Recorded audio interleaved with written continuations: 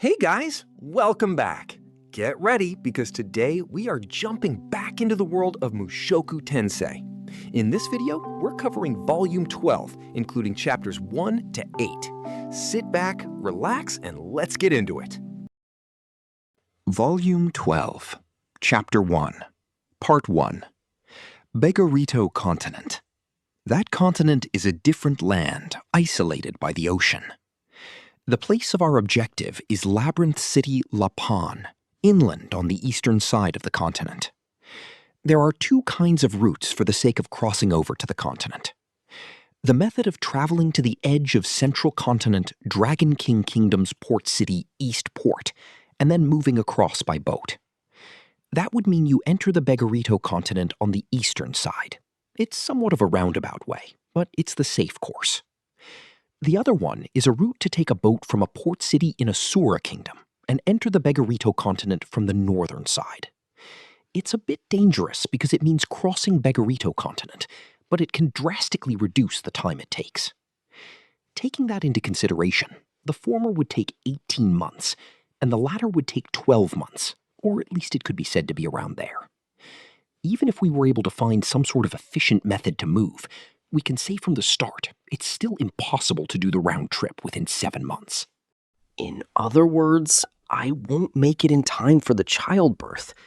That's not the only concern. This time, I'm completely opposing Hitagami's advice head on. Although, since it's him, the fact that I would disobey it might have been within his assumptions.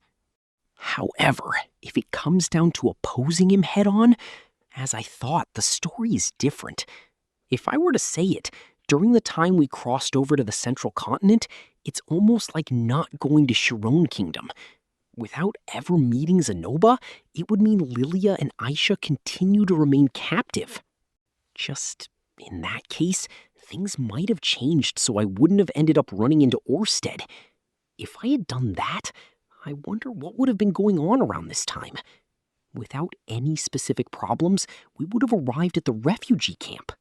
Still, I wonder if it would have ended up with my first night with Eris and then separation? About 10 years later, after finding out about Lilia and the others' whereabouts, I wonder if I would have regretted it. Right, that guy said that I would regret it. The advice from last time is unchanged from this time's advice as well, that I would regret it. Most likely, it's not something related to time. If I go to Magonote Continent, I will regret it. I don't know what kind of regret it will be. There are several things I can imagine. For example, it could be that I might lose something, right hand or left hand, or Paul or Zenith. No, I should stop with thinking about it too deeply. In any case, if I decided not to go and didn't go, then I would have ended up living another year or two worrying endlessly. As a result of that, if I hear notice of someone having died, it could be possible that I get criticized by a worn-out Paul or Gisu. There are any number of possibilities. I have no choice other than to go, even knowing I will regret it. Part 2. First, I decided to talk with Ellen Elise. If Sylphie starts to cry when I talk to her, then my resolve might get dull after all. First, by talking about it with those around, I want to fortify my resolve. I called out Ellen Elise to an empty classroom at school. There, I informed her that I had decided to go to the Magonote continent. She made a bitter face.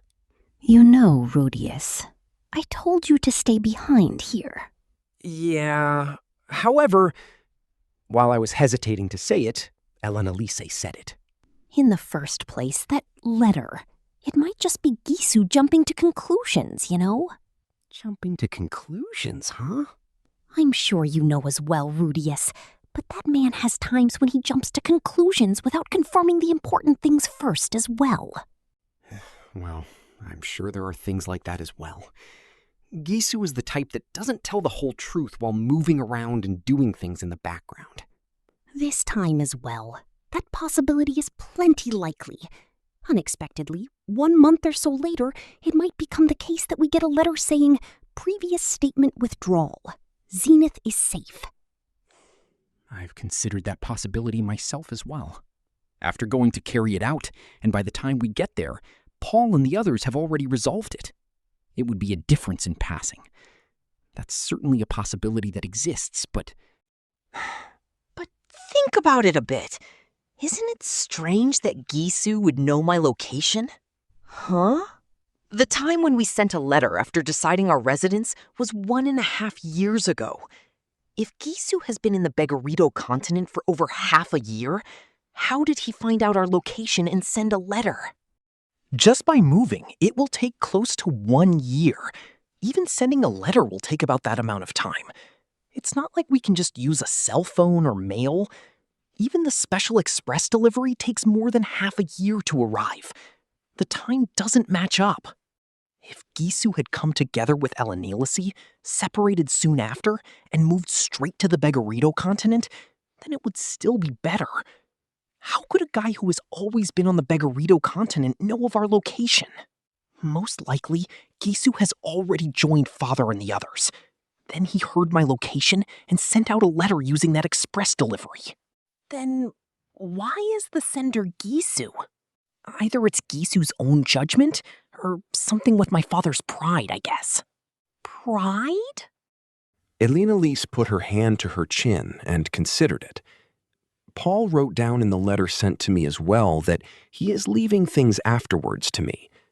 That matter is probably interfering and making it hard for him to ask for help. Elenilise looked at me. However, she made a and considered it some more. In the end, she finally nodded in agreement. It can't be helped, can it? Let's go together, the two of us. I don't know what kind of conclusion she came to. However, while smiling bitterly, Elenilise said it. It was almost like she knew it would end up like this. We will be going together to the Begarito continent as a party of two. That is our plan. Part 3. 1 hour later. Then, let's decide on the route at once. Elenilise returned to her own room and quickly came back carrying a large map. For the sake of the journey, it must be something she prepared and left out in advance. The two of us studied the map. The detailed roads and locations of the towns aren't written down. It was a simple map with just the shape of the continent and the locations of the mountains. These past few days, Elenilise must have been investigating the roads in advance. The rough location of Lapon and various important points along the way have marks next to them. Just as I thought, there are 2 routes. Elenilise's Dragon Road extended her finger to the shortcut, the route that enters from the north. For the time being, the sooner we arrive at Lapon, the better, isn't it? But the route that enters from the north is dangerous, you know. This route is dangerous. We don't know the roads either. It's a route where we have no choice but to cross a dangerous continent. I have a reasonable amount of confidence in my own ability at fighting monsters as well. There are no worries about combat potential. Even though I say that, an unknown land is still scary. If I remember correctly, Rudeus, you can speak the fighting god language, right? Yeah. It's not very native sounding, though. Then it would be fine if we hire a guide when we get to the actual place. I see. Following Elenilise's advice, we decided on the route in a flash, since she was used to traveling. After that, we roughly decided the flow of the journey. First, we'll buy a horse in this town. We'll travel with the minimal amount of luggage necessary until Ashura Kingdom. If the luggage is too heavy, then the movement speed starts to dull after all. The lighter we are, the more distance we can cover. Along the way, we'll continue to replace our horses, moving as quickly as possible towards the port city of Ashura. After we arrive at the port city of Ashura, there we'll buy and prepare equipment and food. Especially food goods. It's not confirmed that we'll be able to buy what we need in Begarito continent. The price of goods in Ashura is high, but at least in regards to food, we'll without a doubt be able to gather it. After the preparations are done, we'll get on a ship to Begarito continent. In the port city, we'll hire a guide. Depending on the situation, we could hire a number of escorts as well. Elenilise will conduct the negotiations at that time. I'm the interpreter. With the help of the guide, we'll traverse Begarito continent and arrive at Lapon. There, we'll merge with Paul and the others and solve the problem. Then, we'll return using the same route. Up until Asura, at least, it's a journey we've done any number of times, so it will be fine. The problem is choosing what we take with us when going to Begarito. It's not like we can just take anything and everything. If we could get our hands on something like a carriage, it would be easy. But Begarito is a land of continuous desert. Most likely there's some other kind of different transport used. If I were to compare it to Magic Continent, it would be those lizard-like fellows. According to my predictions, there should be something like a camel. That is something we'll complete somehow or other, relying on experience. As expected of an old one's wisdom. Please don't flatter me. I was an adventurer for 5 years or so as well. Even though I say that, if I were to be compared to a great veteran like Aelanilis, it would still be fine to call me an amateur. It's come down to where I'm considerably leaving it to her. Since we have physical strength, after all, we should be able to move at a considerably quick pace. That's right. Aelanilis is probably fine, but the problem is how far I'll be able to keep up, I guess. I've been continuing my training, but I still wonder if I'll end up slowing down Aelanilis since she's used to traveling. Though I think it will be fine. Since there are horses raised for the purpose of traveling long distances around here, it's just right. The objective is to arrive within Azura in less than 2 months. I don't know how long the trip on the boat will take, but we can assume 1 month. Neither of us have been to Begarito, but since it seems to be a harsh land, we'll try to move to our objective within half a year. Narrator. Pause. 1 way. It'll take about 8 months. That's reasonably faster than first assumed. I have the feeling that if I use magic, then I can reduce it even more. But the shallow thinking of an amateur can cause some kind of mistake. It's quite possible that it will end up taking unnecessary time as well. This is where I'd like to go with a more reliable method of arrival. Other than that, there are various other things we need to keep in mind while confirming one by one on the way. I'd say as expected of a veteran like Aelanilis. She's ironing out the details to avoid conflicting opinions from coming up during the journey. Worthless disputes can't be stomped out in just a single day. Even down to the details, we confirmed each and everything. The problem is... In the end, Aelanilis put her hand on her chin and made a difficult face. I feel that we decided all the main points, but I wonder if there's anything else. It's about my curse. Ah. If she doesn't have intercourse with men, she'll die. If it's a willful journey, then it's fine. It's fine to just find a relevant partner in a town she stops by. If it comes down to a long journey, then there's also the possibility of sticking together with a party from somewhere as well. But on a journey in a rush, there will be times when nothing can be done about it. We both kept silent. There's a method to resolve it. It would be fine for me to be the partner. I'm a man as well. Before we attended the university, it's different from the time when I formed a party with Aelanilis. If I was told to work as a partner, then I can do something like being a partner. However, I don't want to betray Sylphie or Cliff. During the journey, Aelanilis-san and I can't do it. Yeah, that's right. Let's try to make use of something like a brothel on the way. During the journey, we won't lay our hands on each other. We need to make that clear. If we don't do that, we might end gradually moving in a direction where we end up doing something after all. Come to think of it, that one magic tool, it can weaken the effect of the curse, right? If I were to bring that out, then Cliff will... You don't intend to speak to Cliff? Aelanilis intends to silently leave Cliff, it seems. No matter what, isn't that just too pitiful for Cliff? It's no good if you don't talk to Cliff. But Please leave it to me. I won't let it end up badly. We started towards Cliff's place. Part 4. Cliff's research room. After Cliff saw us, he came up to show us that one diaper magic tool with a full-face smile. Just look at this. I've improved it a bit, and it's become smaller. With this, even if you wear it for long periods, it won't rub against your crotch and cause any pain. Cliff-senpai, do you love Aelanilis-san? I interrupted with my words and asked straight to the point. Cliff looked at me with a puzzled face. That's obvious, right? It was a face like he was asked, "Yesterday, did you eat food?" As expected of him, I'd say. Do you intend to continue to love her no matter what happens? Naturally. I love Lise. You know that much, right? I wanted to hear those words. I explained the situation, the possibility that my family has fallen into a predicament, that my father has a deep relation as friends with Elise, and she wants to go help them, that it will be a long journey. During that time, the probability is high that Elise will end up having relations with other men. In addition, I talked about various things. Cliff remained silent while listening to the story advance, and then flatly said it.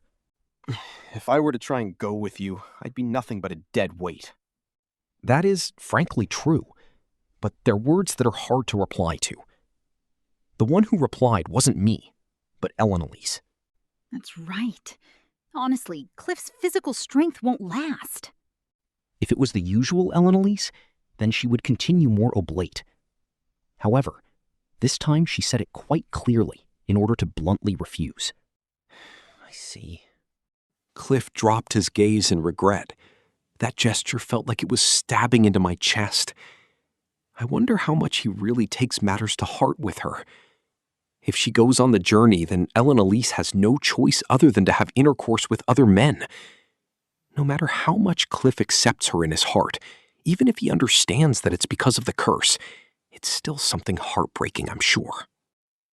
Hey, Elise-san, why don't we have Cliff-senpai come along as well in spite of it? He can use barrier magic as well. Even his exorcism is advanced level. Certainly he might be lacking in physical strength, but I'm sure he'll be useful some... No, it's fine, Rudeus. During the time when we went adventuring together as well, I was just slowing things down. I'm sure this time as well, even if I were to follow along on the journey, I would just end up as a hindrance. While saying that, Cliff placed the diaper-like magic tool in my hand. Rudeus, I entrust Lise to you.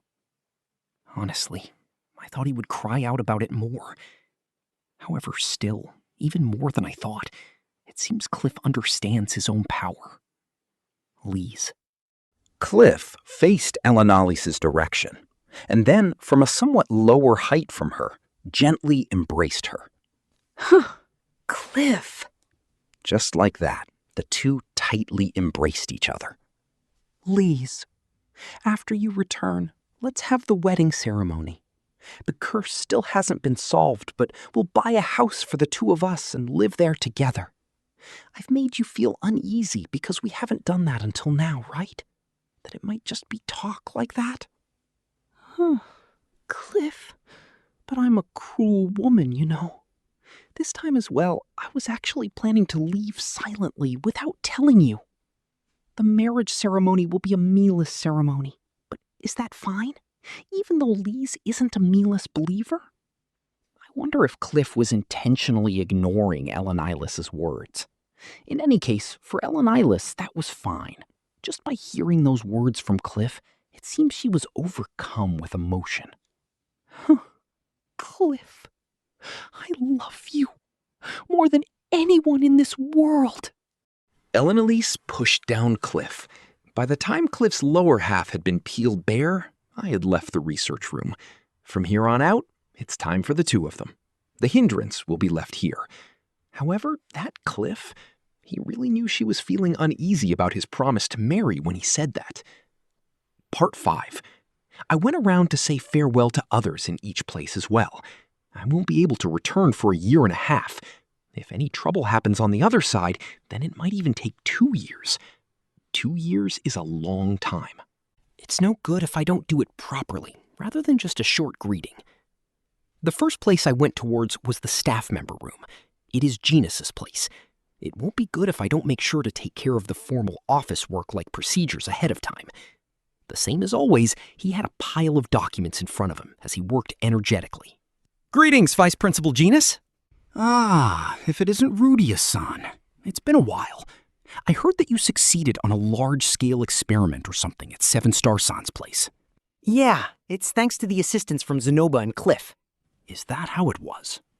It seems that story of that one experiment is circulated around to Genus as well. I wonder if that kind of information unexpectedly seems to make it around.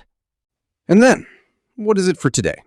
Yes, I need to do preparations for an absence of about 2 years or so. 2 years, is it? Something important has come up. Is that so? It's not that I'm trying to avoid the topic, but Genus didn't try to ask anything more than that. I understand. I'll do the paperwork for a temporary absence from school. At the time when you return, please show yourself in front of me again. Is it all right to take a temporary absence for 2 years? If it was a normal student, then it wouldn't be something good. But it's treated as a special privilege to special students.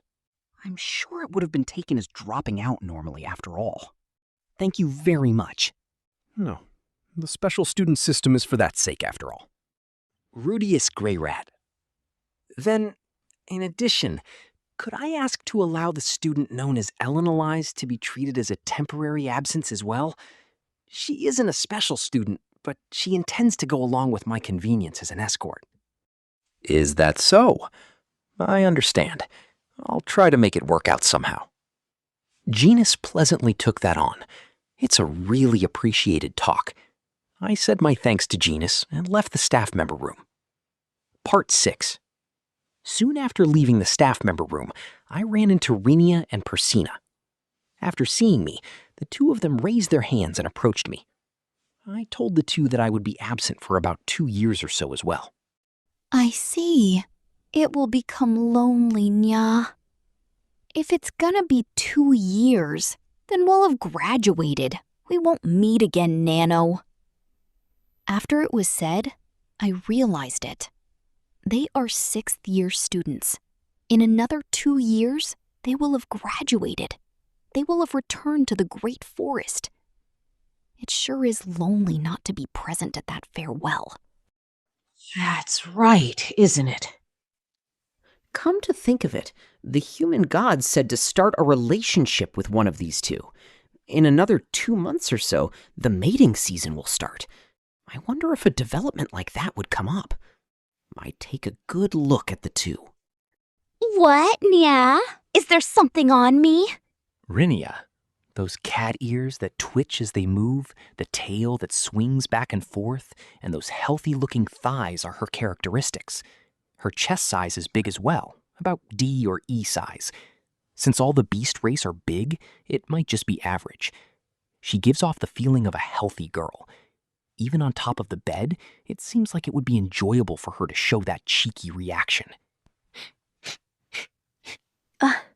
Could it be Boss? Since we're not going to see each other again, you're thinking something like, at least once? Meow? Persina, with those soft-looking dog ears and that plump, full body as her characteristics. Even among the beast race, the dog type seems to be large, but I think her chest is around F. I have groped them several times, but they're considerably soft. If you were to embrace her enough to be buried in them, I am sure that would feel great. Seriously, Boss, did you have such intention, Nya? While the two said that indifferently, they were smiling with a grin. Making children with them. Furthermore, according to the way Hitagami put it, Sylphie doesn't blame me for that, it seems. I wonder if it's because she's pregnant, or else if she doesn't want it to turn into a scene of carnage. I don't know. However, if it means that I'm going to become even happier, I wonder if that means it would result in something that's convenient for me. It's one thing to have a sword to protect Sylphie's honor, but I'm a man as well. It's still somewhat captivating. Having a harem is the dream of a man, after all. Consip them as the concubines and do some foursome play with Sylphie. I guess there was such a future out there. Rinia, Persena. Yes, Nya. Yes, now. After calling out to them, the two of them were looking at me with somewhat tense expressions. Rudeus Greyrat. Let's continue being friends. The two's features crumbled. They shrugged their shoulders and came up from both sides. It can't be helped, Nya. Boss is the lonely type after Nyal. We'll remain friends. Don't want to betray Nano. I exchanged a handshake with the two. Thinking about it, this might be the first time I've shook their hands. Female friends, huh? Friendship doesn't exist between men and women. I've heard such talk before, though. Well, even if there's some amount of sexual desire mixed in, friendship can still hold true as friendship. What's important is to maintain a mutual sense of distance. Rudeus Greyrat? Then we'll meet again. 10 years later or 20 years later. I don't know, though. Right, Nya. In another 10 years, I'll have become great, so you'll need to prostrate before me, Nya. For the conquest of the Great Forest. The two speaking of their ambitions, I left just saying one thing. I'll pray that it doesn't become a case of an uprising. If luck permits, then I'm sure we'll meet again. Part 7. After arriving in front of Nanahoshi's research room, I stood outside, wondering how I should break the ice. She is the solitary type. While taking a tsun-tsun attitude, on the contrary, she might show a large amount of loneliness. I'm going to be absent for up to 2 years. If it comes down to that, her research will stagnate as well. Her journey home has already been progressing slowly at best. Natural as it is, I'm sure she'll try to restrain me. Probably with some kind of reason attached. She might try to threaten me as well.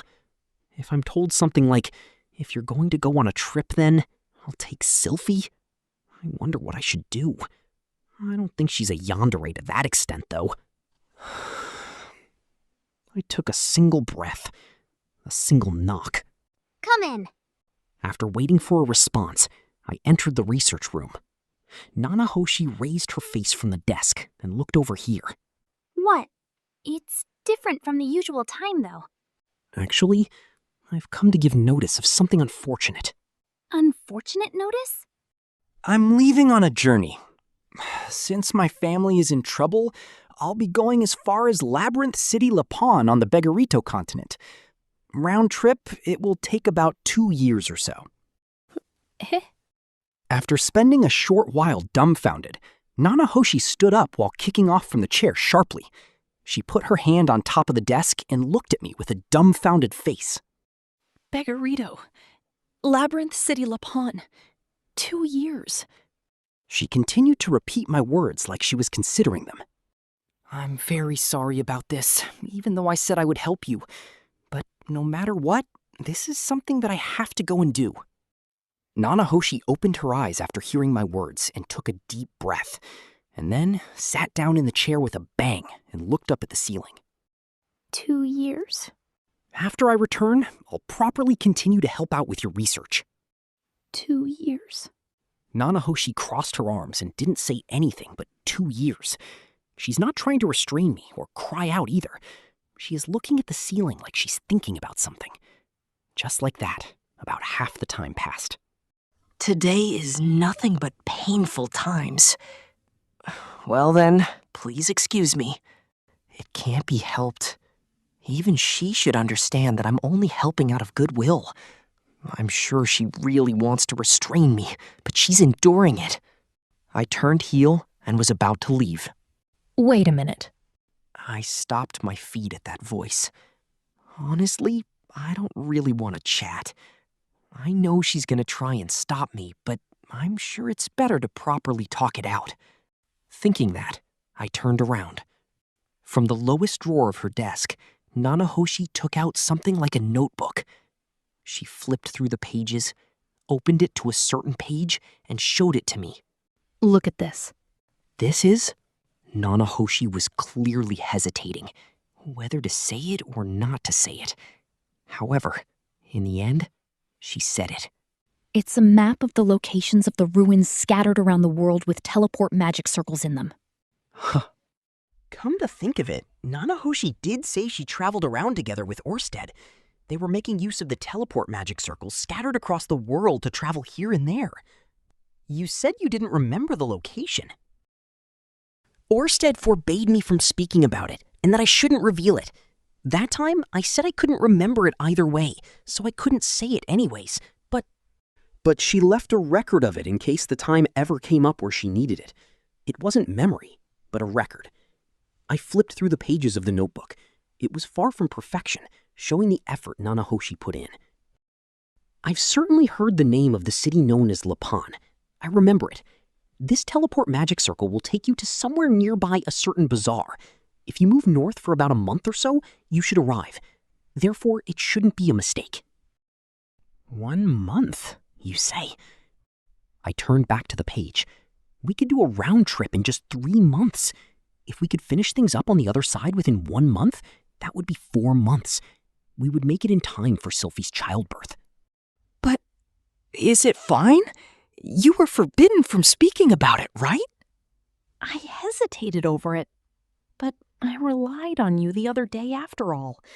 Although, I'd like for you not to talk about it too much. Since teleport magic circles are a forbidden technique, if they're spread around in the world, they're something a country could easily destroy. I won't say it to anyone at all. Thank you, Nanahoshi. This is a big help.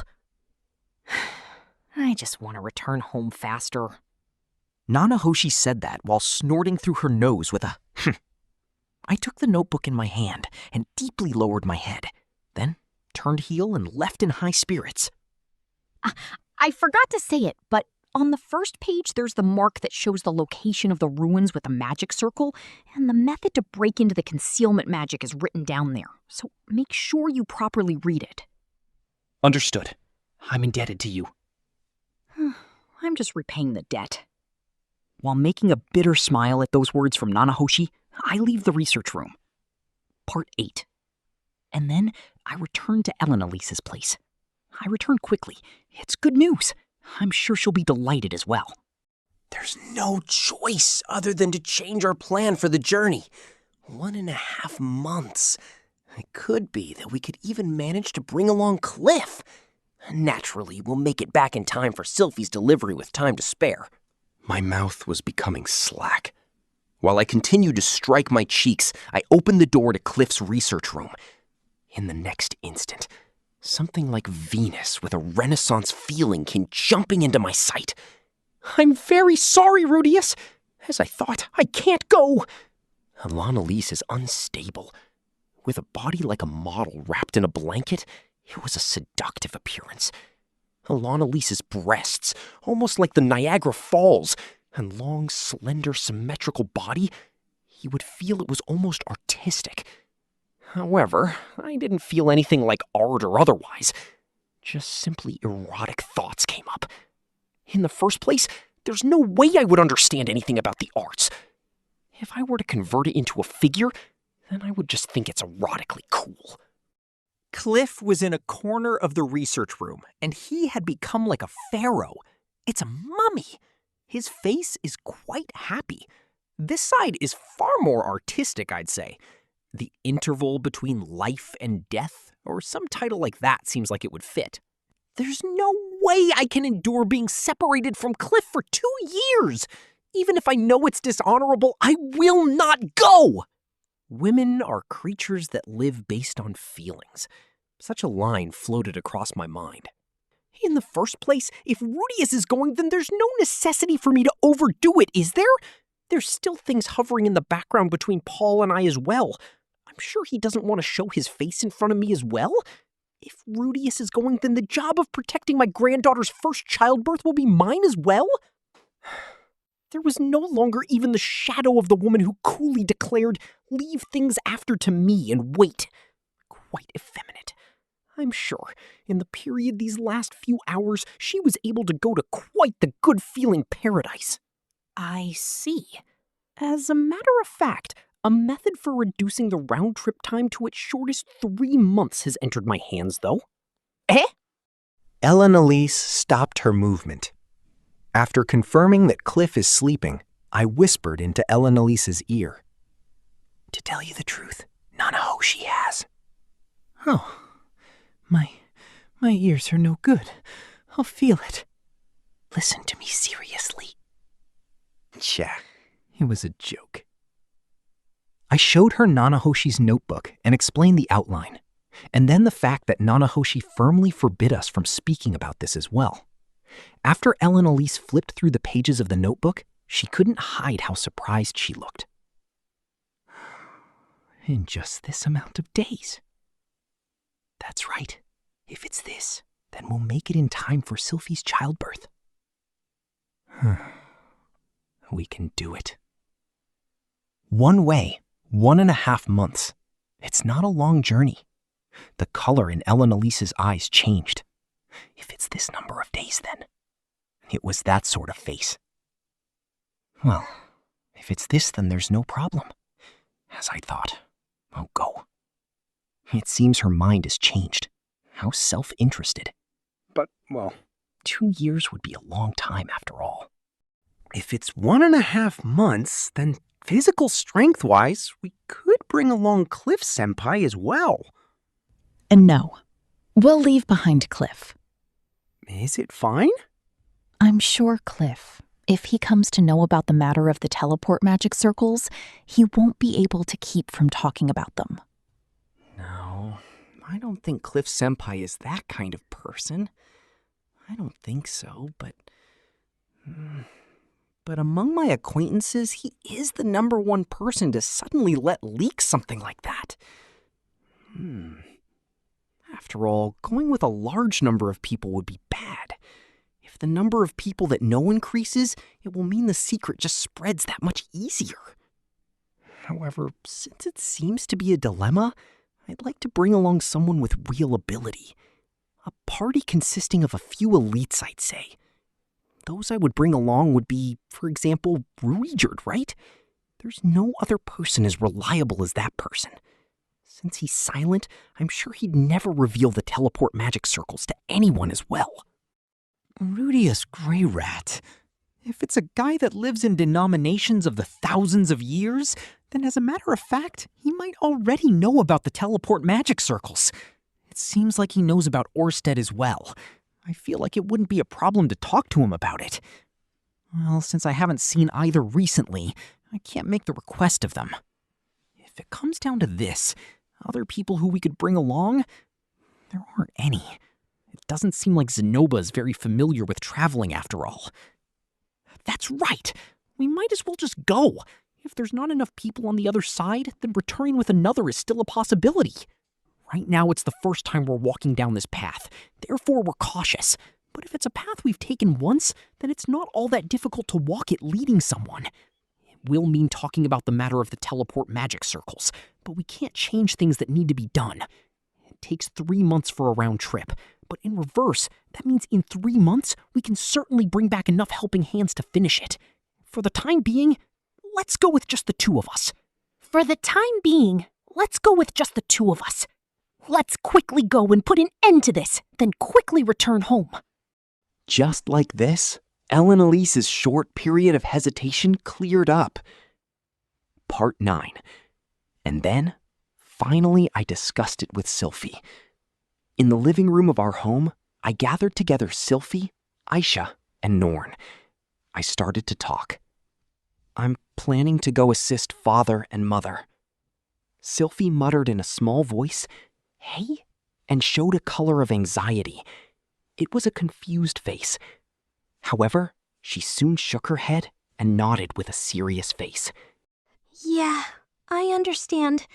Leave things with the house to me. I'm sorry that I'm not able to protect the promise that I won't suddenly disappear. You're protecting it. It's not sudden at all. Sylphie smiled shyly. However, that smile, I felt like it was somewhat artificial. Even though she might say this or that, she's shaken as well, I'm sure. Somewhat, it's become a feeling like running away. I wonder how long it will take. About 2 years? No, actually, thanks to Nanahoshi's cooperation, it's become that we can make use of teleport magic circles. Therefore, I think we'll be able to return in time for the delivery. I'll talk about the teleport magic circles. If I can't talk about them with Sylphie, then who in the world could I talk to about them? Sylphiette, shocked. Sylphie was looking at me with a surprised face, and then it still turned into a worried face. Teleport, you say? Is it safe? We both went through quite a bit of hardship thanks to that teleport incident. Those sorts of words coming out are only natural. I don't know, but it seems Nana Hoshi actually used them herself, so I think it will be fine. Yeah. Sylphie was still making an uneasy face. I embraced her and whispered close into her ear. It's all right, since I'll absolutely return home. Yeah. Sorry. Yeah. I'll leave things after to you. Such things are proof of trust. I call out to the little sister in the maid outfit standing behind Sylphie as well. Aisha. Oni-chan? Aisha was making a more uneasy face than Sylphie. Can I entrust things to you? It's fine, is what I think, since I properly learned things about a pregnant woman from Okasam. If you feel it's no good, then ask for help from someone reliable. Don't try to do everything yourself. You're excellent, but you're still inexperienced. Get an experienced adult to help you. Yes. Aisha nodded. There's some uneasiness remaining, but it can't be helped. Things never go flawlessly. Norn? Yes? If you feel that Aisha or Sylphie are at their limits, indirectly try to help them. It's fine even if it's just talking or listening to their complaints. If it's something about emotional suffering, then you should understand as well, right? Yes, Nissan. Also, don't neglect your studies as well. Yes. Somehow Norn is enthusiastic. It's almost to the point where I'd like to make sure she doesn't get into a fight with Aisha for being too enthusiastic. Well then, what else is there? I wonder what else I should say. That's right. Should we at least decide on the name of the child before I go? I do intend to return home, but it's possible that the worst case may happen. At least it's probably best if I leave after naming it. I wonder what kind of name we should go with. Since they think the Chunibyu type is cool in this world, maybe we should go with that type. If it's a girl, then maybe Ciel or Sion. If it's a boy, then maybe Nero or Wallachia. No, since it's not a game after all. Since it's the child of Rudeus and Sylphie. If it's a boy, then maybe Shias or Sirius. If it's a girl, then maybe Lucy or Lelouchi. That might be too simple. It might be good to ask around Paul about names in this world. After taking a look and the three of them were making complicated faces.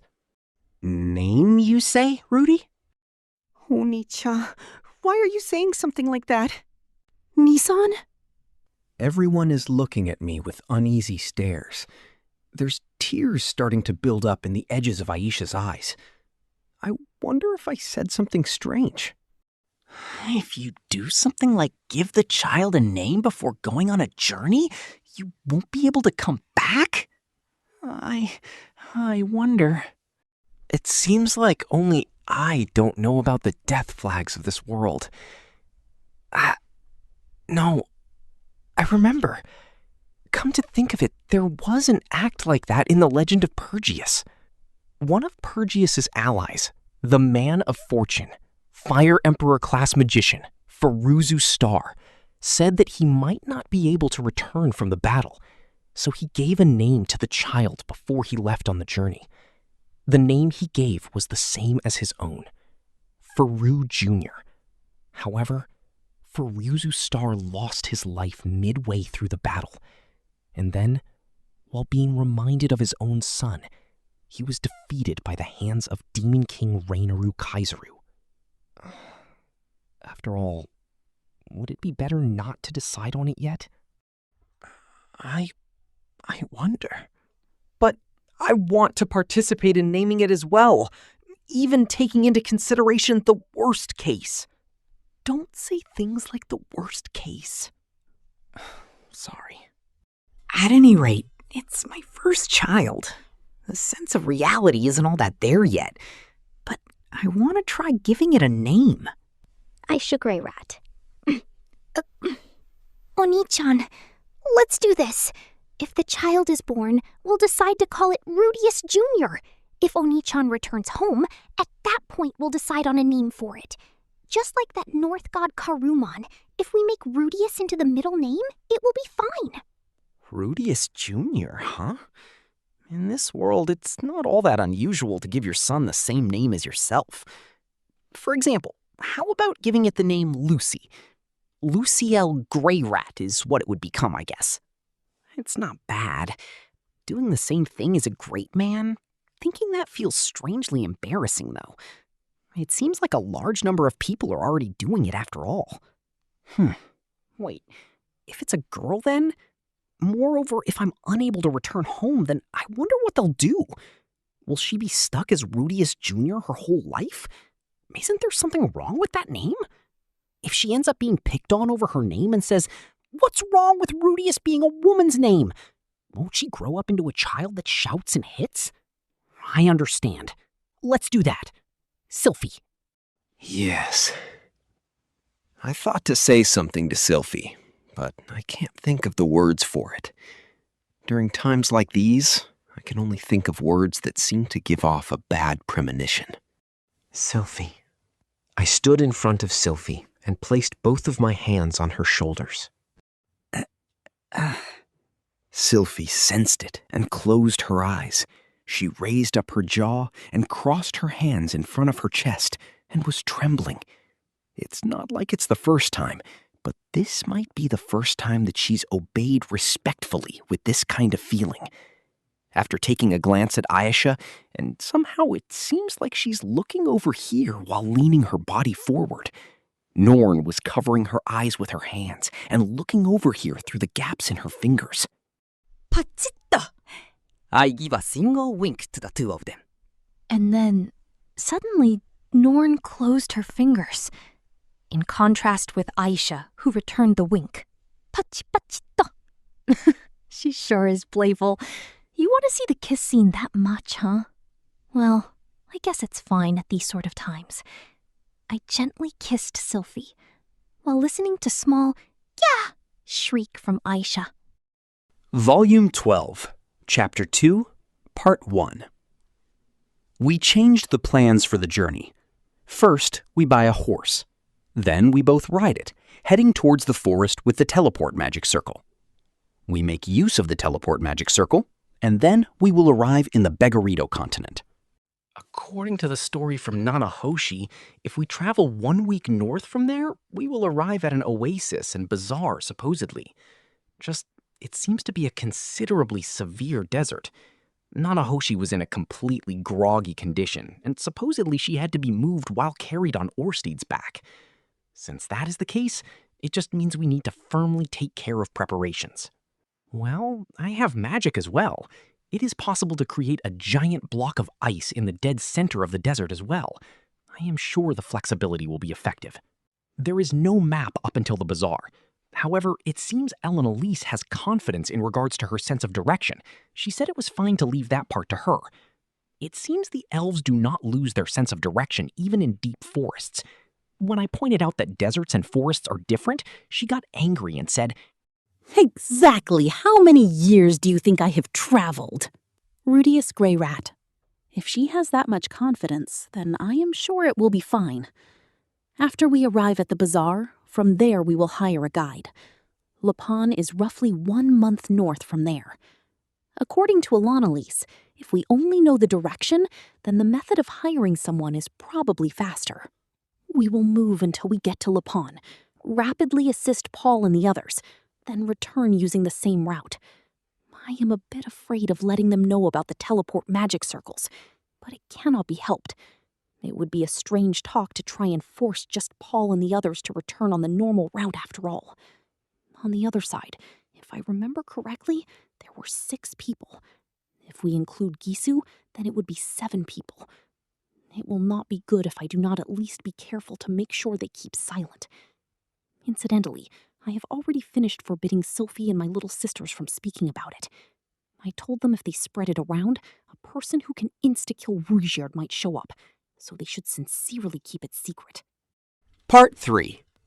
Preparations for the plan were progressing. We already gathered all the fundamental types of equipment. My partner's staff, Aquahardia, and the robe Sylphie picked out for me. After that, it is only stuff at the level of the summoning magic scroll I received from Nanahoshi that I am carrying. Rudeus Greyrat. I do not know what I am going to use it for, but for the time being, I am carrying about 10 of them along. If I have the negative, then I can make more in about a day. I am bringing along the drawing material as well. If it is not enough, then I can use a mold. If I were to sell them, it would be good money as well, after all. Speaking of money, there is no currency exchanges on the other side. What kind of currency they even use on the other side is unknown. For the sake of making money, we need to make sure to prepare something that can be turned into money. After that, it is just to the degree of preparing preserved food. Since it is the first time we are traveling to Begarito continent, we do not know if there is some other special thing necessary. I am sure it will be better to get our hands on supplies on the other side as well. Begarito continent is said to be a desert. In order to prevent direct sunlight, I am sure it is better to carry a coat. No, there is the robe. I am sure it will be fine if I just wear a hood. After that, I can deal with things using magic. If it is a journey of only about 1.5 months, then we have considerable leisure with our baggage as well. We can manage to bring along several unnecessary things as well. Even though I say that, it is not like we can just bring along anything and everything. It is better not to take along anything unnecessary.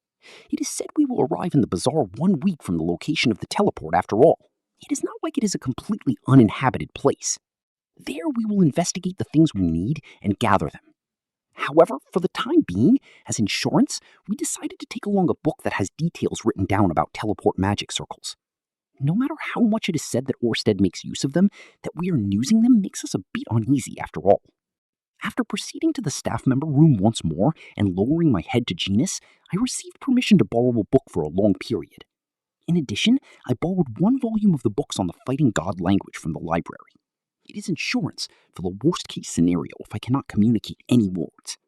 Exploration record of the teleport labyrinth in Begarito continent and fighting god language. It should be fine with just these 2 books. Part 3. It seems Ginger was knowledgeable in regards to horses. Since that is the case, we requested her to accompany us to the stable. In addition, I said greetings to Zenoba as well. Is that so? You will be able to return in just half a year or so? Yeah, well, I can't explain the circumstances, though. Is that so? Since that is the case, would you like to bring along Ginger? Don't say foolish things. I don't want Ginger holding some kind of grudge against me. Is that so? More than me, please take care of Sylphie and my little sisters. It doesn't even need to be said. Since that is the case, how about I place Ginger as their escort? Unintentionally, I let out a strained laugh. You! Why do you keep trying to keep that person at a distance like that? After asking that, and after Zenoba took a glance at Ginger, he secretly said it into my ear. Whispers. She nags a bit too much. Since the time when I was small, she would always be grumbling about trivial things. Even about Julie recently, it's always been about this and that. It's so annoying, I can't stand it! Since she nags too much, he doesn't want her nearby. It's almost like a statement a college student would make towards his mother. Zenoba is still in the middle of his 20s. It's not as if I don't understand it. However, Ginger sure is pitiful as well. She's still young as well, spending her precious 20s looking after this kind of large friend. Rudeus Greyrat. Julie, what do you think about her? For the time being, I'll try asking Julie as well and see. I need to tell her to properly keep up her everyday training during the time I'm not around as well. It would be fine to start working on the Rouge dolls after I return. Ginger-sama, she taught me about all the bad places of Master. Is that what she says? It won't be good if Zenoba fixes his bad places, right? He should learn from Julie's example. Mumu. It's like a mother that has plunged into the life of some siblings living an enjoyable life on their own. There's that sort of atmosphere here. It's truly pleasant. Ah, that's right, Julie. Even when I'm not around as well, make sure you properly do what you were told. Yes, Grandmaster. I'll give it my best. Newly's human language has improved considerably as well. This is the result of Ginger's education as well, I'm sure. And that moment, Ginger returned from searching for a horse, holding on to the reins of a single horse. Rudeus Dono, please judge whether this horse will be good. Oh, it's a huge horse. The horses around this area are all generally massive for the sake of crunching along even in the snow. It feels like they're an even larger size than even the horses of the Bonnet horse racing. It seems their speed isn't all that great, but they have physical strength, and they're fine running for a full day as well. It seems like there are many horses that are like monsters in this world. For the time being, I'll give it the name Matsukaze, I guess. Thank you, Ginger-san. No, thanks are unnecessary. As a reward, is there anything you'd like from Zenoba? Like a shoulder massage? Rudeus Dono? No matter how much you are Rudeus Dono, don't very much on the side of royalty. No, excuse me. It was a joke. She seriously started to glare at me. In any case, we've purchased the horse. We've already said all our farewells properly with those related to the school. I feel like we're forgetting someone. No, I'm pretty sure we've said farewells to all our acquaintances. Bodygotti isn't around, so he's fine, though. Yeah, it's all right. I properly forbid everyone I told about it from speaking of the teleport magic circles. Yeah, there's no problems. Part 4. Day of Departure. Saying the final farewells to my family. In front of the entranceway, my wife and 2 little sisters are seeing me off. Rudeus. Sylphie. I'll return soon. Rudy. With tears building up in the edges of her eyes, Sylphie embraced me. It's the sensation I've grown used to embracing this past half a year. Small, but it firmly has warmth, almost like a small animal. Such shoulders trembling. Sylphie wasn't making any noise, just sniffling with her nose.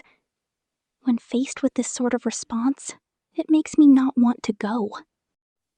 As I thought, should I just stay home? Couldn't Paul get by somehow or other until the delivery? That's right, after giving it some thought, normally then it would take close to a year for the one-way trip. Even if I just stay at home for another 7 months or so, wouldn't it be fine to depart after watching over to make sure the delivery goes safely? Since it takes 1.5 months to get there, even so, isn't it like meeting within 10 minutes? Such a thought was floating through my mind. However, Gisu especially went out of the way to use the express post to deliver it. On the Begarito continent, in order to contact other continents, it's a high-speed post that only goes one way. Since you can't send anything other than extremely short messages, on top of that, it's expensive. It's not something you can use any number of times. He especially went out of his way to send the letter using such a method. It's an emergency. It's without a doubt a situation where every minute matters. Even though I say that, we'll make it in time for the delivery. It's something like going for a short business trip. I wiped Sophie's tears. And then I called out to my 2 little sisters standing behind her. Aisha and Norn as well. I'll leave things to you. What I'm leaving to them, I don't really know myself. However, my 2 little sisters nodded with meek faces. Nisa, please don't worry about anything, since I'll give it my best.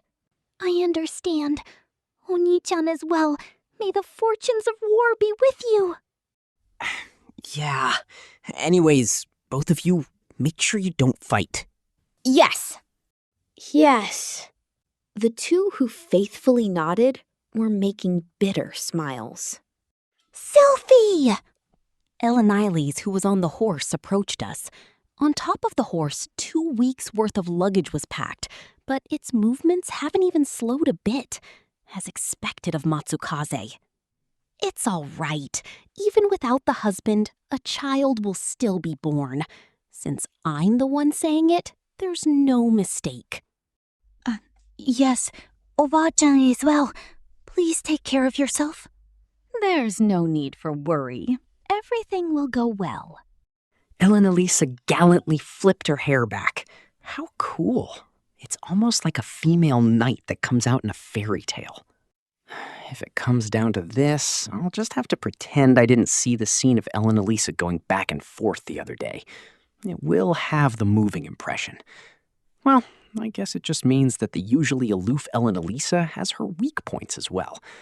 Everyone has times when they lose themselves. Then we'll head off and return. I jumped up onto the horse. Behind Elisa, it was a slender but reliable back, and then warm. Sorry about this, Cliff. I'm borrowing it for a bit. Rudy? Sylphie tilted her head just a bit. No, it's not like that. If I don't properly hold on to her, then I'll fall, I say.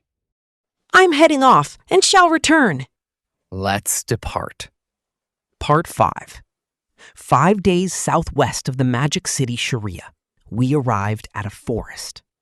These past 5 days, we have been traveling together with a single man we hired at the Adventurers Guild, for the sake of taking the horse and returning. The horse would just be a hindrance in the forest after all, and we do not know the size of the teleport magic circle as well. It might be convenient for carrying our luggage through the desert, but I am sure that it would be better to purchase something from the other side instead. That land should have its own animals more suited to the desert. Then it is better for someone to take the horse and return, I am sure. It is not a cheap purchase after all, so we will make it into our horse. Since I cannot ride a horse, we are moving while I cling to Elisa from behind. Naturally, it is not like I am not doing anything at all. And that is not in an erotic meaning. Every day I am pouring magic power into that diaper-type magic tool. Since I have my arms around the area of her hips, the adventurer who was accompanying us was making an envious face as he watched me. We separated with the horse at the entrance of the forest. We had the adventurer person take it home. Goodbye, Matsukaze. Live energetically. Since Aisha is probably the one who will be looking after you, get along well. Well then, it is the southwestern forest. What was the name of it again? If I remember correctly, it was the Forest of Lumen, or a name with that kind of feeling. If we were to go with a literal translation, it would be Stomach Forest, I would say. If I were to try and express this forest in a single word, then it would be thick, I am sure. The density of the trees is thick. There are many trees that are huge, and the trunks are thick as well. Since the leaves have overgrown and obstruct the sunlight, the entire area is dim. The ground as well, rather than call it the ground, it is more like walking on enlarged roots, and the footing is not all that good. Since the trees are larger, the roots are thick as well. There was a considerable difference in the sizes. There were places where the trees and roots ended up like a stairway as well. It's like a natural dungeon. If it is like this, then I am sure even people who are used to walking through the forest could easily get lost as well. And then inside of the forest, you get attacked by monsters and almost fall to your death slipping from the roots at a high point. As a result, it means you end up becoming nutrients for the forest. The stomach is a nice way of putting it. Most likely, lumberjacks do not stop by this forest very often. Maybe because of the frequency at which monsters come out, some of them are strong, or else other forests are just much better for providing lumber. I am sure in regards to a reason it would be along those lines. Oh my, you should not go making light of lumberjacks. The lumberjacks in this world, they are stronger than the average adventurer, and they work like an organization. There is an abundance of lumber in the forest, but monsters come out. Even just cutting the trees, you have no choice other than to take on a high danger. Forming a team and occasionally hiring some adventurers as your combat potential, then while fighting the monsters on the expedition, you cut the trees. There is no way anyone in the Lumberjack Guild would be weak. If no lumberjacks enter it, then the trees will not be cut down. If the trees are not cut down, splendid treants will grow up. Rudeus, just as we arranged, we will go with the same formation as before. Understood. Although, in the case of veterans like us, there is no how about it. Without particularly working ourselves up, we enter the forest. Elise is the advance guard, and I am the rear guard. For Elise, I would say as expected of the elf race. Her method of walking through the forest was really well done. Her ears are good. She can detect enemies very fast as well. On our right, there is 3 of them. Understood. Just as I was told, I fire a rock bullet in that direction. And then, in the distance, an emerald green wild boar has blood spraying out. I see the remaining 2 panic and run away as well. Search and destroy. Elise finds them, and I dispose of them with magic. The monsters are annihilated without even being able to approach. It is nice and easy. Honestly, there was no close combat. It seems Elise was avoiding the territory of monsters that swarm as we pass. Rather than it being the special characteristic of the elf race, it seems more like something from her own experience. We have found it. It is this stone monument, right? After walking for a short while, Elise discovered the landmark. It was a stone monument with a crest carved into it. In front, there was something like a wall covered in densely grown ivy. I had prepared myself to end up walking around in the forest for 2 or 3 days, but we managed to quickly find it before the sun went down. I am sure, without a doubt, Elise has such a skill as detect secret doors.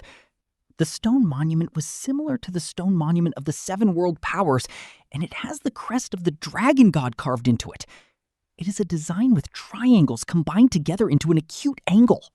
Somehow or other, the image that floats into your head looks similar to a crest that gives off an impression of overwhelming power. The details are completely wrong, but as I thought, it seems to look like a wooden printing block of a dragon's face. However, this crest, I feel like I have seen it somewhere before.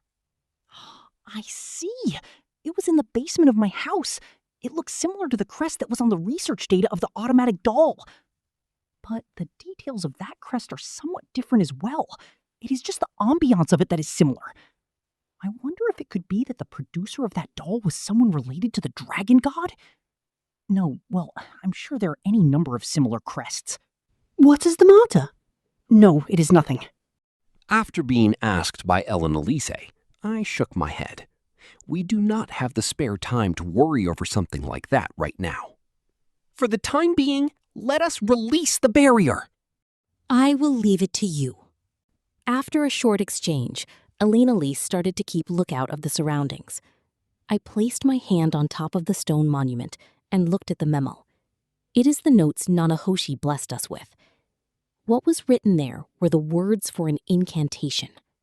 Joe, amazing! I have never seen magic like this before. Seeing that spectacle, the 2 of us just let out voices of wonder. However, I have a recollection of this sensation of magic power being sucked out. It is the same sensation as the time when you make use of a magic tool. Most likely, this stone monument itself is a variety of magic tool. I wonder if the 7 world powers stone monument is a magic tool as well. If you were to split it open, you might find a magic circle inserted inside it. However, this incantation, I cannot shake the feeling that it is an original of the dragon god. Holy Dragon Emperor Shalard, or something like that comes out after all. This is... right, one of those guys that comes out in the legends. The 5 dragon generals, right? This incantation, since it has no magic name, most likely you cannot figure out what it is from just the middle of it. But if I could understand it through the end, it may or may not be able to achieve the same effect as this stone monument. For example, canceling out all barriers. I am troubled since it seems possible. Let's get going. Sure. If I could, I would like to extract this stone monument and take it home with me. But if Orsted were to find out about it, he might come to kill me. I will stop there. Nevertheless, they certainly do give off the feeling of ruins. Occasionally, the entrances of labyrinths are this sort of feeling. What appeared was just a single floor made of stone. The walls had ivy crawling all along them. Several places were worn down and crumbling. Rudeus, It is your first time in a labyrinth, right? Yeah. Be careful not to step outside of my footsteps. Understood. Or rather, this place isn't a labyrinth, is it? It is just in case. Traps are scary, after all. However, I am sure Elinalise is not particularly a master or anything. I wonder if it is all right. Even if we get caught in a trap, I wonder if we would be able to stand it. For the time being, I will keep my demon eye open. If anything happens, I should be able to deal with it on the spot. Then, let's go. If anything happens, cover me. Understood. Together with Elinalise, we walked into the ruins. Inside was made of stone as well, and from in there, ivy and roots were coming out. It is exactly the feeling of ruins deep in a forest. Even though I say that, it does not seem to be all that large of a building. There were only 4 rooms. We decided to take a look at them in order. There was nothing in the 2 rooms near the entrance. They were just a space of about 4.5 tatami mats filled with clatter. In the 3rd room, there was something like a closet. After opening it to look inside, winter clothes for a man were placed inside for storage. There are traces of it being used. I wonder if someone would get changed here. Someone, though I cannot think of anyone other than Orsted. According to the story, on the other side of the teleport, it is a desert. I guess in the winter around here it ends up a snow-fallen area. You cannot get your hands on winter clothes in the desert. Therefore, that would be why they were left here beforehand. Humu, if there was this sort of room, then it might have been fine to bring even more luggage. Well, it is too late now. What is the matter? Staring at those clothes? Is there something that is bothering you? No. If we were to leave behind some luggage here, I was just thinking we could have made use of something. Here then. It would be like throwing things away as you go. Well, as expected, you would not be able to leave behind food goods or that type of thing in storage. Even if there is a barrier, it seems like bugs or such things could get in after all. Let's go. Yes. There were stairs in the final room. Stairs going underground. Oh my, how suspicious. Elinalise was carefully investigating the surroundings of the stairway. It was a movement kind of like clearing in a first-person shooter. It seems there are many cases of traps in the vicinity of stairways. It is all right. However, it seems she was not able to find anything. In the first place, if there was a trap set, then I am sure there would be more placed in other locations. For example, the entrance of the ruins. We are going to descend. Follow me. Understood. Elinalise was carefully proceeding down. I was following behind in Elinalise's footprints as well. I would look at the same place as her footsteps and step on the same spot. Even though we are going underground, our surroundings are mysteriously bright. The reason for that became clear at the time when we descended into the underground. It is there, isn't it? Ahead of where we descended from the stairs, there was a large magic circle. The size would be about 4.5 tatami mats, I guess. It is about the same size as the one I saw in the cellar of the Shironi Royal Palace. That was releasing a bluish-white light. This is a teleport magic circle? Most likely, I would say it is. For the time being, I took the book out of my luggage and looked at it while making a comparison.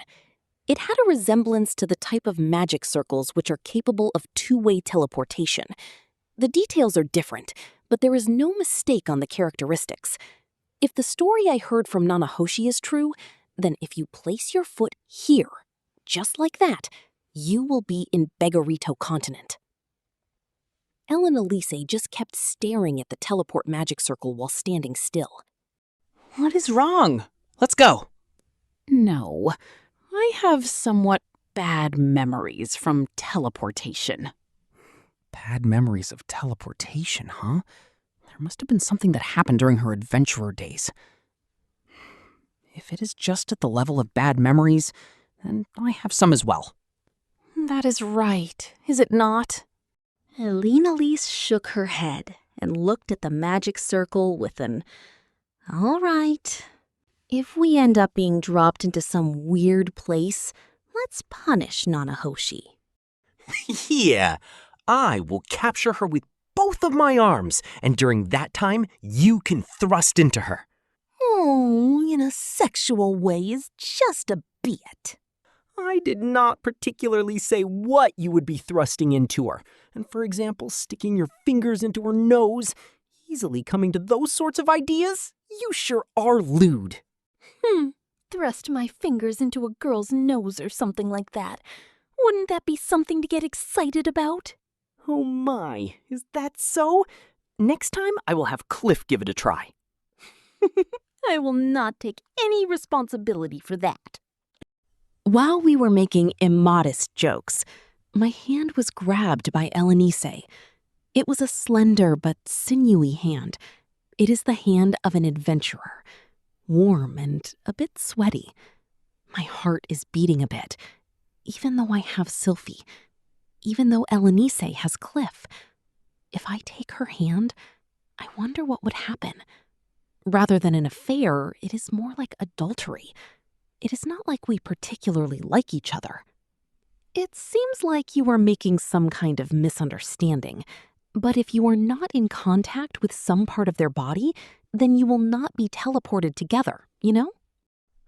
That is right, isn't it? Excuse me.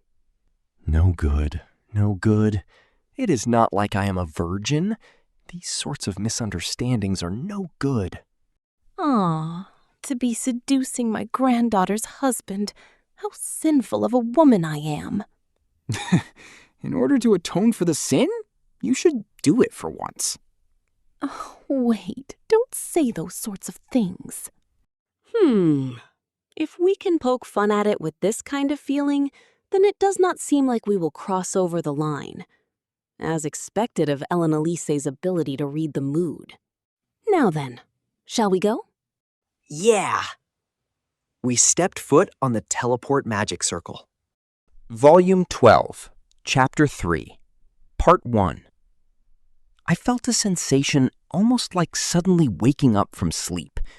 I guess it would be the feeling of being taken aback. It clearly felt like my consciousness was interrupted for a moment. After looking next to me, Elenalise was looking over the surroundings with a face like a fox had her as well. We've teleported, haven't we? I wonder. I look at our surroundings. It's the same as just before. Ruins made of stone. It really doesn't look like there are any differences.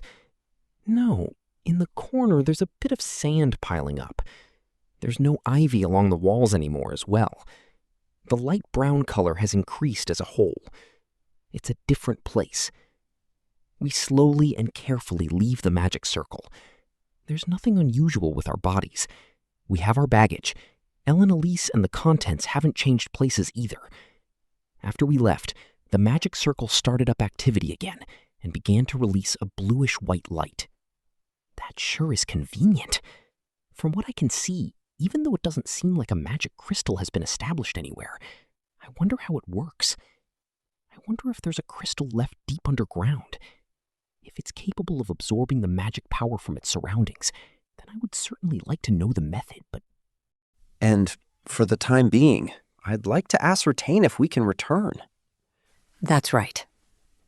There are magic circles for two-way teleportation, but that doesn't mean we are able to return unconditionally. In the case of a one-way passage, we'll have to return on foot. We've already managed to come here, but the return trip on foot would still be half a year. Then, I will.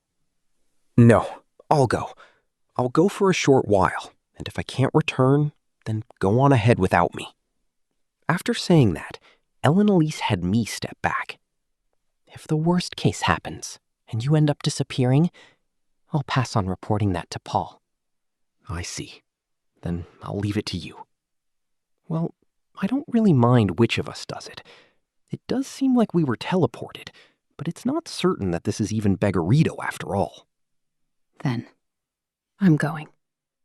Elenalise jumped onto the magic circle. In the next instant, it was almost like the magic circle sucked her up and her figure disappeared. It's the first time I've seen the moment when someone was teleported. It gave off a feeling kind of like being swallowed up by the ground. I wonder if you move through the inside of the ground. For the time being, I'll wait at ease. I have faith in Nanahoshi's story. Orsted claimed that it doesn't particularly require any incantation.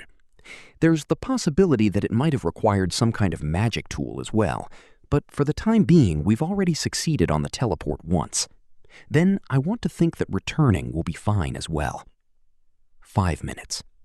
10 minutes. 15 minutes. She's slow. Oh. After 15 minutes, Ellen Elise returned. In the moment she appeared, it was like a reverse playback of the moment she disappeared. From the ground, it seemed like she was almost exhaled out as she appeared. Ellen Elise was restlessly looking around her surroundings. After seeing my figure, she nodded deeply. I was able to properly return, it seems.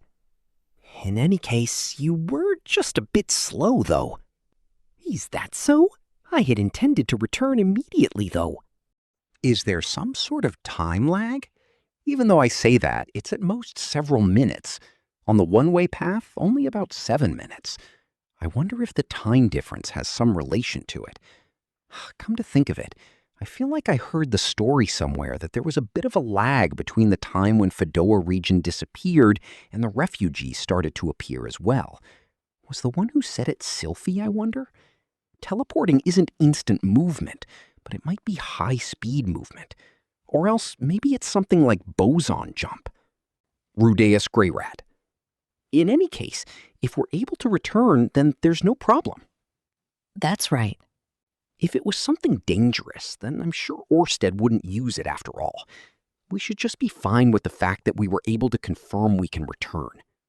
Then shall we go? After we confirmed that we can make use of the magic circle, we went up the stairs. Part 2. The moment we arrived on the first floor, I felt the temperature quickly rising. It was a gust of hot air. However, maybe because the humidity is low, but it doesn't feel all that sticky. I heard that the desert stretched out around the surroundings of the ruins. Then I can understand this heat as well. The first floor was made well with stone, the same as the ruins in the forest. If there was something you could call a difference, it would be that there's no ivy on the walls and roof, and there's sand piling up in the passage. There's almost enough sand that you can barely see the floor. And there's a number of footprints still remaining. It better not be those of Orsted. If we end up running into him, I'll have to surrender in a Dogeza. There were 4 rooms. I wonder if the layout of the ruins is the same. Inside of one of the rooms, there was a thick white mantle and a canteen deposited. As I thought, this should be something that belongs to Orsted, I'm sure. The footprints. What should we do? Should we try and erase them? Is it that one? Orsted? I think it will be fine, but it's scary. I wonder if we should leave a note or something. With Nanahoshi's referral, I've made usage of your teleportation magic circle. We will make sure to keep to the obligation of confidentiality, so please do not get angry. Something like that? Since we don't know when he'll come, unexpectedly the probability that he doesn't find out might be high as well. There's the possibility that the note itself might be the snake in the bush. For the time being, I'll avoid going with that. After that, we investigated the rest of the ruins, but naturally we didn't run into Orsted. After investigating the rooms, we went outside. It was hot outside. It wasn't warm, it was hot. The breeze blowing across my face hurts. In front of my eyes was the scenery of sand dunes spreading out that I've seen a number of times in pictures in my previous life. It's a desert. However, the sun has started to set. I'm sure it will be night very soon. How did it go? Was it better to walk around in the desert at night? Or since it's below freezing at night, was it no good to move around? I wonder if it's fine to apply that sort of common sense to this world as well. If I remember correctly, there are many monsters in the desert that are active at night. Moving around in the darkness, I'm sure getting surprise attacked by monsters would be dangerous. Elena Lee-san, what should we do? Even if we started walking now, we wouldn't cover very much distance. It's a bit early, but let's sleep in a place with a roof. It became that we would be staying overnight in these ruins for today. Part 3. The night was an intense cold. I had heard that the temperature difference from the day and the night were severe, and that certainly was the case. It's fine right now because we're inside of the ruins, but I can't help but think about the time when we'll be camping outside.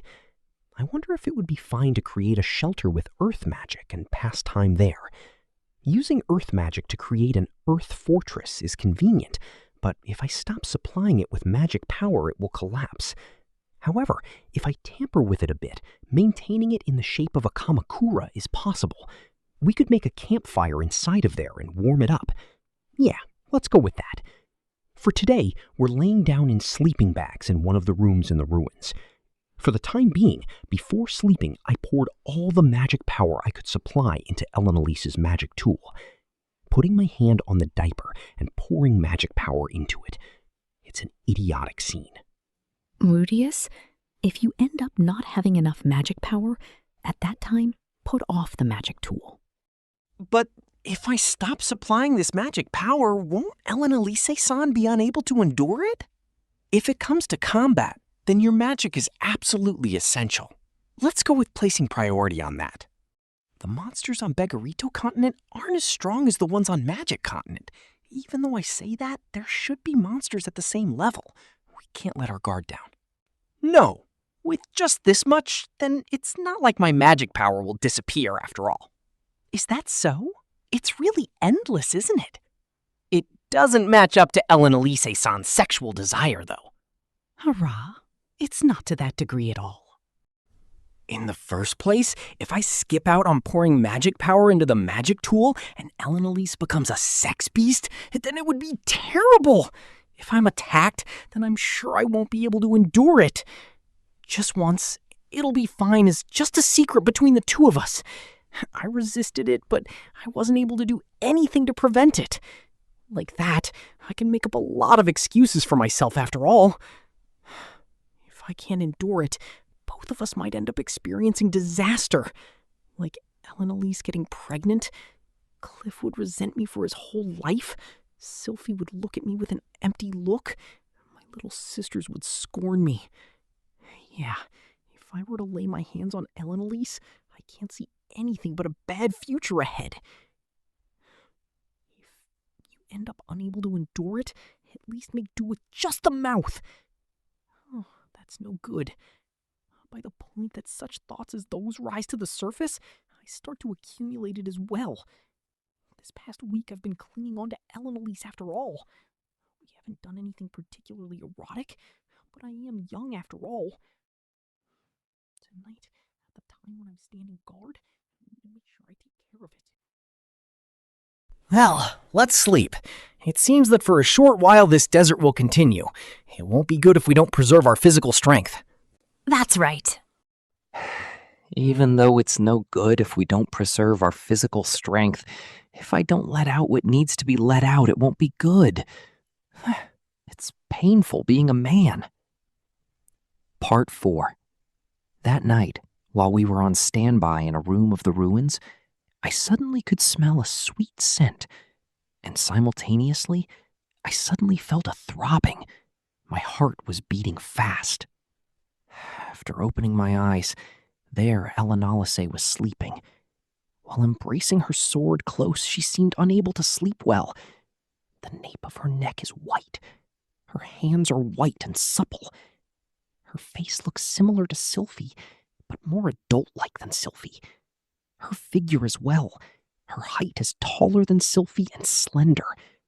Especially the line going from her waist to her hip. More than any other woman I've seen until now, it was a perfectly drawn curve. Ellen Elise, if I remember correctly, she was unreasonably skilled, right? By the time I realized it, my log had grown into a large tree. My head feels fuzzy. Ellen Elise twists her body. The blanket opened up and I could see her thighs tightly wrapped in those fur pants. It's a good butt. It makes one want to start groping it with all their strength. Subconsciously, I started to stretch my hand out towards her inner thigh. I want to touch. I want to touch. Tempted by emotion, I touch her inner thigh. After I touched them and Elenile let out a moan of she slightly opened her legs. This person, isn't she tempting me? By the time I realize it, my lower half is already in a situation where it can't endure. It's fine. It's all right. If it's just once, Elenile won't refuse it.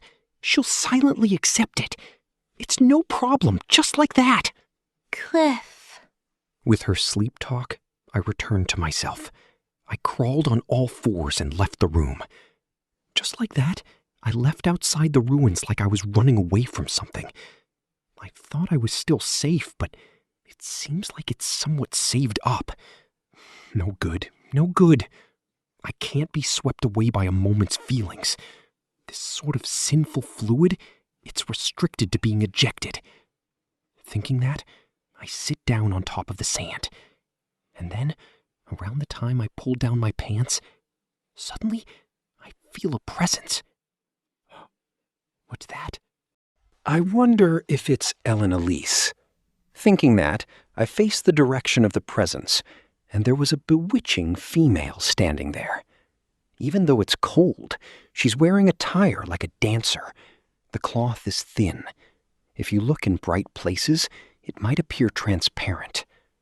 Her hair was short, and the color is black, I guess. The ends of her hair have some curls. It's hard to tell what color her skin is in this darkness. Just in this darkness, it appears to shine dimly white. In any case, it's a good body. Almost like the kind you would want to hug. I'm sure this would be that case. It's a dynamite body. If I were to make the comparisons, Elise is like a tree branch. She placed her finger to her lips. Then she licked the tip of her finger. That bewitching gesture, I had my eyes stolen. I couldn't take my eyes off her lips. Just like that, she slowly walked over to my side, and then crouched in front of me, and slowly spread her thighs. I swallow my saliva. I felt like something was dripping from my chin. After wiping it and taking a look, my hand was stained in deep red. I realized I had a nosebleed. She extended her arms, telling me to come. I grabbed that hand, almost like falling towards her, and Rudeus!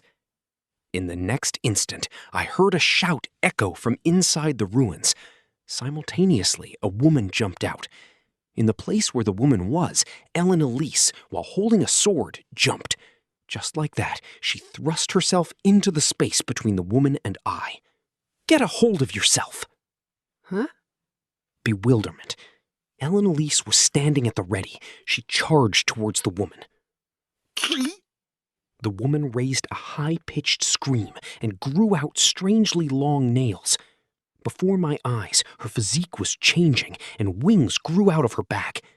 Moving those wings, she flew into the sky. There, she leaped to attack Elise. Gang! After, she hit the shield, and with a dull metal sound let out, the woman rolled onto the ground. Without delay, Elise pinned down the woman's body with her foot, and then she stabbed her sword into the torso of the struggling woman. Yo! The woman let out an eerie voice. Without negligence, Elise stuck her sword into the woman's body a number of times. After that, she stepped back, taking some distance. For a short while, the woman moved with a twitch, but after a little while, she stopped moving. She died. Hey?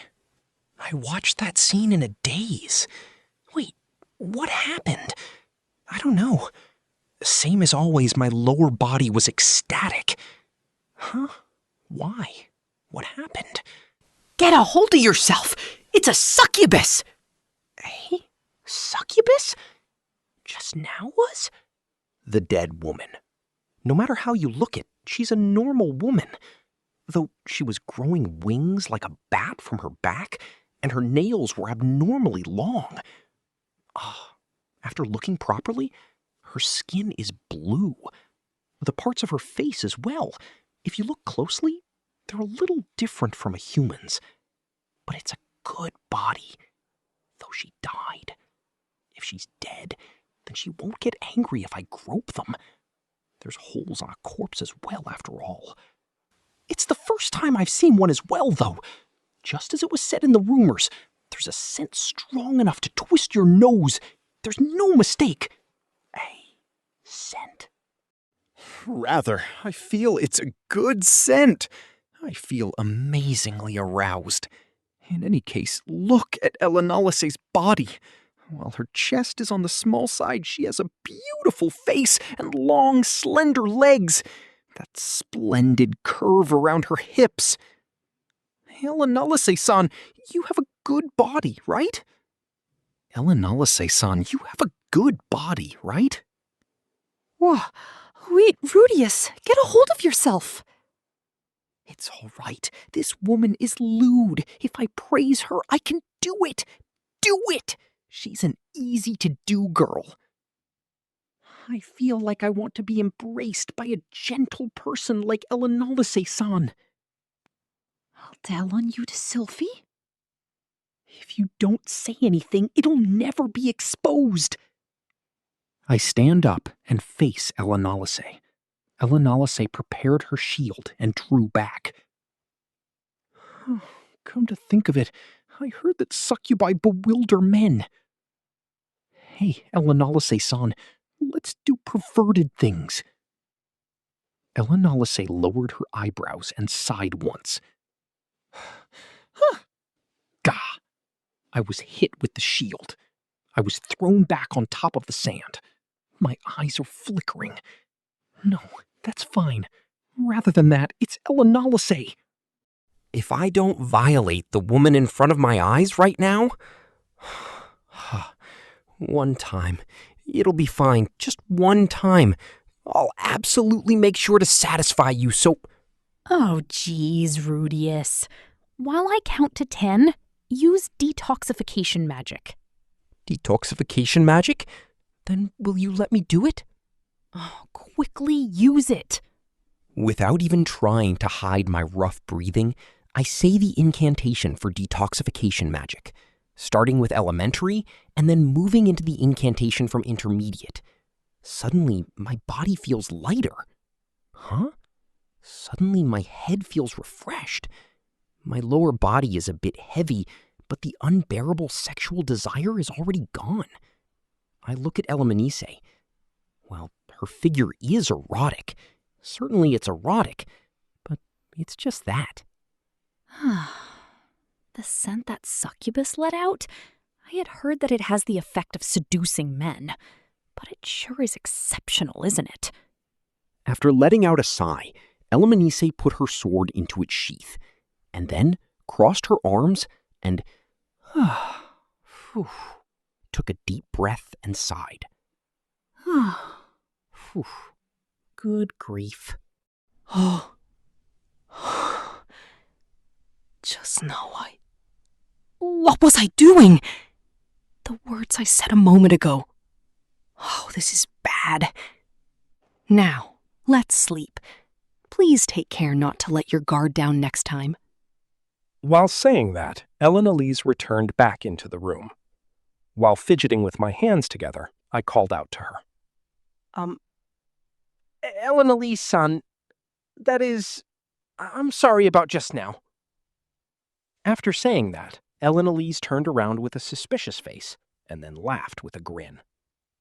I want to try being gently embraced by a person like Elanalise-san. I felt my face get hot. That is something the succubus forcibly made me say. Let's do perverted things. Kanunu. What is this? Why is this so embarrassing? While Elanalise was laughing and grinning, she walked up to where I was and patted my head with a pon-pon. I understand. Succubi are that sort of monster. It can't be helped. Of course, I will make sure not to say anything to Sylphie or Paul as well. Elise-san? Elise looked like a goddess. But it's not good to be too trusting. Until now, I've been able to handle things myself. But since the curse is gradually getting stronger, eventually I will be unable to endure it anymore. I understand. Please take good care of me at that time. That's not it. At that time, you need to endure it. Yes. After saying that, Elise quietly smiled. Then, since I'm going to sleep, please take care of continuing to keep a lookout. Also, please burn the corpse as well. Understood. Elise went inside of the ruins. I did something bad. I burned the body of the succubus and buried the bones. After looking from nearby, the succubus didn't have a cute face or anything at all. It was a face like a bat. Why did I feel desire towards this kind of thing, I wonder? When I looked at it just now, I thought it had a human face, though. If you reveal its real nature, you'll see its true face, or something like that, I guess. It's like a vampire from Western movies. Body. This body is no good, huh? It had a good body, though. Bon Q Bon. It feels kind of like having the option to attach breasts to Elise. And... no good. No good. In any case, that was dangerous. If Elise hadn't jumped out there, I wonder what would have happened. Just like that, if I took that hand, I might have died from having my vitality sucked out. Oh, nevertheless, my lower body is heavy. This and that as well, it's all because of that succubus. If this is going to continue, I might really end up attacking Elise. Before I enter the ruins, I should make sure to take care of it. In any case, from now on, I need to be cautious of succubi as well. Just like this, we passed our first night on Beggarito Continent. Volume 12, Chapter 4, Part 1. Our trip in the desert began. My body was tense thanks to the surprise attack from the succubus. Perhaps due to spending the last few years in school, my intuition might have dulled. Although my intuition was never that sharp anyway. These sorts of things are dependent on the feeling. This is the Beggarito continent. It is different from the safe central continent. I may die if I'm not careful. Let's wear thick clothes for now. Making sure to keep well hydrated. Please tell me if the water in your flask runs out. Understood. We are wearing a hood and a coat. We aren't letting our skin get exposed.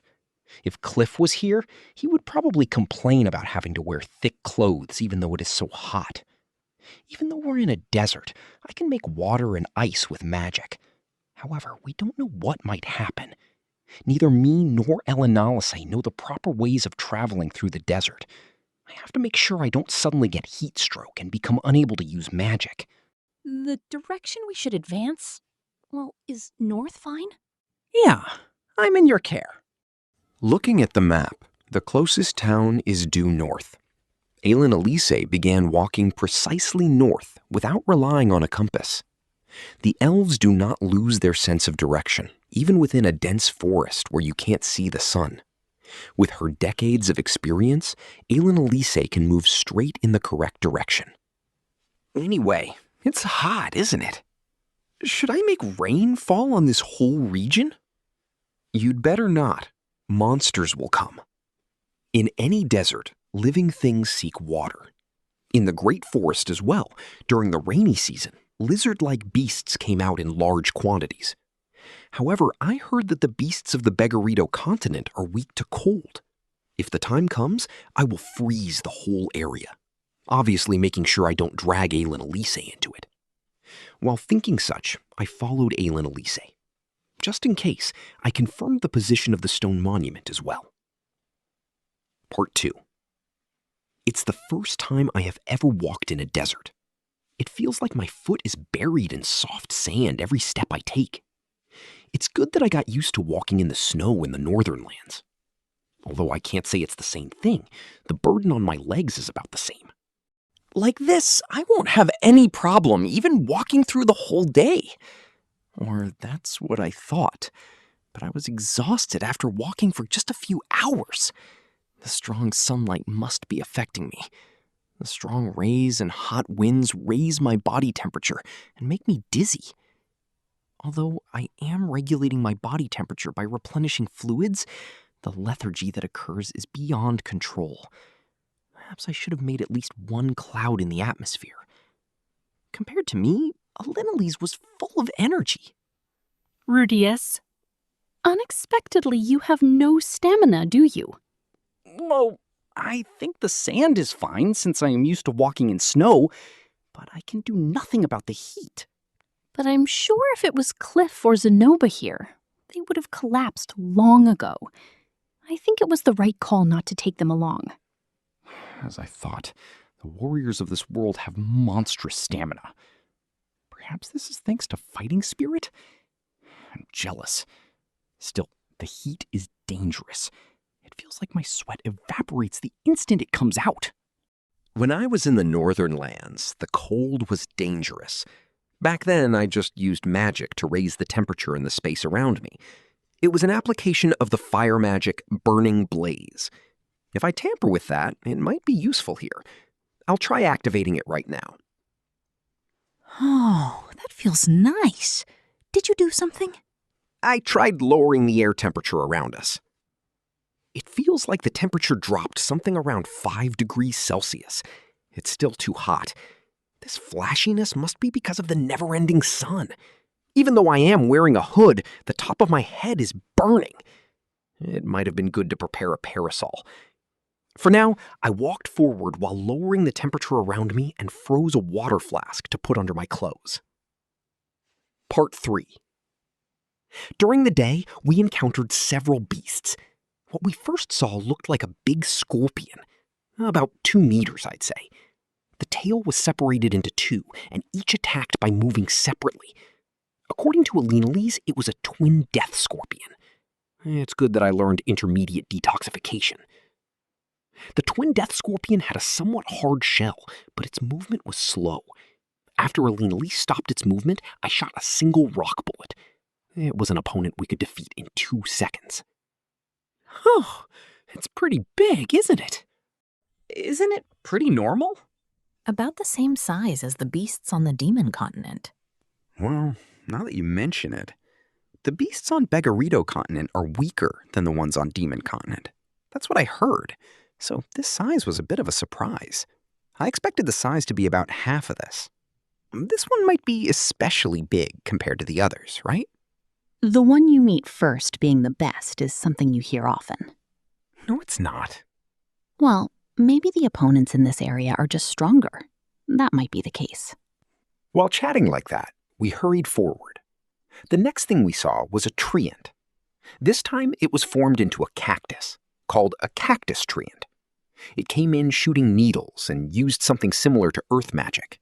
But still, it was nothing special. I feel sort of relieved whenever I find a treant.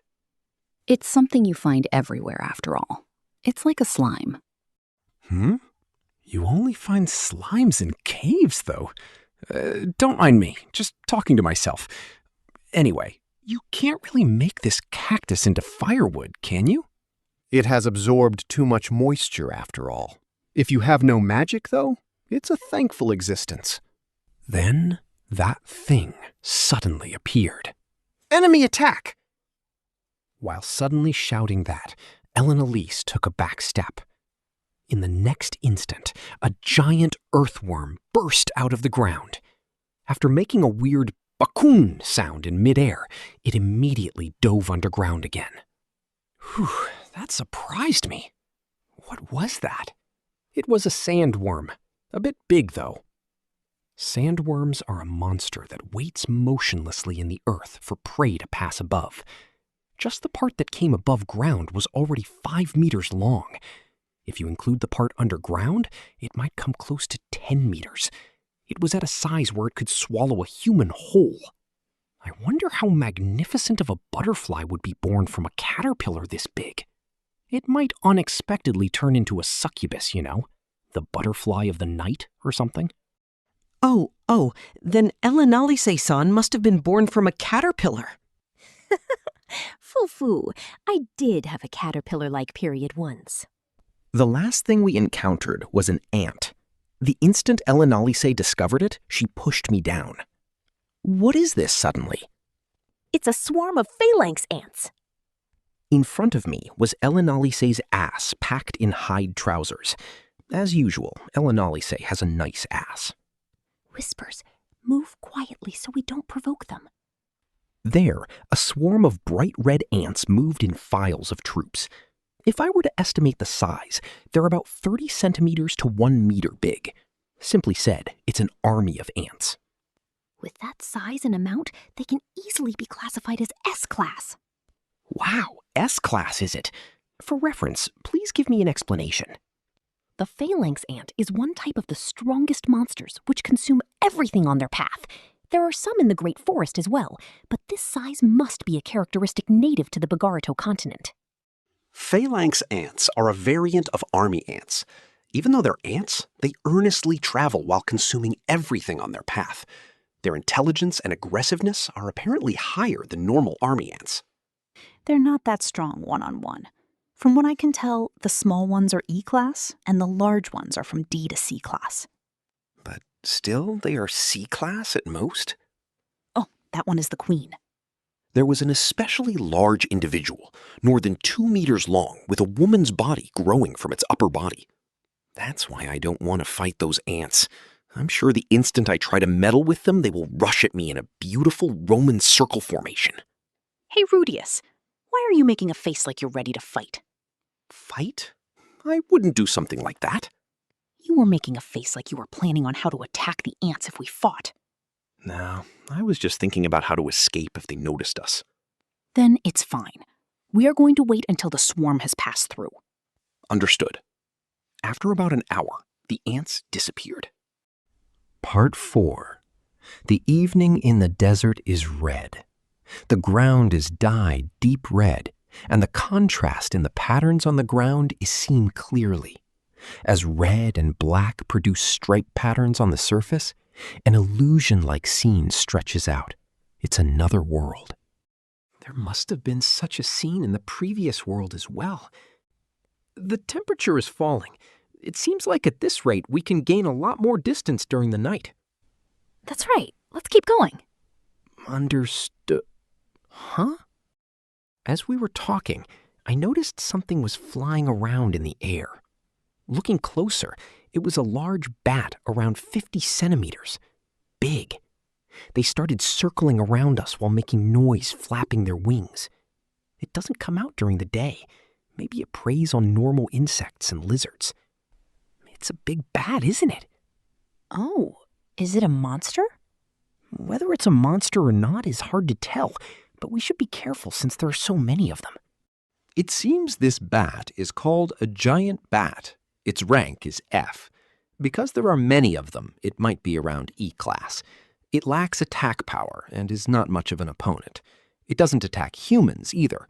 It only makes annoying flapping sounds, it seems. What? What are they doing? For some reason, they were swarming around Elenalise. They weren't particularly attacking, just flying around her. Are they male? Hey, Rudeus, don't just look and do something. Okay. Not even Elenalise can handle being swarmed around this much. Should I make a tornado to scatter them? I was thinking such carefree thoughts. Within the swarm of bats, a conspicuous large silhouette was mixed in. With the wings of a large bat, it was bewitchingly skipping closer. At the same time, a sweet scent was tickling my nose. It's a succubus. Whoa! Rock bullet stone cannon! From my hand, a thick and hard bullet shoots out, driving itself into the succubus like a body blow. While making an anguished face, the succubus takes a back step. Without stopping, it runs away while holding its stomach. Whoops. I unconsciously lowered the strength. Somehow, it seems if the opponent has a human face, it's no good. I don't have such a thing as the resolve to kill. I am weak to the monster called succubus. I'll admit it. Since I won't kill it, the moment I sniff the scent, pheromones, I'll lose my reason. On the day I approach one to fight it, I will probably be captured before I know it. Although, as long as there's distance between us, I can defeat it with a single rock bullet. I won't be defeated. The combat strength of a succubus is around E class, but it is classified as C class. It's a powerful monster. If I was still a virgin, no, if I hadn't experienced the sweet nights with Sylphie, I probably couldn't have won. The being called succubus itself was something I loved during my previous life, after all. The succubus of this world is a bit ugly without makeup, but as long as you show your naked body in front of a man, there's nothing to be done about it. Once you understand it's something like that, it's easy to accept it. That's why it can't be helped. After the giant bats had been taken care of, coming from behind Elenalisi and embracing her, this is something that can't be helped. It's an abnormal status. Hey, Rudeus, pull yourself together. Use detoxification quickly. Stop pushing on me. Just a bit. It will only be for a bit. Just the tip. It will be fine if I do it from behind. From behind, it doesn't count as an affair. Stop messing around. Ooh. As I was embracing her, Elenalisi struck me with a sturdy buckler. If this was an Eroge, Elenalisi would be called a violent type heroine. It's not unreasonable. In any case, after coming to my senses a bit from the pain, I used detoxification. You trouble me. Can't be helped. It's that kind of monster after all. Oh, the place where I was hit is throbbing with pain. A shield is a blunt weapon after all. Phew. Seriously, I want succubuses to leave us alone already. Really, I'm starting to feel the itch coming on. Elenise was slapping her reddened cheeks while shaking her head. In my courting behavior, it seems she felt something from the irregular movements. It was completely the succubus's pheromones' fault. It's not like I actually wanted to succumb to lust or anything. Well, it's fine. By hitting me, she is withstanding it as well. It couldn't be helped. This is something that just couldn't be helped. Those bats must have been the underlings of the succubus, right? It seems so. In the central continent as well, there are monsters that make weaker monsters obey them. If I remember correctly, the first monster I saw in this world was like that as well. I wonder what its name was. I seem to have forgotten because I only saw it once. It was some kind of wild boar walking on 2 legs. The succubus was using giant bats as its subordinates. If they happen to see a traveling couple, it sends the bats after the woman, then attracts the man and kidnaps him.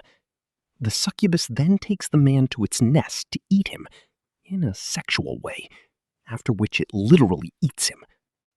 We can handle them, since I can defeat them in a single long-range attack, but I'm sure it must be difficult for swordsmen and warrior types. At any rate, you can't fight with close-range attacks without sniffing that scent. The longer the fight lasts, the more disadvantageous it becomes. Any noble knight as well will just collapse without a fight. You must be at least gay to win against a succubus. What is it this time? After the battle with the succubus, a velociraptor-like bipedal lizard appeared from behind a sand dune. One after another, they are coming at us. Although they're not big, there are many of them. Some of them started eating the fallen bats on the ground. Haven't seen these before. Elenalise readies her battle stance without letting her guard down. I monitor the situation as well while holding my staff. There are monsters that even Elenalise doesn't know about? It's not like I'm some monster professor, you know. Elenalise didn't know the names of these lizards either. Must be a species native to Begarito. After looking at us for a moment, the raptors came in menacingly to attack us. Maybe they thought we would steal their prey. No, since we were the ones who defeated the bats, it is they who are stealing our prey. Although they're not that strong, they do have sharp teeth and fast feet. Well, they're nothing special. We defeated 7 of them. There are about 10 left. They became alert and took some distance from us. Should I just take all of them out with some advanced magic? As I was thinking that, the next moment, Elanolisi Dragon rode, shouting, warning, "Rudeus, be careful! A big one is coming!" As we were fighting the raptors, an especially large one came out. Said simply, it's a giant chicken. A giant 5-meter chicken. It's already a dinosaur. The bright red crest hurts my eyes. It seems to be the natural enemy of velociraptors. They group up as 5 or 6 to assault and trash them in no time at all. The fleeing raptors are being eaten by chickens. Rudeus Greyrat. Knowingly. It's one type of Garuda, isn't it? Expository. Garuda are C-class monsters. In the current flock, they are about B-class apparently. Well, at this size, they might even be A-class. Because of gaining a bit of distance from us due to the combat with the raptors, the chickens were only intimidating us without moving closer. The raptors were miserably running around trying to escape, but I wonder how long they can last. Once they've all been eaten, we will probably be attacked next. Not that they're anything we can't defeat. Rudeus, we're running away. Why are you just standing around? However, thanks to Elanolise's sharp senses, they could feel the presence of a large carnivore at the back of the chickens. Understood. While we were retreating, Elanolise shrewdly snatched one of the raptor corpses. They looked tastier than the bats. In a place away from the battle with the raptors, we made a shelter. We're going to spend the night here. The raptor corpse was our dinner for that day. It's not like the food supplies we brought were dwindling, but being self-sufficient along the way is a basic thing for adventurers. Anyway, the night in the desert is a lot different from the day. Monsters come out one after another. If we had continued fighting the chickens, another monster would probably have come out. According to Elanolise, the pheromones from the succubus from before attract monsters as well. To males, it's a sweet scent. To females, it's an unpleasant stench. Although other monsters don't care about the smell, the place where the smell is coming from is likely to have prey, so they drop a visit. And so the succubus makes a human male its prey. The places humans walk through are likely to gather stray monsters. When we defeated the first succubus, there weren't any bats or other monsters, maybe because the place was protected by a barrier. We had bad luck with a succubus that had slipped into the barrier. Phew. Begarito continent is a lot different from what I heard. Whether she noticed my uneasiness or not, Elanolise said that while yawning in the shelter. That's pretty carefree. People who don't know Orsted are like this, after all. Anyway, these thoughts of mine are probably just needless anxiety. Oh, this monster might be someone's acquaintance. If I think like that, I'll have to start questioning all the monsters on the way to our destination. The other side comes wanting to prey on me. I will repel them. That's all it is. That's right. There are a lot more monsters than I thought. I responded to Elanolise while shaking off my own thoughts. Honestly, the density of monsters is worse than on the demon continent.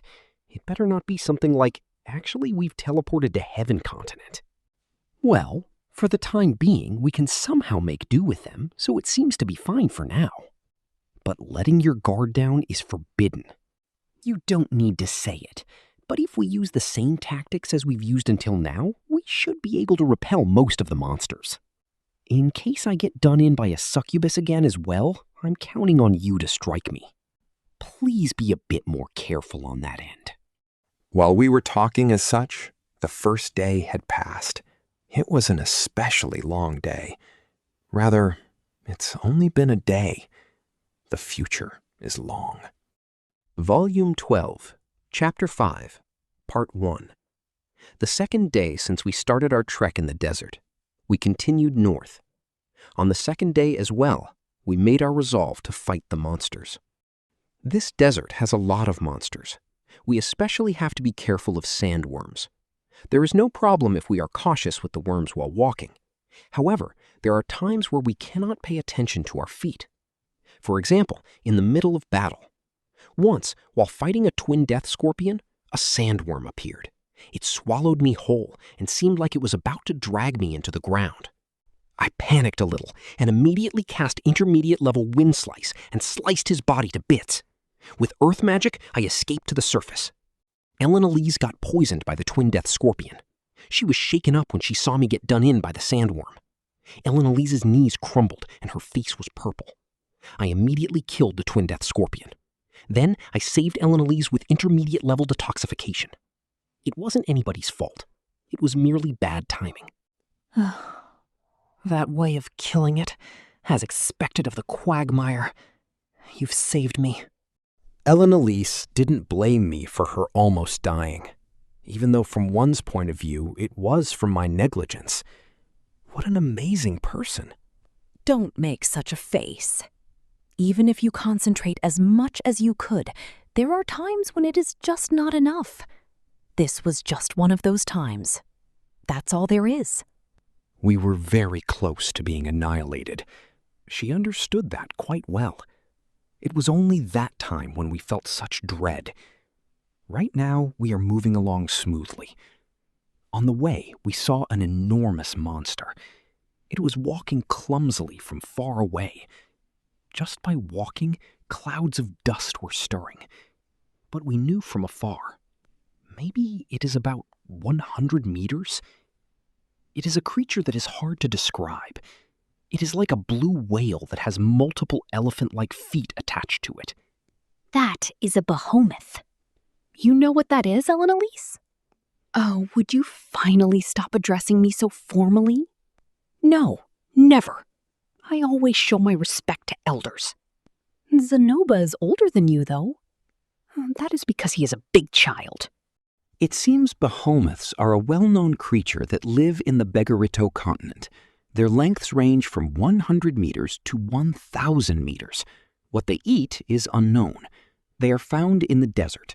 Their personality is quite gentle for a monster. As long as they are not attacked, they are pretty docile. In the past, according to stories from people that defeated behemoths, it was said that they carry a lot of magic stones in their stomachs.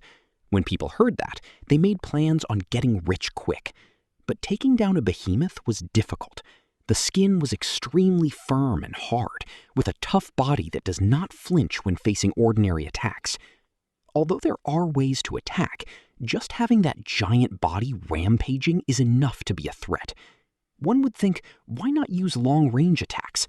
However, when a behemoth feels he is in danger, it escapes by diving deep underground.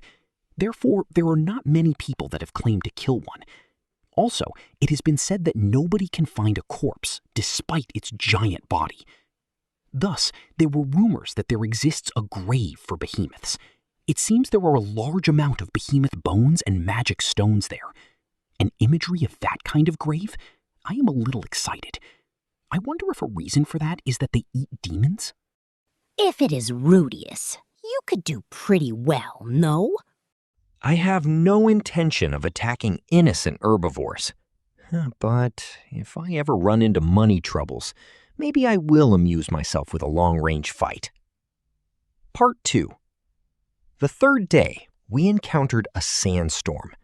No, it might be strange to say that we encountered it. While we were walking, we saw something that looked like a wall from far away. When we got closer, it was a sandstorm. Although I consulted with Elise that we should wait until it dies off, it seems that this sandstorm seems to be fixed on one spot. There were no signs of it ceasing. Since we needed to hurry on our journey, I stopped the sandstorm with my magic and broke through.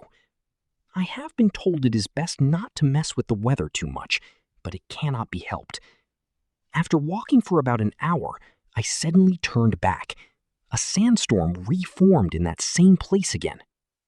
Perhaps that was another type of magical barrier, like a natural barrier to block off the path to the teleport ruins Orsted used. Nanahoshi did not say anything like that, though. It seems she did not have the luxury of checking her surroundings. There may be some things she does not remember. Her information may not be entirely accurate. Part 4. Fifth day. We walked across the desert, a sea of sand as far as the eye can see, a landscape that stretches endlessly. When a person walks without landmarks, even though he intends to walk straight, he will instead walk in a big circle and come back to the same place. It seems it is because the pace between the right and left leg differs. I do not think it is like that for Elena-Lisa. However, speaking of which, that sand dune, I feel like I have seen it before. When I thought about that for a moment, a seed of doubt began to grow. Don't tell me, Elena-Lisa is lost? Well, let it grow. As long as I don't speak out, it's fine. If I speak out, Elena-Lisa would feel bad. If she feels bad, her teamwork will crumble. Crumbling teamwork means death. All I can do is forgive. When Elena-Lisa makes a mistake, I can only forgive with a smile. I must not condemn her. Yeah. Rudeus, I can see something. It seemed that determination was for naught. Elena-Lisa pointed ahead, and I could see something swaying in the heat haze. Let me confirm. I used earth magic to create a stone pillar. From the top, I confirmed from afar. There was something over there. However, I still do not know what it is using my eyes. It may be a mirage. We are heading straight over there. While being careful of monsters, we headed there in earnest. Come to think of it, we had not encountered a single monster today. There may not be any monsters in this area. No, we must not let our guard down. While thinking that, we saw it clearly. It is a huge rock that resembles that of Ayer's Rock. It was about 50 meters high. The word rock ledge comes to mind. Although it is not directly perpendicular to the ground, it is a formation that one would have a hard time climbing. This seemed to stretch beyond the horizon. There was no end in sight. Shall we take a detour? No, let's go up. I'll use magic. I used earth magic to create a stone pillar. Elena-Lisa held on to me and aimed towards the top of my makeshift elevator. However, suddenly my body felt uneasy. I felt a strange sensation of something rubbing my butt. Elena-Lisa-san? What is it? Your hand movements are a bit lewd. Just a habit, don't mind me. For the few minutes till we reached the top of the ledge, me and Elena-Lisa's body clung together. Perhaps it is the effects of the curse. I poured magic into the magical tool. However, I am merely extending its limit. It has been about 10 days since she did it with Cliff. While it is thanks to this magic tool that she is still hanging on, in the end, it is only a prototype. I must be careful. I want to get to a place with people fast. If the time comes, I have no choice but to be her partner. But that is definitely having an affair. You can even say it is adultery, no matter how much of a fault the curse is. On this trip, I will not do it with Elena-Lisa. Haven't I decided that before starting this journey? If there was a place in the bazaar that deals with male prostitution, that would be good. It would be best if we recognize it as relieving one's sexual urges. It is for both of our sakes. Elena-Lisa, we've arrived at the top of the ledge. Yes, it seems so. Elena-Lisa did not separate from me. She was feverishly gazing around my shoulders. Please let go. Sorry. Elena-Lisa pushed away, but her gaze was focused at my bottom half. I felt my chastity was in danger. Maybe going up here while being hugged was a bad idea. There might have been a better way. In retrospect, I could have avoided making physical contact with her. Though again, I might have messed up our balance. Oh no, I must get to a bazaar fast. Let's go. Okay. At Elena-Lisa's urging, we started walking. In the next moment, a shadow was cast at our foot. Screaming in alarm! Rudeus, get down! A frantic scream. Before I confirmed what was above me, I hugged the ground. At that moment, there was something that flew over my head. I felt a sense of dread run down my back.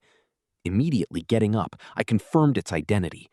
A sand-colored monster, with hands and feet of a lion, and had a head of an eagle.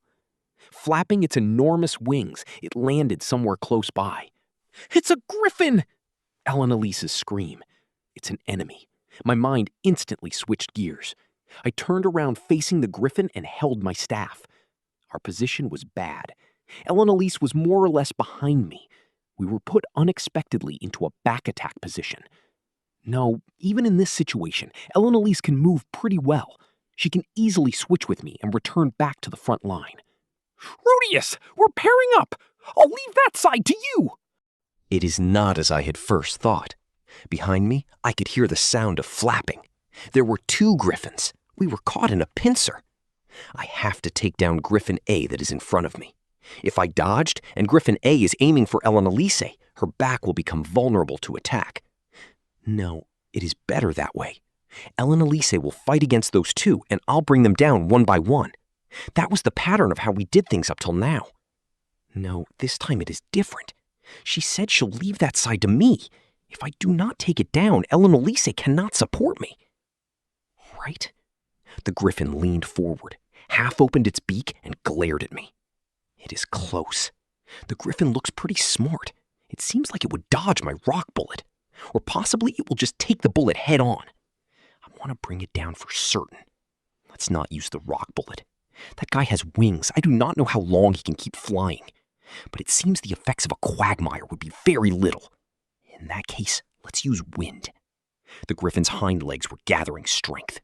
It is coming. The griffin's back legs gave off a sharp tap sound. Like a tiger, it spread its forelegs and pounced. I crouched down and used magic on the ground. Upper-level earth magic. Earth hedgehog. The length was 3 meters. From my surroundings, it expanded in a circle. The griffin immediately moved with the wings behind his back. I can see it. I can see it with my demon eye. I used wind magic with my left hand. I generated a small tornado and stole the griffin's control. The griffin hung in midair. However, even so, it twisted like a cat and tried to land. Without a moment's delay, I let loose a rock bullet at its landing point. The rock bullet flew with an ear-splitting sound. Impact.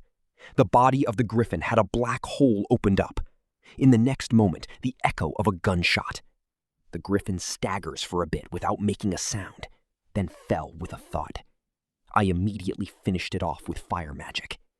I immediately turned around. Is Elise all right? She was fine. She took on the griffin's attack with her shield and used her estoc. The griffin's front legs were dyed red. Elise was attacking at that spot. Focusing her attacks in one place, she was sapping the enemy's strength. Elise! Stone cannon! I shouted from behind her and let loose a rock cannonball. Elise sidestepped away. The griffin did not chase after Elise. It was aware of me and attempted to dodge my rock bullet. However, Elise promptly lunged with her estoc. She shallowly struck at the griffin's forelegs that were still on the ground. The griffin fell with a jerk. It was unable to evade my rock bullet. Impact. A hole opened at the back of its neck. The rock cannonball tore apart the griffin's innards as it passed right through. It broke its spinal cord and went through the other side. The griffin, along with its neck, fell to the ground. The body of the griffin was twitching and convulsing. Elise finished it off with a blow to the head with the estoc. After that, I burned the griffin up with fire magic. We beat them. Afterwards, we became vigilant for any pursuers. After a while, we exhaled in relief. I apologize. I let down my guard a bit. No, I also must take responsibility for not confirming what was above us. We apologized to each other for our failures. Then we looked straight ahead. While there is some sand on this rock ledge, it is solid rock. There does not seem to be a need to be cautious of what is beneath us. From this point on, let's pay attention to the skies. You're right. After doing a minimal checkup, Elise and I started to walk again. Part 5. The 6th Day. The rock ledge was a griffin's nest. We were attacked by them on a regular basis, at seemingly regular intervals. Griffins are B-class monsters. They do not use any sort of magic. However, they have high physical abilities and also the ability to fly. Being able to maneuver in 3 dimensions, it is quite a formidable enemy. While they are normally seen alone, when they make babies, they make 2 to 5 at a time. They possess high intelligence, and together in a flock, they can hunt with advanced coordination. Thus, when they gather together, it is said they are equal to A rank. That being said, they are no match for us. Being able to say that, I must be quite strong. It became nighttime. There was no presence of succubi. It probably will not enter a griffin's turf. Then again, griffins are acutely aware of each other's territory. At least for today, it does not seem like we will get attacked by griffins from far away. In other words, we are safe here.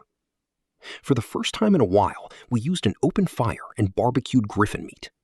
The last griffins we defeated were carrying their young, so we ate those.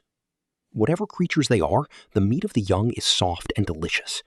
This is something like veal steak from a calf.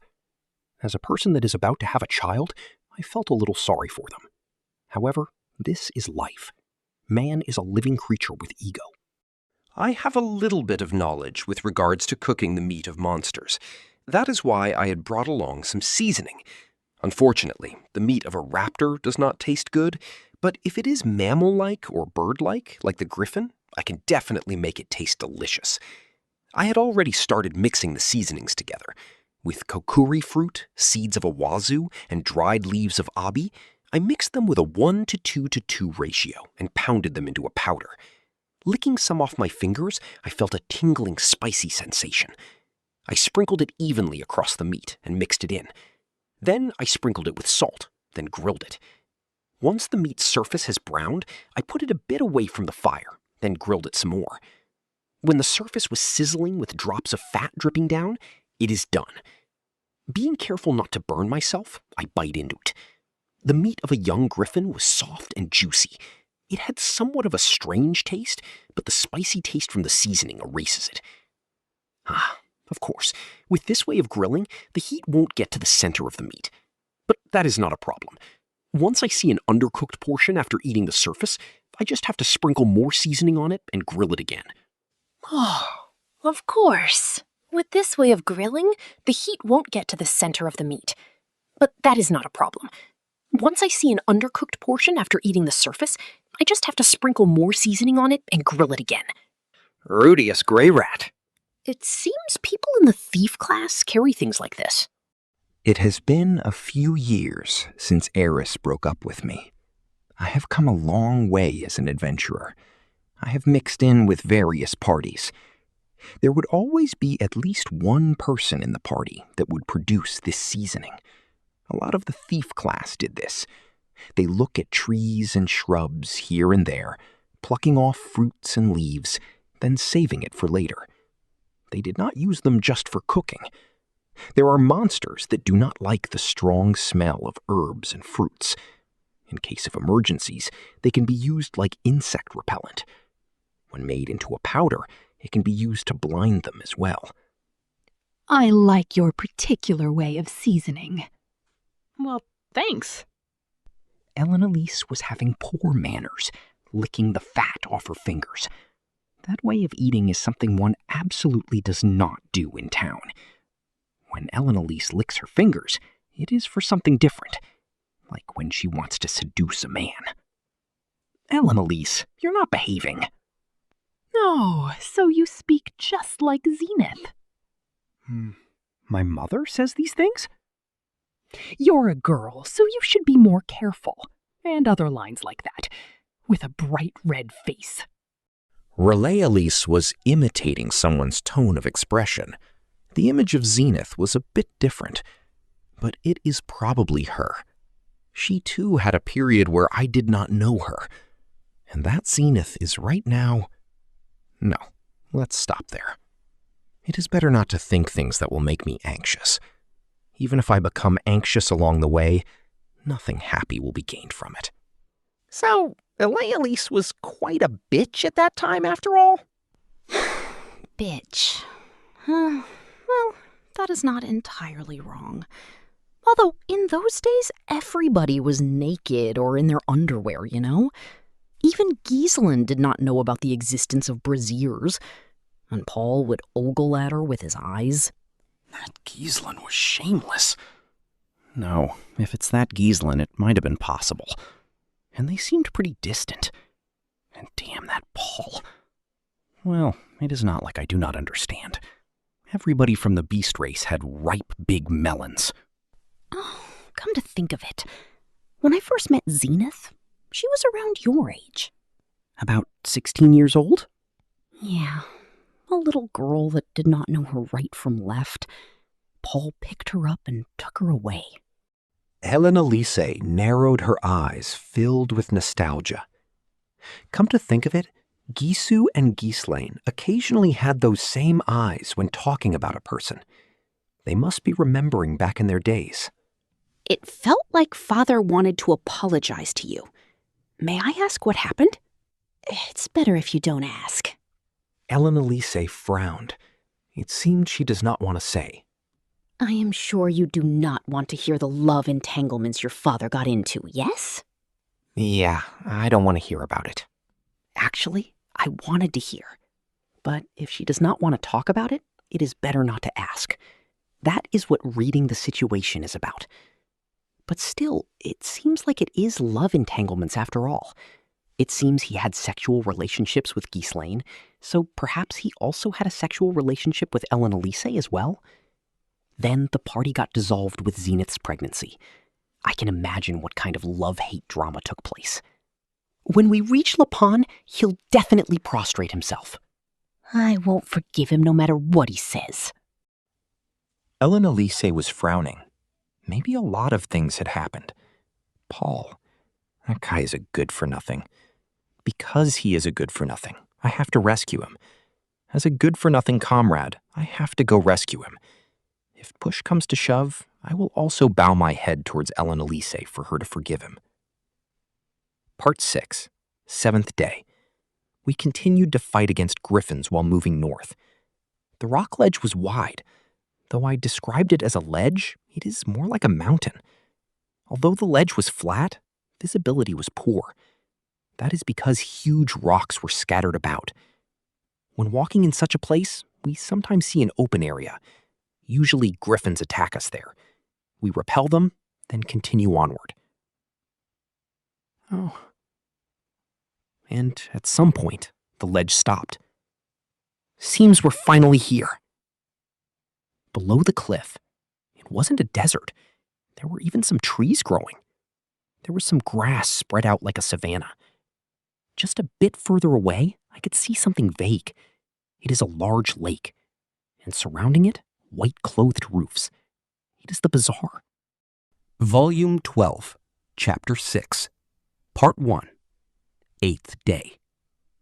We got down from the ledge and headed towards the bazaar. Looking from above, the bazaar was like a donut.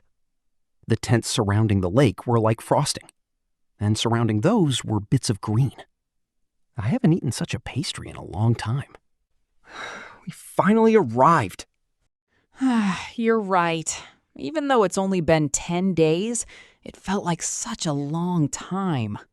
Probably because of all the monsters. The ground was not a desert. The earth was reddish-brown, with fist-sized rocks spread about. The ground may be similar to that of the Magic Continent. Thanks to that, it was fairly easy to walk. The temperature also dropped considerably. From the ledge to here, there was a great difference. By the time we reached the bazaar, it was evening. Bats were flying around over the reddish earth. Thinking there was a succubus, I put myself on guard. But the bats did nothing but fly. They neither dove for an attack, nor was there a succubus in their midst. These were just bats. However, even though we're close to the bazaar, there may be monsters. We moved while being alert. Gee! When we got close to the bazaar, a cry of a griffin could be heard. We became even more wary. What was that? They must be fighting. Ellen Elise said that while looking ahead. I still couldn't see where. Who? Dunno. I got a blunt reply when I asked that. We got closer to the bazaar. Then we saw several people and griffins. 4 humans, 5 griffins. No, to be exact, it wasn't 4 people. It was 6. 2 people were on the ground. In addition, 1 person was crouching while holding his head. The rest were in the middle of battle with the griffins. 3 versus 5. The remaining 3 were coordinating well with swinging their broadswords.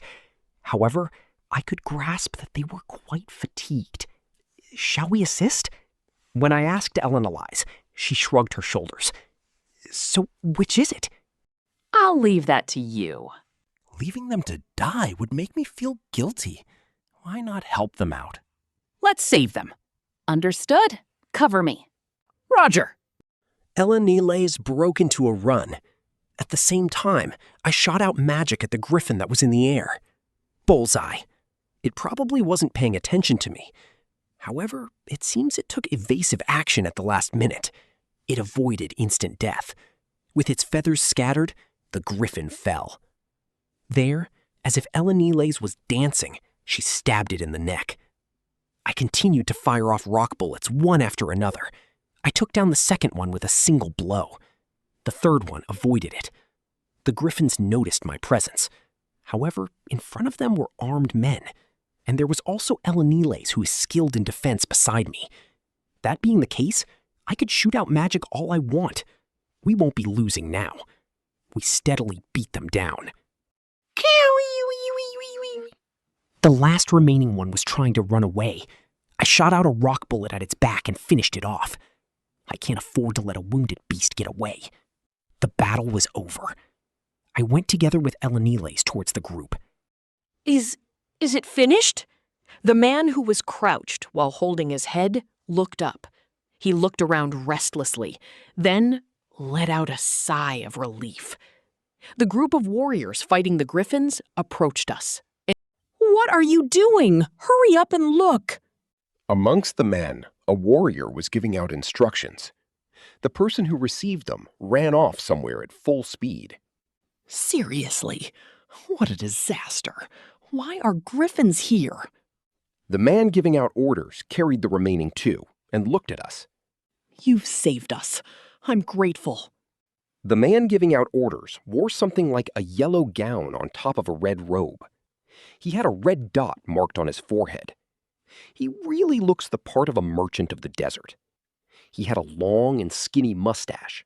However, it wasn't majestic. It gave off a feeling like it's an accessory. I felt a bit relieved. Not at all. It's times like these that we have to help each other. Normally, you'd just abandon us. Since he thanked me in fighting god language, I replied back in the same. It looks like they can understand, and it got through to them. Seems like we'll be fine. May you be graced with the blessing of the winds. Saying only that, he turned back and walked towards the place where the comrades had fallen.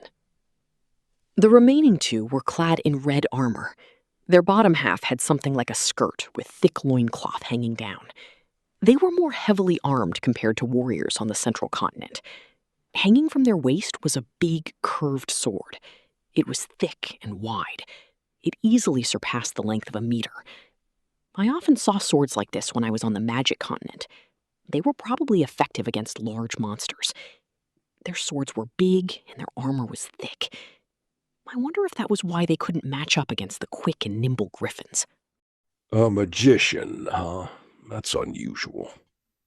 A big man murmured. A large tattoo on his face, an eye patch on his left eye.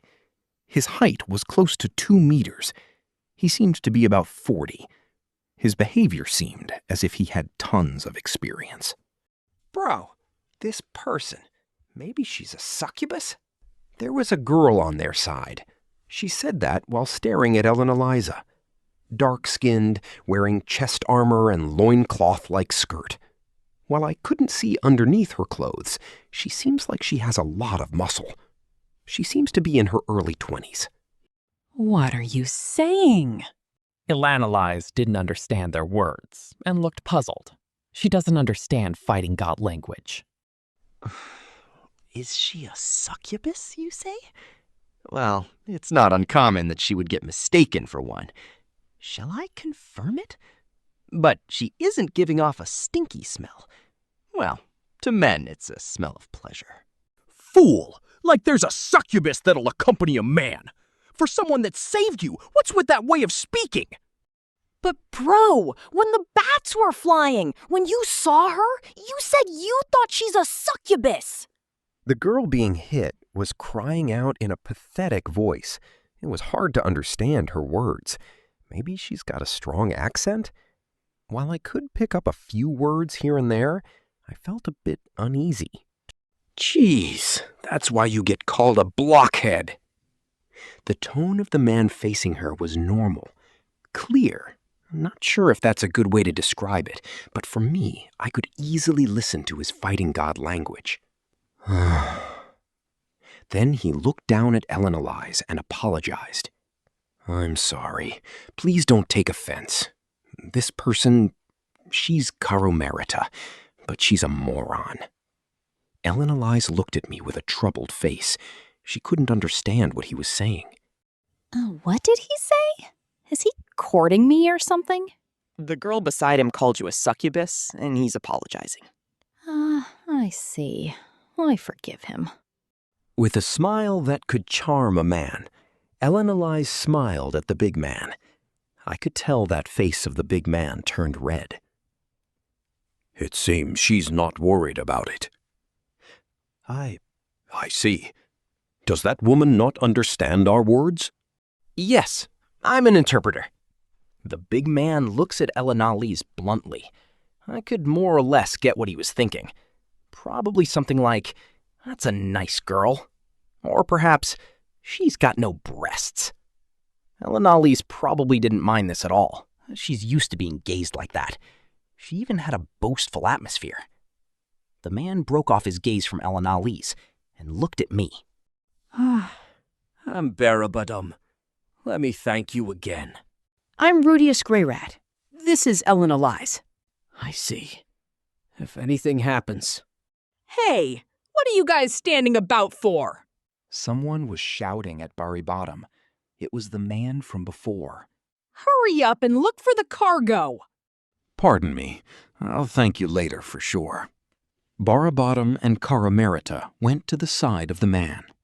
Those three were discussing things briefly, but they quickly split into two groups and went off, all in the blink of an eye. Oh, how frank. Even though they could at least say thanks. It's not like she wanted a reward or anything. The wounded are left here. I looked at the people who were on the ground. If they need treatment, I could use healing magic if necessary. Were they dead? To begin with, they didn't even show the attitude of wanting to be treated. Was it that obvious? These people are quite young. One was a young girl. She must be about 18 years old. Her head must have been smashed by the griffin's beak. There was a large hole on her forehead. It was instant death. On this continent, I wonder if it's accustomed to leave the dead behind. That doesn't seem to be the attitude of adventurers. They didn't look like adventurers, though. While conversing, I burnt them with magic and buried them. To not give their comrades a burial, how heartless. The warrior from before, I think he was named Bari Bottom. He said he would thank us later. But we hadn't even asked the name of that mustached master. Without telling us his contact info, how was he supposed to thank us? Don't tell me. Is he going to look for us? Is he going to track us down, then tell us to come get our reward? Is it that kind of culture? Well, it's fine. He probably didn't want to give us thanks from the beginning. I'm just a good-hearted person. Well then, let's go. Yeah. Thus, we arrived at the bazaar. Part 2. We entered the bazaar. By that time, night had fallen, but our surroundings were quite bright. Like a temple festival, there were bonfires lit here and there. Around these bonfires were rug-like cloths being spread out. On top of them were men and women eating and having a good time. It felt like some kind of flower viewing. Everybody was wearing turbans. While their clothing colors and patterns vary, the colors of each race was well defined. Me and Eleni's felt out of place. Although this sense of being out of place is nothing new to us. I'm getting hungry. Yeah, me too. Seeing people eating made me hungry. That doesn't change no matter which world you're in. That being said, we need to find a place to sleep first. When I was thinking that, a man called out to us. "Hey, you two, wanna eat? I'll treat you to a meal for just 3 shinsa." It seems that he was selling leftover food. Whether or not he was calling to one or both of us, we accepted his invitation. We can't think of a good plan when we're hungry, after all. When we sat on the rug, the advertiser held out his hand with his palms up. "Please pay in advance. I'll get some food for you." I took out 3 copper coins from my pocket and gave it to him. When he took them, he made a puzzled expression. "What is this?" What country is that? I can't use these. As expected, in these parts, money from the country of Ranawa can't be used. It was obvious. We were planning on going somewhere to exchange currency, so we don't have any on hand right now. Is this fine? When I was thinking of what to do, Ellen Elise slipped something in the advertiser's hand. It was a metal ring. The advertiser took it, then brought his face close to it and took a good long look at it. Afterwards, being satisfied, he said thanks, then went to seek other customers. Ellen Elise, you are really quite reliable. Yeah, this must be the wisdom of the elders. Her judgment was quick. Ellen Elise, you are really quite reliable. Nothing will come from flattering me. I sat on the rug. For some reason, there was a strange nostalgic feeling. I wonder if it's because I haven't sat on floors for some time now. It felt like sitting on carpets in Japanese households. Here you go. We didn't order anything, but food came out. It was white, mushy soup, which seemed to have been beans, meat, and potatoes cooked together, and the steaming meat was giving off a spicy smell. There was also some kind of sour fruit from the southern countries that had sweet sauce on top of it. Sweet soup, spicy meat, and sweet and spicy fruit. It's a combination that makes one yearn for carbohydrates. Or so I thought, but it was unexpectedly pretty good. The soup was especially good. At first glance, it seemed like white meat and potato stew, but the dripping part was actually cooked rice. In other words, it was some kind of porridge. I didn't think I would be eating rice here. Since there were no paddy fields, I wonder if it would be decent. I had heard that you could harvest rice even in the tropical regions. Yeah, this rice is good. I finished it in the blink of an eye. I felt that even if I didn't want to eat the rice by itself, I'd end up just finishing it regardless. I was in really good spirits. I wonder if it's possible to cultivate this type of rice in the north also. If Aisha can study this type of agriculture, it might be possible. No, I shouldn't raise her to become a farmer just for my own convenience. Oh, for someone who complains about the taste, you sure are quiet today, Rudeus. That's because this is much more delicious than I thought. I even ordered seconds. I don't mean to find fault with Sylphie's cooking, but this is different. Rice is another story. If there were eggs and soy sauce, even better. I see. Perhaps there may be soy sauce on this continent. For eggs, I can use something other than Garuda. A bird will produce eggs. There is rice and there are eggs. In that case, there's only one thing left. Soy sauce. All right then, let's find an inn. However, we're not here to sightsee. Once we rescue Paul, I can spend time to find it. I'll postpone looking for now. I'm not here to play around. It seems it'll be good to find a guide tomorrow morning.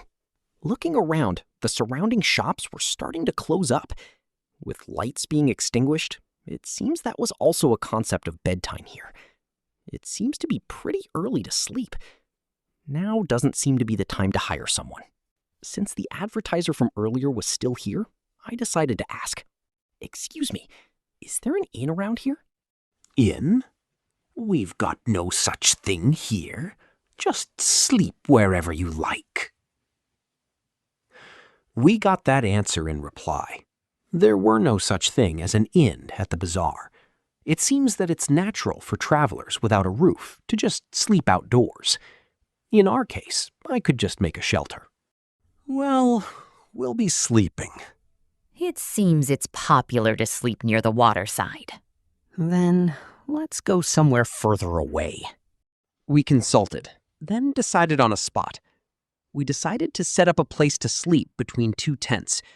If the tents are big, there must also be many guards. There won't be many people that want to steal from a place near here. This is what you call looking for a big tree when you want shelter. I made a big bedroom.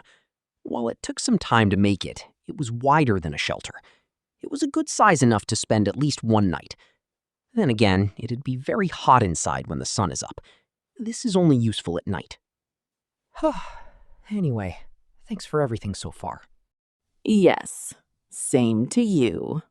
We placed down our luggage and breathed a sigh of relief. Let's at least be on half alert. We'll do stuff tomorrow. We'll prepare what we need and then look for a guide. We easily confirm what needs to be done tomorrow. Resupplying of food, securing our money, confirming our road to Lapon, searching for a guide. That should be all for now. We conducted maintenance on our equipment.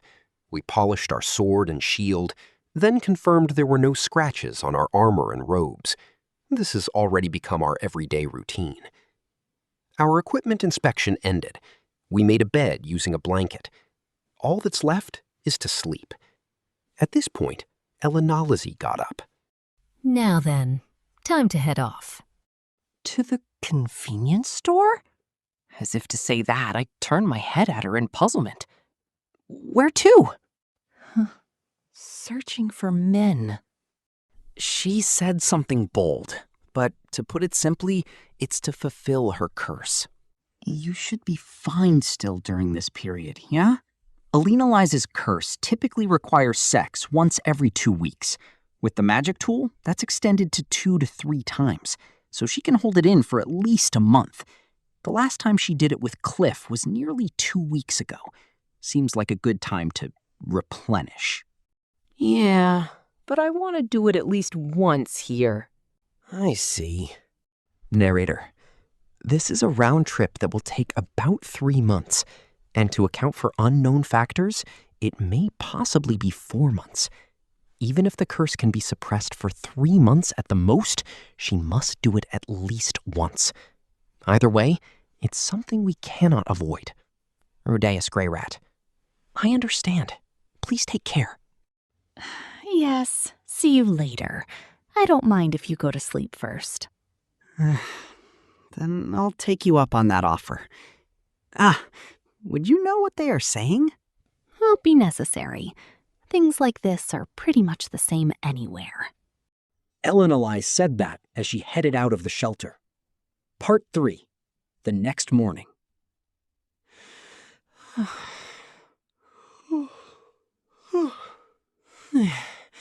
I was crying ants as I woke up. It was an attack of phalanx ants. Though nothing like that happened, I was able to get a full night's sleep for the first time in a long while. The dreams were good. I dreamt of Aisha and Norn insistently asking for a ride on my shoulders. When Norn got on my shoulders, Aisha pouted. When Aisha got on my shoulders, Norn cried. Finally, Sylphie came along and like a bully got on my shoulders. When I chided with, "Hey now, take turns on the swing," Sylphie would go, No, this is mine," and such, and made Norn and Aisha cry. When she appeared, Sylphie was fully grown, but when she rode on my shoulders, she was as small as when she was 7. It was a good dream. When I woke up, I unconsciously broke into a grin. Thanks to that, I felt quite refreshed. When I looked beside me, Elinalai's was unusually bright, sleeping with a satisfied face. It seemed she enjoyed a lot last night. I felt sorry for Cliff. Part 4. When it was morning, the bazaar completely changed. The quiet atmosphere at night went away, and a lively scenery appeared. Goods were lined up in front of tents, and people were raising their voices. Big melons here will be disposed of tomorrow. Claw of a griffin. Right now, only 30 shinsa. Is there anybody selling Narnia cloth? I wish to trade them with fruit from Tokotsu. The merchants were shouting their goods and prices in a loud voice, and those who were buying raised their voices more. One could exchange with currency or conduct bartering. This scenery of crowds of people full of commotion was stretched out. Here's a glass bottle from Vega. It can't be found any further east. Is there anybody who wants it? What attracted me was the glass. It seems that glass bottles are a specialty product in this region. Pretty square patterns were neatly lined up on the glass bottle. With regards to glass, the people of Begarito had a high aptitude for handling it. The central continent also had glass, but the glass was thin and rough and was low in transparency. Of course, even Begarito was at a level far from modern-day Japan, but there were many interesting shapes that gave off a handmade feel.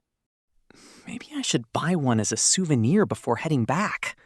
Rudeus, we're not here to sightsee. I know. In the midst of this scenery, overflowing with liveliness, we began to set out to do what we planned before. First is money. This region's currency is called shinsa. Ever since coming to this world, this is the first time I heard of this currency.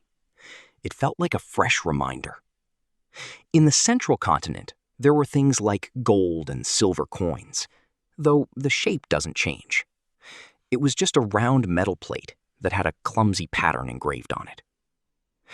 When I was with Eris and the others at Eastport, I remembered seeing those at least once.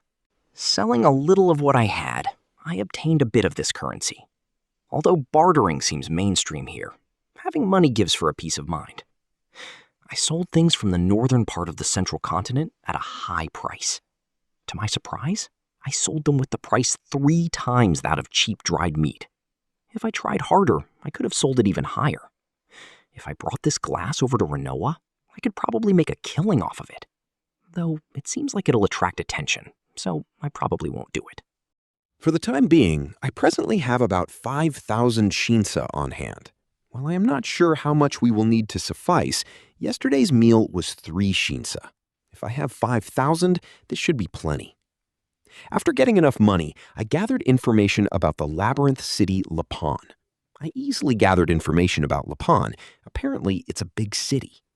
It seems that Lapon is about a month's trip north from here. It's exactly what Nanahoshi's info said. Once, I tried listening in on the path to get there. While it's a popular route to take a detour around the desert by going through the way of Ngotsu, there have been many robbers recently, so it's dangerous. If you're a smart merchant, you'd cross the Ucho Desert. From a landmark in the east, you'll arrive at an oasis if you head north. Then from there, head west along that path. Then when you see the Kara mountain range, head north while facing the left mountainside and you'll reach another oasis.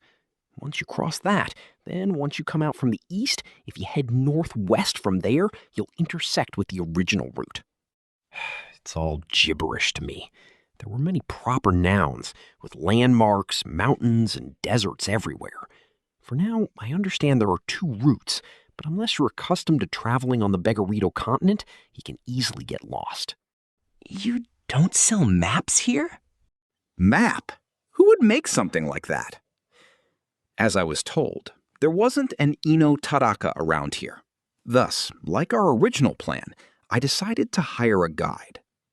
Then, is there a place where people gather that would guide us as far as Lapon? However, that too proved to bear no result. While there are people that know the roads, I doubt you'll find one looking for someone to go to a place like that. Is that so? Well, normally you'd look for places for trade, right? I see. It's obvious once you think about it.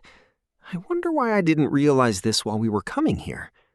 Elenali's casually said to hire a guide. As a rule of thumb for her, if you don't know the land you're traveling in, you'd hire a guide at the starting town. Using a teleportation circle. The idea of starting the journey at the midpoint never crossed my mind. There may have been some warped logic there. It wasn't going as planned. However, one should not be impatient. Things don't go according to plan all the time. It hasn't even been 2 weeks since we started on our trip. Once you think about how it normally takes about 1 year to get to this point, we've progressed far too well. In times like these, what would you do, Elenali's? I'd just break through with my own strength. But, to be honest, I'd rather not go through another desert. Of course. So, what are you going to do? Let's see. How about looking for someone that is planning on heading towards Lapan? That seems good. Let's do that. Asha clung on to caravans and was able to travel really quickly. I'll follow her example. Then again, it's not like we're traveling quickly, more like getting directions from place to place. Do you have an idea of where merchants heading towards Lipan would be? Just like guides, there wasn't anybody recruiting for guards either. But Elenalize is an S-class adventurer, and I am a Saint-class water magician. Thinking that, I continued investigating. It seems not many merchants here want to go to Lipan from here. They seem to normally head towards the city in the east named Kinkara. However, it's not like there wasn't anybody. Lipan was called a Labyrinth city, and there are countless maze dungeons surrounding it. It's a place full of magical items. People stock up on magical items there, then head to another city to sell them at a high price. Those merchants carry a magic stone or magic crystal from the southwest, passing by here, then heading towards Lipan. But I don't know how long it'll be to get there. I mean, I'll definitely pass by there within a few months or so. Hearing that, I felt a little uneasy. If that's the case, it'd be better to stick with other merchants heading east. If it's a trade hub, we can hire a guide there. Thinking that, we continued to look around. While there were many merchants heading to Kinkara, not a single one was going to Lapan. Maybe it's best to go out of our way to Kinkara after all. When I was starting to think that, we got a result. If you want to go there, you should seek out Master Garabin. If I remember, he should be around the tents on the west side of the lake. Go look for him. We searched for this man called Garuban.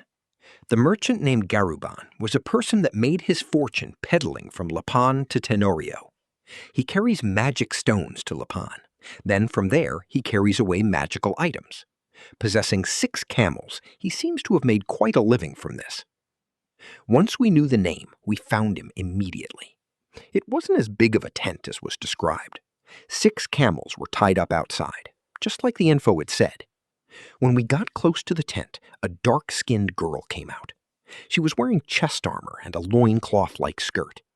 While I couldn't tell from underneath her clothes, she seems to have a lot of physical strength. Wait a sec. It's the face I saw yesterday. It was the female warrior Karimerita. Hey! You were from yesterday! She was surprised as she pointed at me. It seems like she remembered me.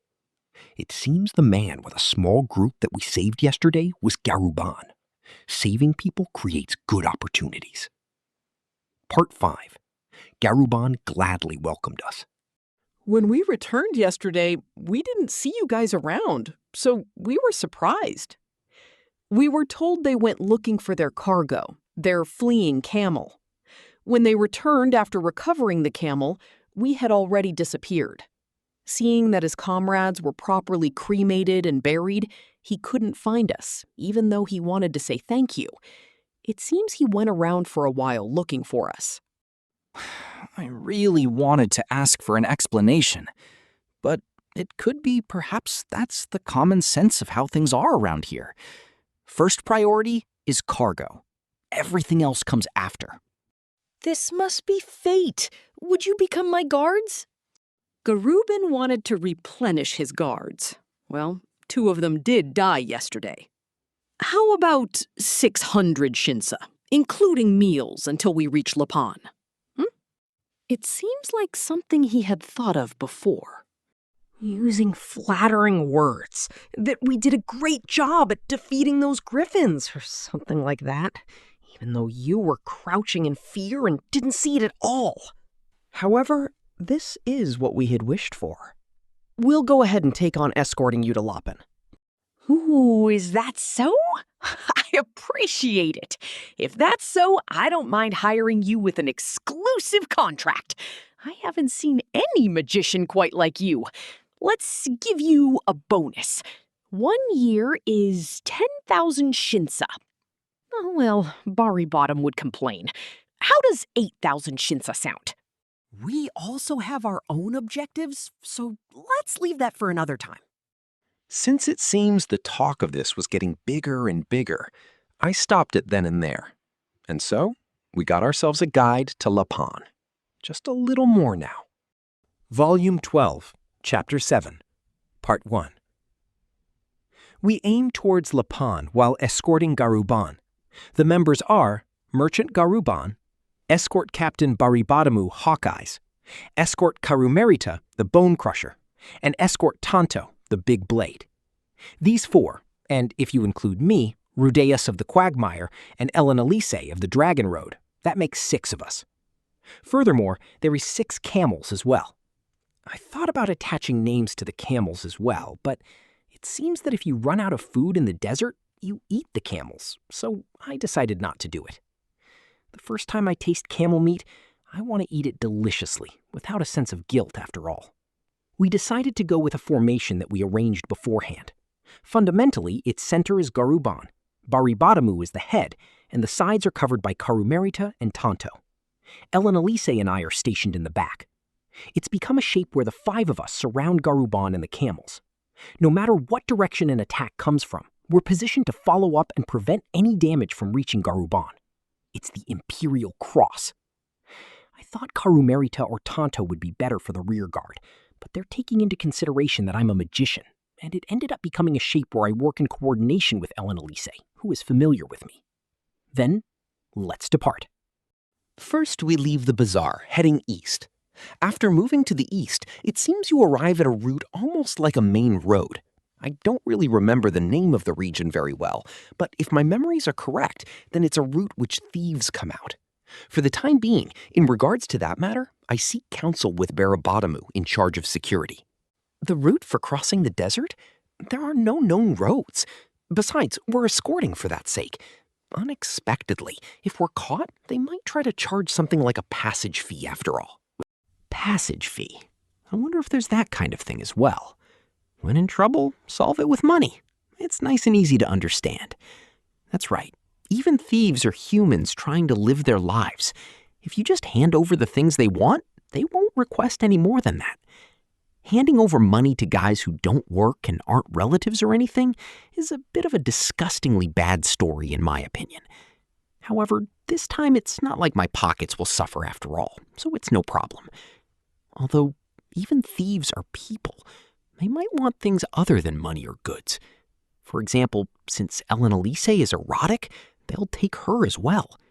If it comes down to that, it's a troubling story. The relationship between Garuban and us isn't all that strong. Even though it could be said that we saved his life, there's no way he would exchange his own life for ours. There's the possibility that we might be cut off as well. It might end up with just Ellen Elise and I fighting alone. Baribadamu. Rudeus, you're making an uneasy face. But if we have a magician of your level, then thieves aren't all that frightening. Rudeus Greyrat. Is that how it is? Ellen Elise Dragon Road. If it comes down to it, I'll manage to do something using seduction. Rudeus. And then, after being taken to the hideout of the thieves, tied up with chains and one after another taking their turn? It's surprisingly gentle, you know. You have experience with this? The result of my youth. It seems like Elise is full of composure. Even though I say that, the past is the past, now is now. If something were to happen to her, I wouldn't be able to face Cliff. Well, if it's just several tens or so of opponents, then I think we can manage somehow or other. Part 2.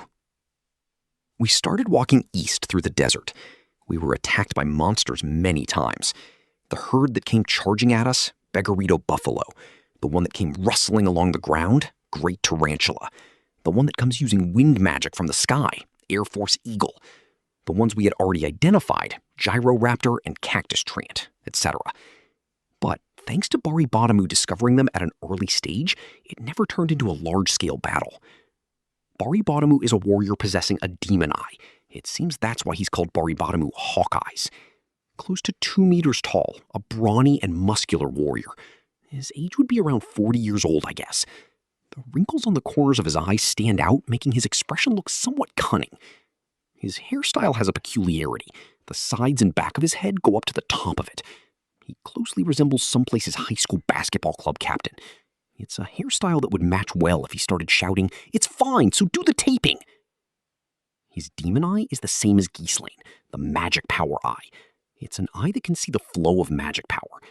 That is generally used to search for enemies. Barabottom. It's a monster. Everyone prepare for battle. He predicts attacks from monsters and changes in the weather quite accurately, almost like Rudeus. His accuracy isn't as good as Rudeus, though, but maybe because it's something learned through experience, the speed at which he discovered enemies was relatively fast. Elena-Lyse. How nostalgic. Ghislaine used to use her eye and nose to find enemies like that. After all, if you have an ally that can search out enemies, there's a vast difference in security. If the enemy is found, then I can attack from long range. At first, I was using Rock Bullet, but since it started to become a pain trying to aim, I changed to the course of using Wind Magic to lift them and drop them to their deaths. It's nice since this way is easy. Barabottom. Using such large magic like that? Will your magic power last? Rudeus. If it's only 1 day's worth, then it'll be fine. Barabottom. I see. I get it now. You're a great sorcerer, huh? Rudeus. What's that? Great sorcerer, you say? Barabottom. It holds the meaning of magician who has mastered a great path. Rudeus. No, it's not really something as amazing as that. Barabottom. In any case, a magician that doesn't put up a pretense of slacking off is rare. Within those known as magicians, there are guys who make the decision to only use half of their entire magic power during a single day. There were many magicians like that in the northern part of the central continent as well. For a magician who has low physical ability, when the time comes down to it, the only thing they can rely on is magic power after all. Naturally. Although I haven't even been using half of it, you know? Keeping magic power in reserve is common sense among magicians. However, it seems among the warriors of the desert, who don't know magicians well, he just appears lazy. It might be something related to his age, but it seems Barabottom understands the meaning to why magicians preserve their magic power. After seeing how he wasn't surprised over the chantless casting, though, it doesn't seem like he's all that knowledgeable about magic itself. Understood. There's no real necessity to hide that fact that I have a large quantity of aggregate magic power, though. There's no necessity to say it, either. Even I myself don't really understand well where my limit is, after all. Using it all I want and getting ahead of myself, then making a mistake, is something I don't want to do. Part 3. During the night, the 5 of us keep lookout in rotation. Garabon puts up a tent and sleeps there, alone. All of the escorts are outside.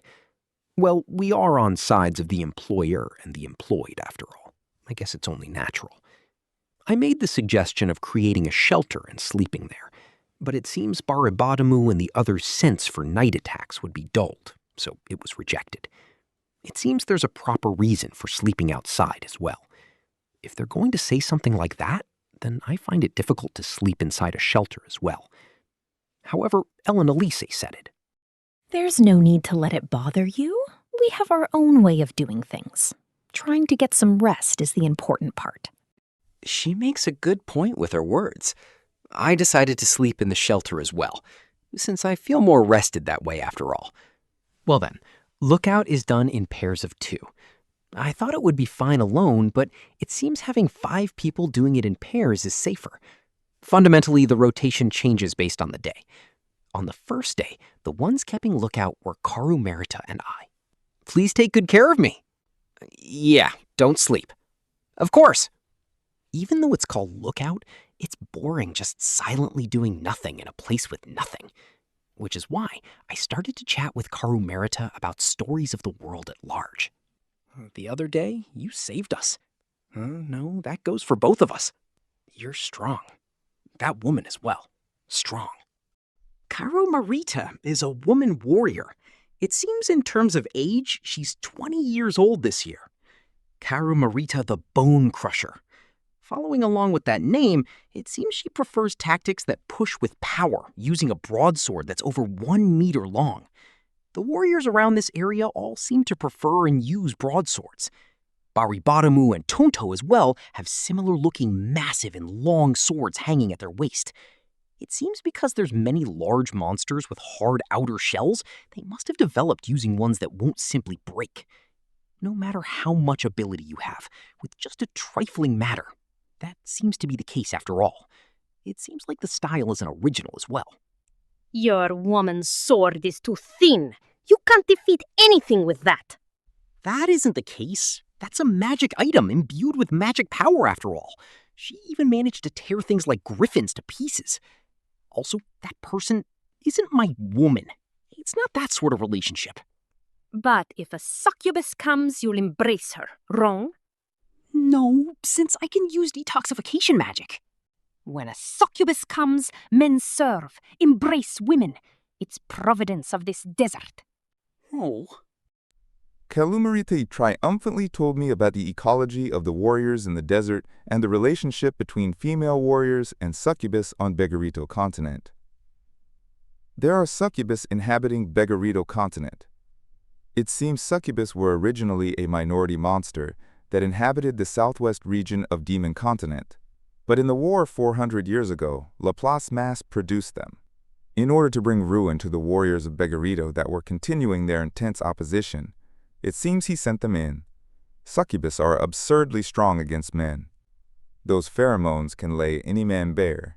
Honestly, if one of those suddenly appeared in front of my eyes or two appear at once, even I don't feel like I can win.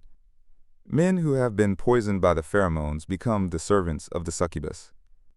The primary objective of the servant is to become a meal for the succubus, but even for a succubus, taking back several tens of people to their nest seems to be impossible, so they just take several people and neglect the rest there. And then the remaining men left behind start killing each other on the spot. It seems after being poisoned by the pheromones surrounding men start to look like enemies. Exactly. Abnormal status, charmed, I'd say. In order to cure the charmed state, you either need to use detoxification greater than intermediate, or else embrace a woman, otherwise it can't be cured. Back then, 400 years ago, in Begarito continent, there were almost no people who could use detoxification magic.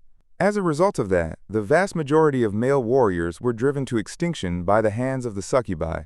If you have no partner you can embrace, then it can't be helped. It's a cruel world, at least in the end even a succubus is fine. I can imagine some thoughts along those lines. I understand those feelings very well.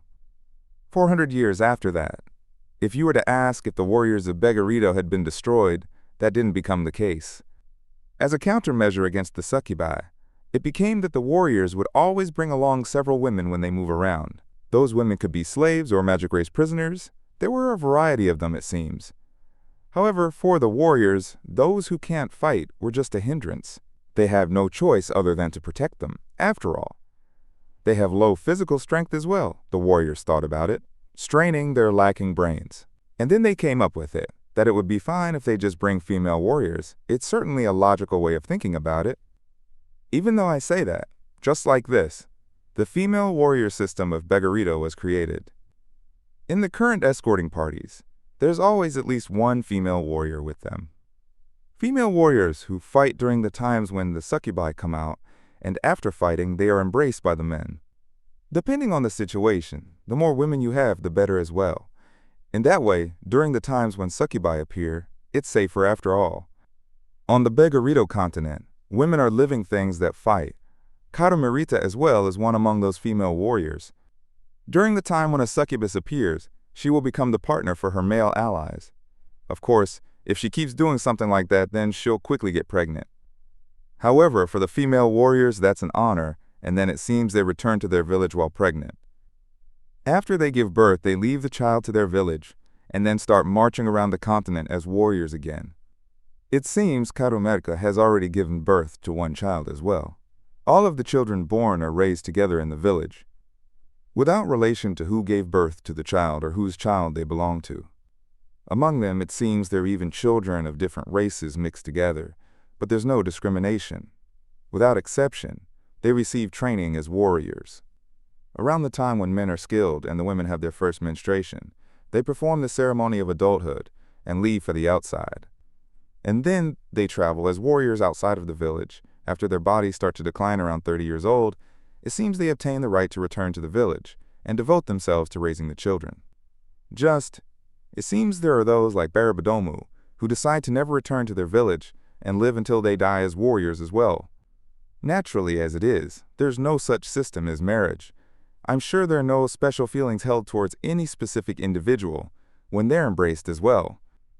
I'm experiencing a bit of culture shock. In my previous world as well, I had heard stories of similar tribes. However, when they're actually in front of your eyes, how do I put it? It goes beyond just being erotic and gives off a moving impression. And while I was thinking that... Karumarita, dismissive. You feel grateful towards, but hate magicians. If succubus comes out, ask white woman. Rudeus Greyrat, thoughtful monologue. And I was turned down. No, well, since I can use detoxification, I wouldn't be asking though. Part 4. Tonto the Big Blade is a silent man. Tonto has a large beard. He is a man of about 30 years old. Underneath his dark skin, he has burly muscles built up. He is shorter than Baribotamu, but he has similar looks. If it were not for the difference in how he wears his beard from Baribotamu, unexpectedly you might not be able to make the distinction between them. People of a different race are hard to make distinctions between. During the time we were keeping lookout, I did talk to him a bit, but it seems he is fundamentally the type to not speak on his own. It is quite the contrast from Karumarita, who talks without even being asked. It is fine since there is nothing in particular I really want to talk about, though. However, I casually start conversation. Tonto the Longsword is cool, isn't it? Tonto, monotone and stoic. Baba-sama gave it to me. Oh, so it is not like you just naturally started to get called that. All of the names of warriors of the desert are given by Baba-sama. It seems that the village chief gives the warriors of the desert their second name at the time when they leave for their journey. One like Karumarita, who has excellent physical strength, gets a name like Mighty Strength or Bone Crusher. Those who have good eyes, like Baribotamu, get names like Hawk Eyes or Eagle Eyes. It seems to be based on their state, in order to understand what their strong points are, supposedly. Just because of that method of deciding, it seems they have suffered unexpectedly. Supposedly, there are people who can do nothing but boast of their physical strength. Tonto is called Big Blade, but it is not like he emphasizes use of a huge sword. This is of the physical strength type as well. I am sure without a doubt there is a name like Two Swords Unnecessary as well. I started to get naturally called that while I was fighting, since I used nothing but quagmires to fight. A bog of mud. I have never seen it once yet. It has bad affinity with the monsters around here. If it is against opponents that crawl across the ground, then the quagmire has a tremendous effect. But if it is like a griffin or succubus, which can fly through the sky, then the effect is reduced by half. For the insect-like ones, which are slow but have hard outer shells as well, even if you can stop their legs, does not mean it will go well. In the first place, recently, it has not even been able to slow them down. Tonto asked him, "Your magic is showy and amusing. I want to see your specialty as well." Rudeus Greyrat said, "Quagmires are plain, though. If there is opportunity, I will show you." After that, Tonto remained silent. It was like we talked about everything that was necessary. Part 5. While we were moving east, there was gradually more green coming out. Even more moving towards the east, and there was a town called Kinkara. And it seems spreading out even further to the east from there is a dense forest area.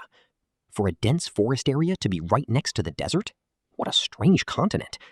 although the Garuban party was not planning to move towards there. On the way, we encountered something like a large rock standing vertical as the landmark, and then changed course to the north. Around the time 3 days had passed since we changed courses, we ran into the main road. Even if we were to call it a main road, it is not like there is any particular maintenance done to it. It is a path that became a path because a lot of people walked along it. If I were to compare it to the sand-like ground until now, and it is a lot more solid to step on, it truly gives off a feeling of stability. As I thought, it is better for the ground to be solid. Sir, from here on out, the thieves come out. I think we can do something about it, but if the time comes down it, I am paying you money. Make sure you protect at least the luggage. Will do. Barabadomu was probably trying to say that if the time came to it, we should throw away the cargo and run. However, in regards to Garaban, it seems the cargo is more important than his life. Sense of values are various among people. Ani, is it all right? Bonkora, it is fine for you not to worry about anything. Karu Merita is called Bone Kura by Baribadamu and Tonto. Since she is Bone Crusher, it is Bone Kura. It is truly an easy-to-understand nickname. No, insult maybe? If I were to say it, it seems like I would be hit. Quagmire and Dragon Road. You two remain by Garuban-san's side without getting separated. Tonto, you look after the camels. Don't let even one escape. The rear guard is you, Bonkura. I will proceed forward while scouting things out. If something happens, I will shout out. Don't miss the signal. Eh? Ani? Huh? After each of us had been signaled, we created the formation and carefully advanced. Even if we were to call them thieves, fundamentally they are the ambushing type. If you discover them ahead of time and take a detour, you can avoid them. Part 6. As a result of Baribadamu's reconnaissance, we caught on to the fact that thieves were waiting to ambush us. Somehow it seems difficult to discover a group of people using demon eyes from a distance, so there was a necessity to properly scout things out. We made a large detour around the ambush. If a pile of sheet was waiting in the middle of the road, there are a few guys who would walk right over it. In order to avoid the chance of stepping in it, they walk a bit separated from it. It is only natural.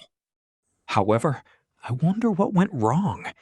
It could be that Baribadamu was discovered when he went to scout, and then he was followed back.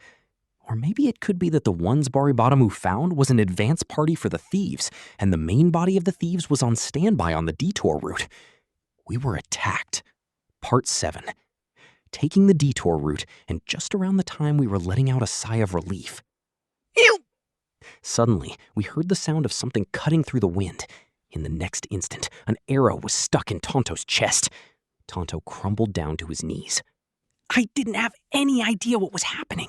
I was about to rush over and use healing magic in a panic. However, in the next instant, Elise grabbed onto the nape of my neck. Simultaneously, the camel on the side of Tonto suddenly had an arrow fly into it. Run! It's an attack! They're coming from the west! With that, I understood it. It's an enemy attack. It won't be good if we can't run away. Elise released me. Garuban and the camels had already started to run away. Following along with that, I started to run as well. From above the hill on my left side, a horse rider came running out. Horse rider? Right, it's a horse. Men on top of horses wearing sand-colored turbans came towards us. Baribadamu! Sir, abandon the camels! If you throw away the cargo, they might overlook us! Garuban! No way! Baribadamu! Do you want to die? It's you all's job to protect the cargo! There's way too many opponents! In front of my eyes, the camel that just got struck by an arrow had its legs get tangled up. After looking, I noticed bubbles coming from its mouth. After a few more steps to the side, it fell over. I shuddered. There's poison on the arrows. Shit. They're behind us as well. From behind us, there were horse riders coming at us as well. The troops with bows were on top of the hills. They have arrows fixed to the bows. Most of them aren't reaching, but it seems several of them are shooting in abandonment. Bit by bit, they're reaching up until here. Horse riders and bows. Just from what I can see, there's a tremendous number. 100. No, there's probably 200. I was being deceived by my preconceived notion from hearing the word thieves. This is already the size of an army. While listening to the sound of my heartbeat, I was trying to determine the situation. The enemy is launching a surprise attack from the rear and side. At least there are no enemies in the direction we're advancing. If we're going to run, then it's that way. Rudeus! Yes! I'm going to use Quagmire and Dense Fog! I understand. I'll leave it to you. Buddy Badamu-san!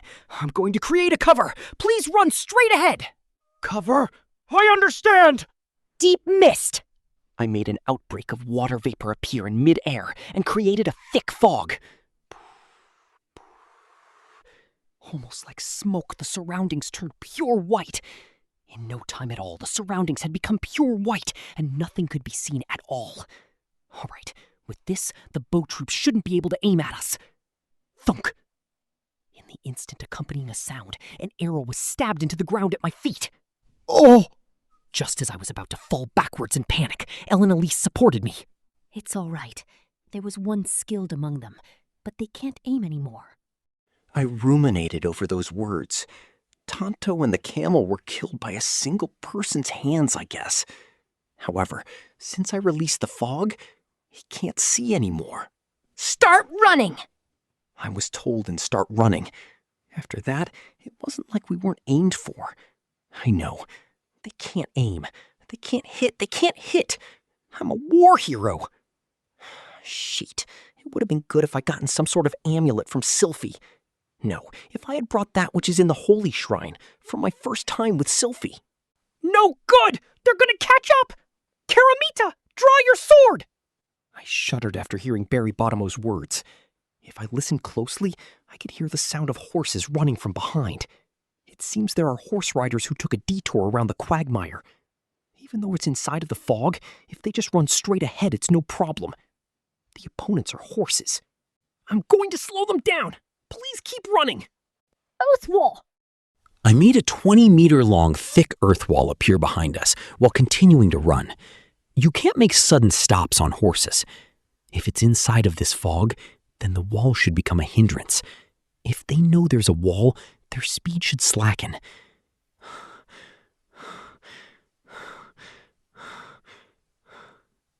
The arrows have already stopped. I just continue to run, while sometimes creating walls behind us, running. Suddenly, I remembered about Tonto, who had an arrow stuck in his chest. I wonder if we just left him behind. No, there was already no saving him. The arrow was near his heart. It had poison on it as well. We continue to run on at full speed while inside of the fog. Part 10. After replenishing our supplies at the bazaar, we continue even further north. After that, Karumarita never charged at me. She as well might have just gotten lost in that moment, although there was never any need for us to get along together. Thereafter, we never held any conversations during our guard shifts. Well, our relationship is only up until Lapan, so I won't be bothered over it. If the father of the child you gave birth to died, of course it's heartbreaking. Thinking about it from my standpoint. If Sylphie were to die, well, naturally it would be heartbreaking. Not just because she's carrying my child. I love her too. If it were down to her dying, that is heartbreaking. Regret, huh? It seems if I come to Begarito Continent, I'll regret it. Not much time has passed since I decided to journey with Elenese to Begarito Continent and learned about the teleport ruins from Nanahoshi. In terms of time, it's not all that different. Therefore, I think that regret should still be the same thing. If I were to assume that it's the same thing, it's hard to think that something will happen to those remaining at the school. If I ignored the previous advice and I started to go towards Begarito Continent first, I wouldn't have met with Sylphie and wouldn't have become acquaintances with the other guys as well. I couldn't have regretted what I didn't know. However, it could be that it's a different regret this time. It may not be something that is going to happen on Paul's side, but something back home.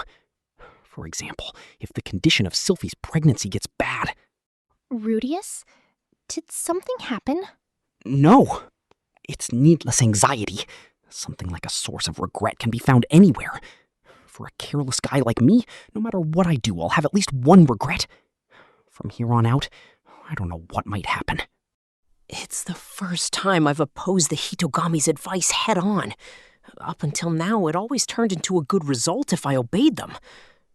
Then this time, no matter what I do, I wonder if it will be no good. No, that shouldn't be the case. If I know that something bad is going to happen, it should be possible to avoid that. Even though I say that, it's not limited to something happening to someone nearby like Tonto. I can't let my guard down. I need to think like that. And then, if at that time, the one who is trying to harm my family is a person, then this time I will... No, I'll stop there. After all, it's just talk. I can't kill a person. If it comes down to it, at least I'll protect my family in exchange for my own body.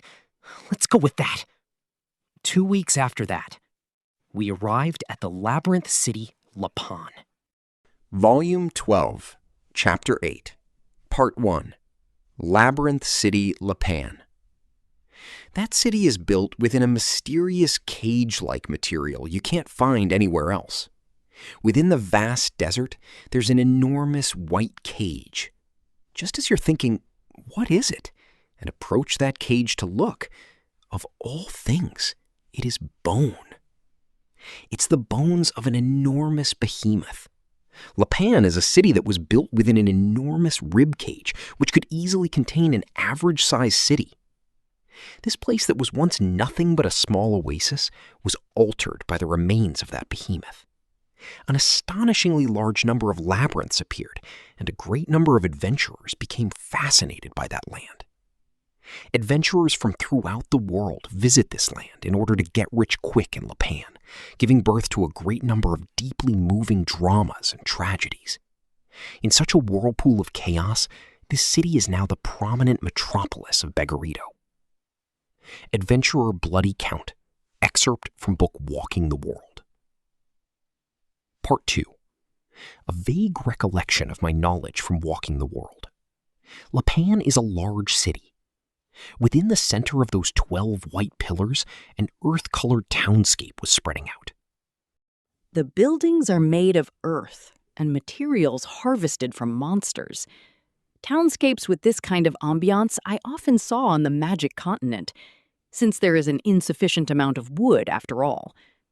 Nevertheless, unexpectedly there is a lot of green as well. I wonder if it is because of the oasis next to the bone pillars. Even from a distance, I could see trees like palm trees standing there. The atmosphere is peculiar. How do I put it? The scent of sweat? Or the scent of vulgarity? It is a scent of people, similar to the slave market. Are you surprised? Those pillars are the rib cage of a behemoth. While observing as we walked, Garabon triumphantly started to tell the story. It is a problem of formation, and recently here, Garabon has started up conversations often. Garabon really likes to boast about stories. Whether lie or truth, I Am Amazing stories are stories that you can enjoy just listening to like that.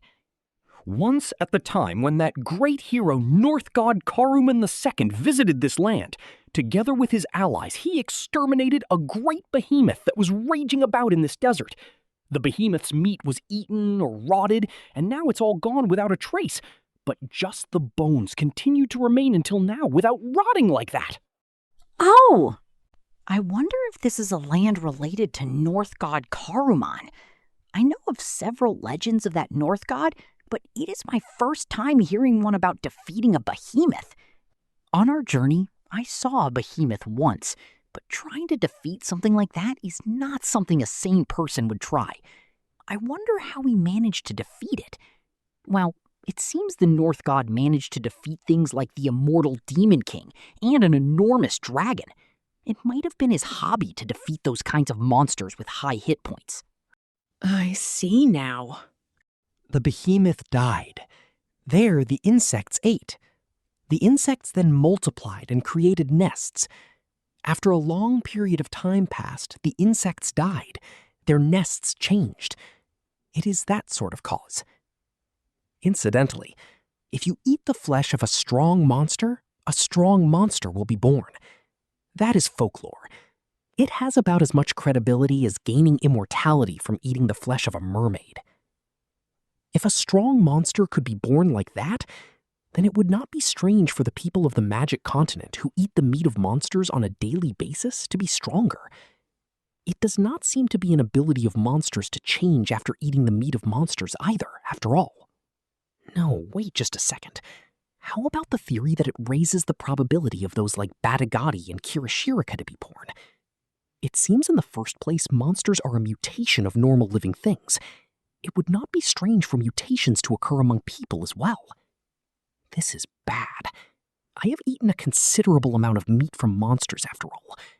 What should I do?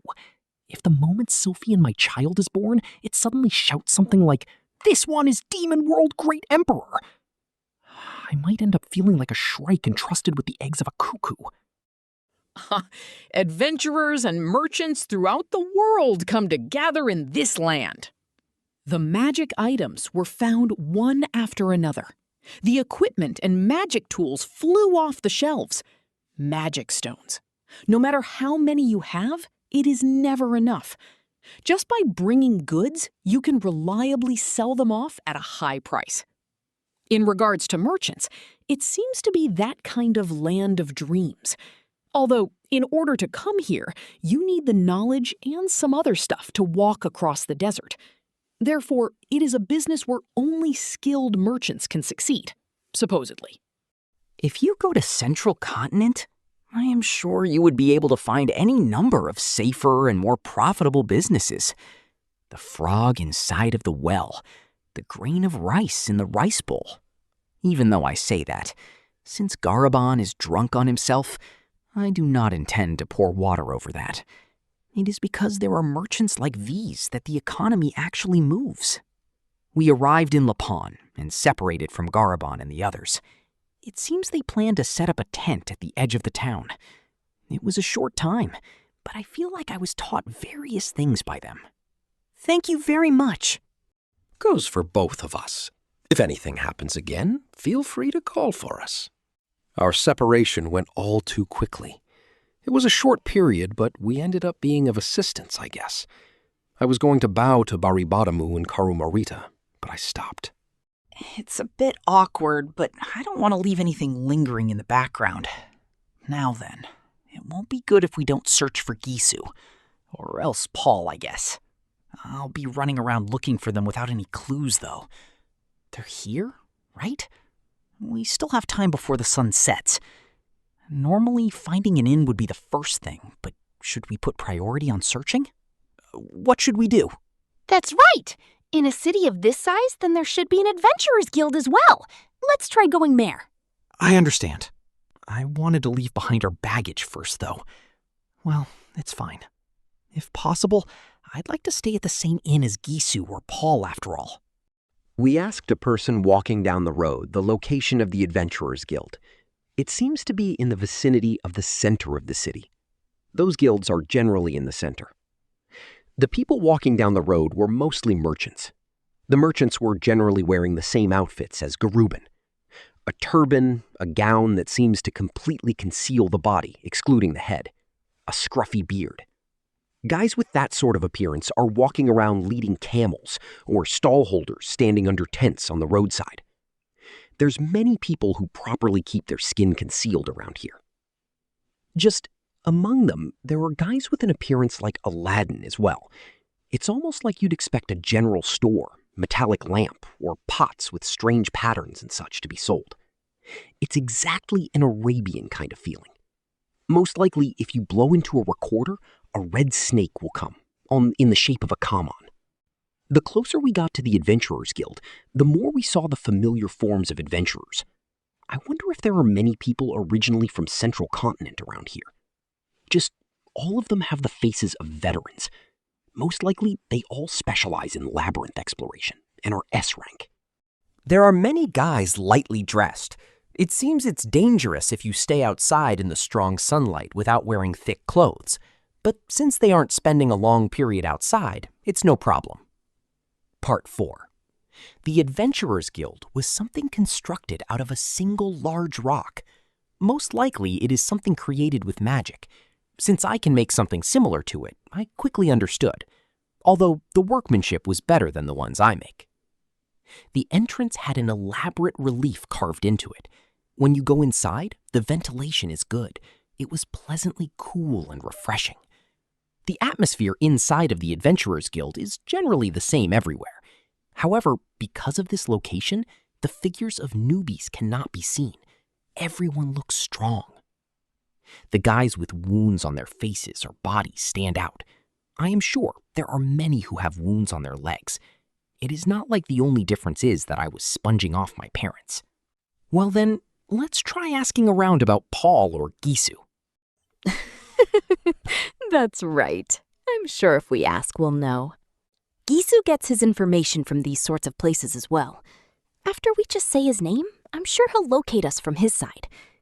And it seems there's no necessity for that. Elin Elise's words. After following her gaze, in the corner of the Adventurers Guild, there was a man with a monkey face. It seems he was talking about something with a beast race swordsman. Hey, I'm begging you. You were helped out a good bit by that guy as well, right? Impossible things are impossible. Compromise on that point. Can't you do something? Every moment counts. It's already been a month, right? They're dead. No, they're definitely not dead. Even then, we need people to confirm if there's a corpse. Hey, I'm begging. I'm begging based on the anticipation of seeing your skill with the sword. If you want, we can even give double the reward as well. It was a considerably frantic expression. Gisu, you can make that sort of face, can't you? Sorry, but ask someone else. I don't want to die yet. It seems like for a short while, Gisu was trying to request something of the beast race swordsman, but soon the beast race swordsman shook his head, and Gisu clicked his tongue loud enough that we could hear it over here. You damn coward. It's amazing you managed to get along as an adventurer like that. Say whatever you want. The beast race man didn't even turn around for Gisu's insults and left the building. How unusual for Gisu to use that kind of abusive language. No, it's not like I know all that much about Gisu either. The Gisu in my heart gives off more an aloof feeling. Gisu, he seems to be considerably desperate, doesn't he? Oh, Gisu is generally like that. Is that so? My image of him is more like... I'm sure in front of Rudeus he's putting on a good face, right? Gisu. Gisu was restlessly looking around his surroundings. After he found us, Gisu opened his eyes wide. He walked over to where we were unsteadily. Oh, if it isn't Alina Lise. We're late, aren't we? There's no way that's the case. Rather to the point that it's way too fast. Gisu's face turned into a smile, and he patted Elena Lisa's shoulder with a bashi-bashi. Rather, hey, how fast were you coming, huh? The time I sent the letter out was still only half a year ago, you know? Could it be? You haven't seen the letter? Did you pass by and miss it? We'll talk about that later. What happened on this side with Zenith? After Alana Lisa asked, Gisu's face turned into a frown. It's not good. We thought it would become a long fight and sent the letter out to you guys as well, but honestly, this side as well. We can talk about it in detail later. It seems the situation is bad. However, that is something we predicted. By the time we arrive, it would already be resolved. Such an optimistic thought has disappeared. For the time being, please guide us to where Dad is. After Gisu took a look at me, his eyes went round, and then he scratched the area below his nose. Oh, what's this? It's Senpai, right? You've gotten considerably big. It doesn't seem like Gisu-san has changed. Stop that, it's ticklish. Newbie is fine, I said. How nostalgic, this exchange. Oh my, you seem to have a considerably good relationship. Oh, well, yeah. It's a relationship where we entered the same prison together after all, right, Senpai? That's right. How nostalgic. Thrown into prison nude in the Dorudia race village. Really, how nostalgic. He is no good. I'll guide you to Paul's place. While saying that, Gisu nihilistically laughed and left the Adventurers Guild. Part 5. The place Paul and the others were staying at was an inn in a certain corner of the city. It was constructed of earth and stone. If I were to go by the standard of Magic Continent, it would be aimed at about B-rank adventurers. It's not good or bad. After we made it up to the entrance, Gisu said it. Listen, Paul is considerably exhausted. Helen Elise, I'm sure there were things you want to say, but this time try to hold yourself back a bit. I can't make any promises. Elenay said that while shaking her head. Gisu made a bitter smile and shrugged his shoulders. Nothing more than that was said. Well, if it's Elenace, then it's not like she'll suddenly become belligerent. Senpai, you as well. Please don't get into a fight like last time. I'm sure you have lots of things to say along the way, but don't blame him too much. If he's going to the point of saying something like that ahead of time, it seems Paul is in a dangerous state. Although I've already seen a weakened and lost Paul once before as well. It won't be good if I don't prepare myself. Yeah, I can see it. Paul is the type who is considerably weak emotionally. If anything happens, he quickly gets depressed. It's not quite to the level of mental illness, but he's the type that hasn't gone through any kind of major setbacks in the past. If we could just find Zenith, then I thought he would return to the Paul full of confidence from Buena Village, though. Well, this time, I'll go with guts. Let's go with tolerance. Let's go with the level of being called Rudeus the Buddha. Then, let's go in. Gisu said that and went inside the inn. There's no door. There was a cloth, almost like a curtain, separating as we entered inside. Inns that are aimed at adventurers, generally, were all made to look the same no matter where you go. It's a place for the sake of eating. Only the materials of the tables and the positioning are different. There's no large difference. I recognized Paul at a glance. The man who was fallen prostrated on top of the table. There was a person who let out a small voice. The person standing right beside Paul.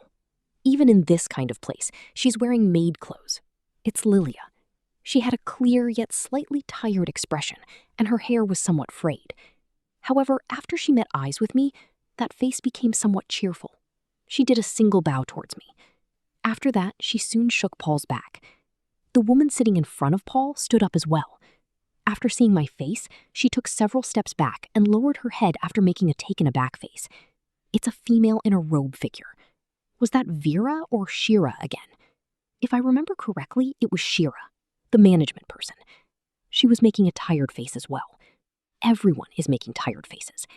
I sat down in the seat she was sitting, right in front of Paul.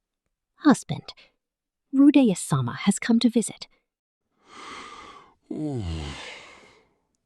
After Paul was shaken by Lilia, he slowly raised his face. What a terrible face.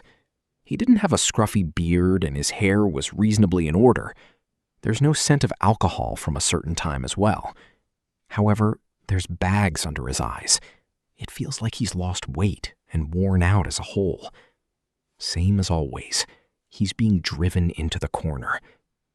I'm glad I came. If Paul is in this kind of condition, then even with just this, there is meaning in my coming here. Rudy. Dad, it's been a while. Paul looked at my face in a daze. It's almost like he's just woken up. No, I wonder if he was asleep, with his face down on the table and dozing away. Huh. How strange. I can see Rudy. Yo, Rudy, it's been a while. You look energetic. Are Norn and Aisha doing well? No. Norn and Aisha? I've taken care of. Now they're living with me in the Magic City Sharia. For the time being, I've left them in the care of some reliable people, so it's all right. I see. As expected of Rudy. I can rely on you. Yeah. How have you been? Have you been healthy? I guess so. Well, I've been healthy. Paul was smiling with a fluffy expression. It was a smile like his soul was missing, not suitable for this situation. You could even call it eerie. I see. That sure is great. It's number one that you've been healthy. Paul's eyes were dead. Could it be? I wonder if his spirit has died and he's become an invalid? After looking at Gisu with an uneasy face, he nodded with a serious face. Seriously? Paul, you've really ended up becoming like this? Rudy. Paul unsteadily stood up and made his way around the table to me. And then he tightly embraced me. Dad, you know, he's a failure. I just silently returned the embrace from Paul. Paul might be no good. He already might never return to normal. Even though he'll soon have grandchildren born, he's ended up becoming like this. However, now that I've come here, it's all right. I'll somehow do something. I came for that reason. I couldn't save your mother. I couldn't protect the things I decided myself either. I wasn't able to do anything for you as a parent as well. I'm a no-good guy. Please rest easy. Now that I've come here, it's already all right. Rudy, you have really gotten big. Paul tightened his grip on my shoulders. It hurts a bit. However, I'll endure it. I've grown bigger. Soon my child will be born as well. So afterwards, rest easy and leave things to me. Please take a good rest. Child? And there Paul suddenly let out a strange voice. Simultaneous with that, the light rapidly returned to his eyes. What? Could it be you're real? I'm real. You're not a dream? A good man like you, it's a dream, right? He's real. Paul blinked his eyes and looked at his surroundings. He met eyes with Lilia. Good morning, husband. Yeah, Lilia. How long was I asleep? Since Talhan-sama went out shopping, so just about 1 hour. I see. It seems I was half asleep. Paul shook his head and stretched a bit. After all, it seems he was just half asleep. It seems he hasn't become an invalid. That's great. I thought I was going to have to nurse an old person already at this age. Paul sat back down on the chair and faced me. And then, with a feeling once again, started to ask, Rudy, why are you here? I said it just now as well, but I've come to help you. No, not with that sort of meaning. It's all right. Norn and Aisha as well, they've safely been taken care of. Right, I see. Paul looked like he was confused as he patted my body, almost like he was trying to make sure if I was really here. No, but after all, isn't that too fast? We came using a somewhat special means of transport. I thought about talking about it on the way home. Special means? Well, if it's you, then I guess those kinds of things are possible. Paul was making a dumbfounded face and drooped his shoulders, with the same absent-minded face. For the time being, could you tell us what happened after you sent out the letter? No, wait just a second. I'm confused. That's right. Please drink some water and calm down. I made a cup with earth magic and filled it with water using water magic, then handed it to Paul. Paul honestly took that and quickly gulped it down, and then took a deep breath.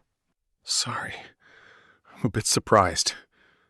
Though I knew that Gisu sent out a letter at his own convenience, I thought it would be a bit longer before you come. We came here in a hurry, after all. After saying that, Paul made a bitter smile. Even for hurrying, that's way too fast, though. 1.5 months. If you were to expect it from Paul's side, it would be a bit over half a year. Even then, that would still be fast. I'm sure it's fast. Normally, it would be another year from there. Paul as well probably thought it would be another 10 months, I'm sure. And then, Paul put his hand at his chin and made a face like he was thinking about something. And then, with a somewhat tensed face, asked me. That voice was using a tone that was slowly trying to ascertain something. Come to think of it, earlier, did you say something about having a child? That is, actually, while I was attending school at the Magic University, I got married. Married? No, with Sylphie. We were able to reunite at the Magic University. Sylphie? The one from Buena Village? She was alive? Yeah, though it seems like she had a terrible time in her own way. Paul was brushing his chin while making a surprised face. Somehow I did send out a letter, but it really doesn't seem to have arrived. The story up until we got married. Do you want to hear? Oh, yeah, that's right, I guess.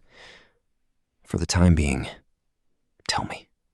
I started to tell Paul about what happened after I sent the letter to him.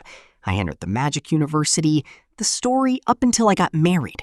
I carefully told the contents. Honestly, my memories from school life were nothing but fun memories. Certainly, there were a few bad things as well, but it wouldn't be an exaggeration to even say they were rose-colored. I made friends as well, and made a lover as well. During every event, we had a party as well. I cautiously told it while trying to remain as objective as possible as I said it. I didn't keep anything secret, since there's no mistake that I enjoyed it. I see. A child. Grandchild, huh? I was prepared to be reprimanded. The fact that I've made a child would mean, in other words, that I did things capable of making a child. During the time when I know Paul is desperately trying to save Zenith for our family. Normally, I'm sure you would get angry. It's something that accompanies pleasure, after all. It seems Paul has been living a lifestyle of abstinence as well, after all. In front of me with that kind of thinking, Paul lowered his head. I'm sorry about that. Because of my worthlessness, I called you who was about to become a father to this kind of place.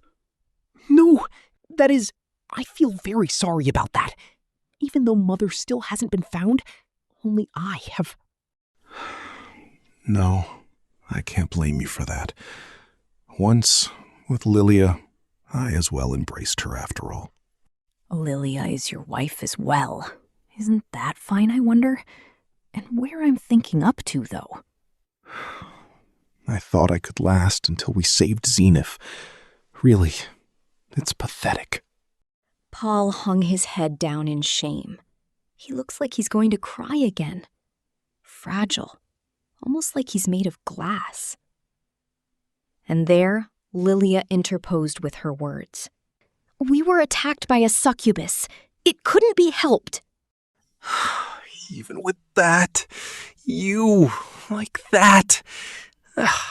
Damn it.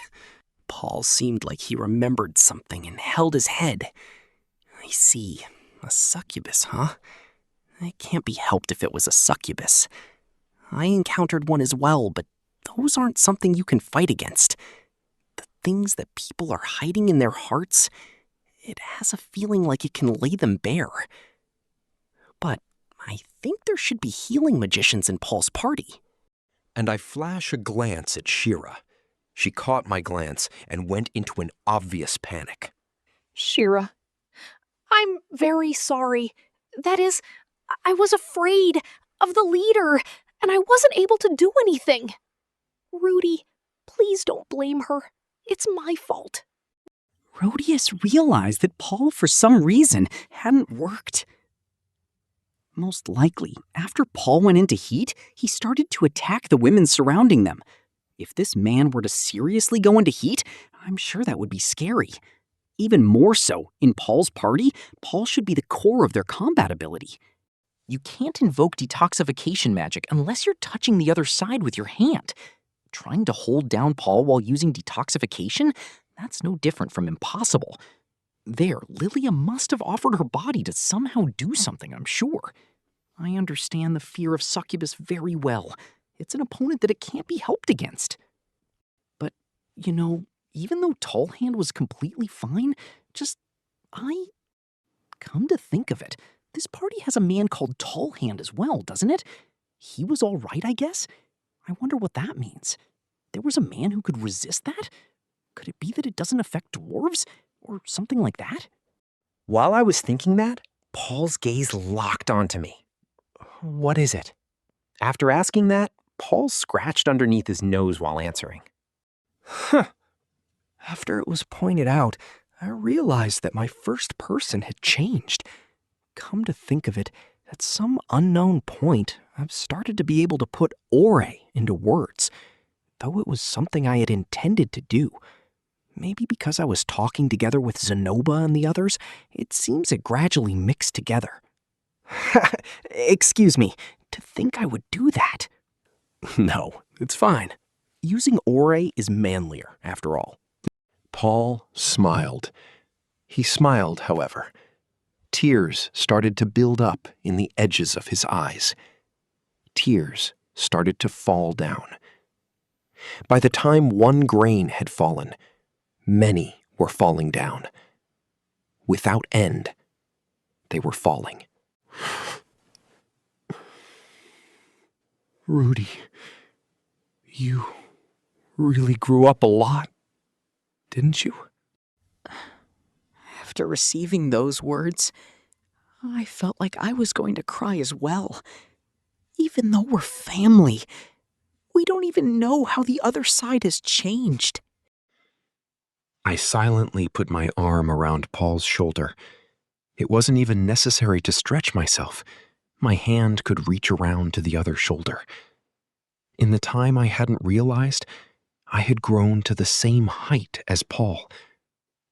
Just like that, the two of us cried. Part 6. After a short while, I separated from Paul. The reunion has ended. It won't be good if we don't change directions. And then, there's still one problem remaining. Elena Lise was sitting in a chair nearby and looking over here with a face like she wasn't amused at all. Paul slowly looked over there. Their two gazes entangled. Paul narrowed his eyes. Elena Lise lowered her eyebrows. No good. Dad? Elena Lase-san has come to help. She's come all the way here from Magic City, Sharia after hearing our family is in a pinch. Even on top of the fact that she didn't want to see Dad's face. She came to help. Paul slowly stood up. He faced Elena Lase and slowly started to walk. She caught on to that and stood up while tightly gripping her fist. She's worried as well. I'm sure various things happened in the past, though. In order to save my face here, can't you let things be water under the bridge?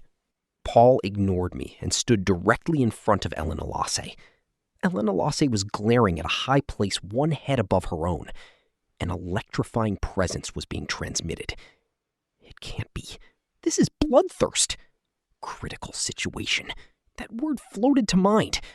Could it be they're going to start a fist fight? No, it might become a fight to the death. No good. I never thought their relationship was that bad. Gisu. I exchanged a look with Gisu. Then he shrugged his shoulders in jest, and an irritating smile floated onto his face. This guy is useless. Paul. Paul took a fleeting glance at me. He sent a look at Lilia and Shayra as well. I wonder what it is. It's a gaze that has implication. Paul got onto his knees there and then rubbed his head into the ground. He's prostrating himself. For that time, I'm very sorry. Elise wasn't looking at Paul. She responded while looking away. While making a displeased face, she said it completely unamused.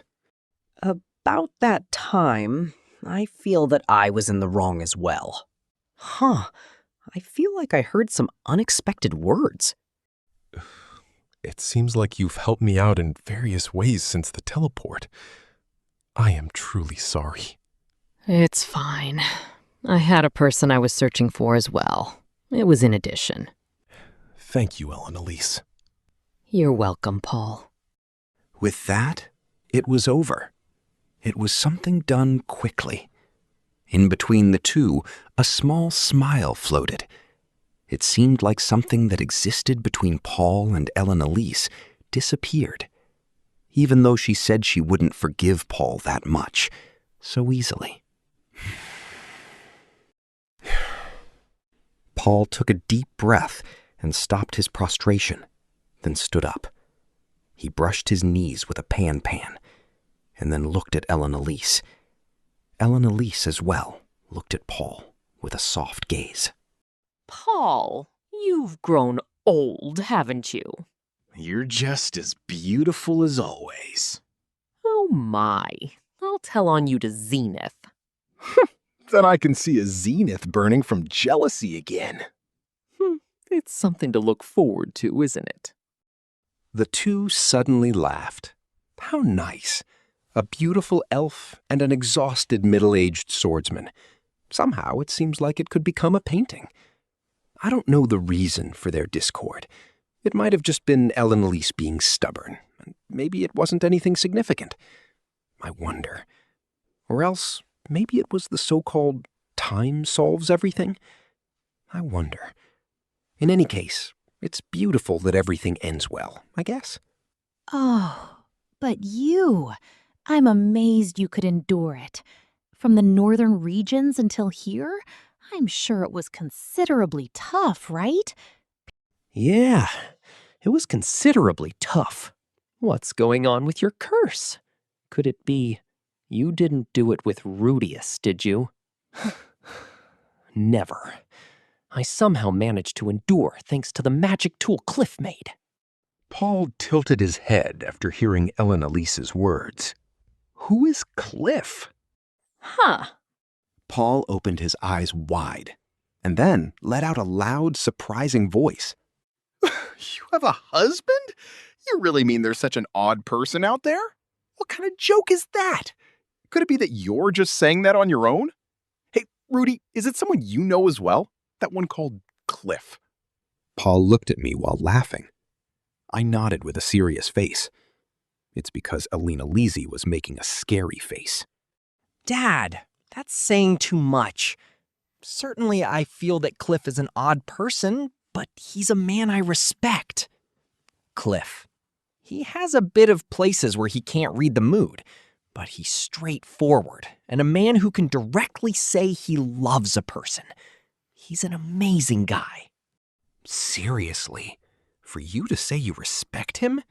How amazing is he? Paul received a shock, but soon wore a face like he was wrong and lowered his head. I see. Sorry about that. Introduce him to me next time. Oh, yeah. He's a much greater man than you. Paul made a bitter smile at those words and lowered his head once again. Regardless, Elise, Rudeus, I'm grateful. It's great of you to come. If we're family, then it's only natural. Well then, it's about time we get to the main topic. Dad, please explain the situation. Part 7. First, Paul started telling us the details on how he got to here. Generally, it was a story I already knew. The fact that they met with Roxy and Talhand in Malition. After getting their hands on that information, they crossed over to Beggarito continent. Thanks to the somewhat complete state of their party, they managed to somehow or other make it up to Lapan, and there they reunited with Gisu and found a lead on the whereabouts of Zenith. According to the information from Gisu, it seems your mother, Zenith, is trapped in a labyrinth 1 day north of here. She's trapped? Does that mean someone is trapping her? The fact that it's in a labyrinth makes it vague. I wonder if there are labyrinths that capture people. For all 6 years? I don't know. Paul shook his head. I continued the questions. What the condition of her life? Paul Greyrat? I don't know. Just, we heard that several years ago, it seems, a party that entered that labyrinth saw a person who looked like Zenith. And then that party lost track of her in the labyrinth as well. Lost contact with them. Isn't that hopeless then? The fact that she's being trapped, in other words, doesn't that mean you just want to believe that? However, according to the story from Roxy, at the very least at the time they heard the story from Kishirika, it seems Zenith was still alive. And then, according to the information from Gisu, it seems the time when they lost sight of her was prior to when Roxy heard the story from Kishirika. The time Roxy heard the information from Kishirika was 2 years ago. The information Gisu heard was 4 years ago. In other words, that would mean Zenith has remained missing for at least 2 years, yet continued to remain alive. If it comes to that, I feel like even now the probability that Zenith is alive is high. For the time being, it seems there's a ray of hope as they continue searching for Zenith. Even if, for example, she had already died, just confirming that she's died is important as well. Naturally, I hope she's still alive, but... However, if I hear that she's died and something deep within my chest falls down, it seems somewhere inside of me I already feel that it's too late. It's been 6 years since the teleport, after all. And there, Gisu interposed with words. Yeah, the actual situation is all based on rumors. We don't know. It could be that she's already dead. She might have been possessed by a monster or something and wandering around. There's the story that she was seen inside the labyrinth as well. That labyrinth is an ancient and troublesome labyrinth. During this last year, we've attacked it a number of times, but it never goes well. We even had a gathering of 4 pros at exploring labyrinths, but we couldn't even clear half of it. It's a pathetic story. 4 people. Paul, Gisu, Talhand, and Roxy, huh? And it seems like there were 3 others as well, but those girls were not pros at exploring labyrinths. Come to think of it, I wonder where the remaining 3 went. More? Do we have guests? Just as I was thinking about it, a light shined in from the entrance. Someone came inside. Oh, it seems like we've missed out a deeply moving meeting here. It was a short man. However, the only thing small was his height. He was a wide man, about the same size as his height. I recognized at a glance that he was a dwarf. His long beard was shaking, and in his hands was a large linen bag. Most likely he would be Talhand, I guess. Behind him was a female in the outfit of a swordsman, and after all, she had the same linen bag as well. It's not bikini armor, but it's a face I remember. If I remember correctly, her name was Vera. After she did a single bow to me, she trotted to nearby Shira's side. While swinging his heavy-looking body, the man came over in front of me. He looked over me while scrutinizing everything from the top of my head to my feet. You were Paul's son, huh? Ah, yes. It's nice to meet you. I'm Rudeus. I'm Talhand. Just as I heard, you're a man who seems intelligent. Talhand put the linen bag on top of the table. Rudeus, you mustn't approach that man. You'll have your important things as a man stolen away. The thing important to a man? I wonder what. Like pride? Oh, just as I was thinking, it stank of a woman. There, Talhand looked at Elise. It was completely an expression like only just now he just realized it. What's this? You came along as well. Oh my, am I not allowed to come? No good. No good.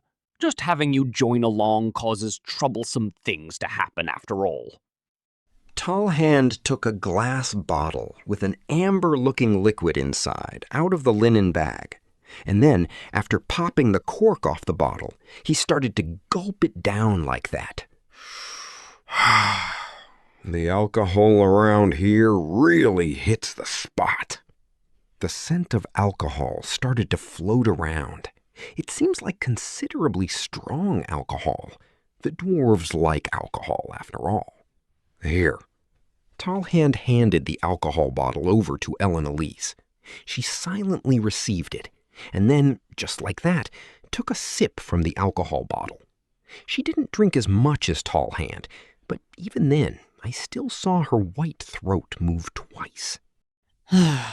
Geffu, what vulgar alcohol. Vulgar. That'd suit you right.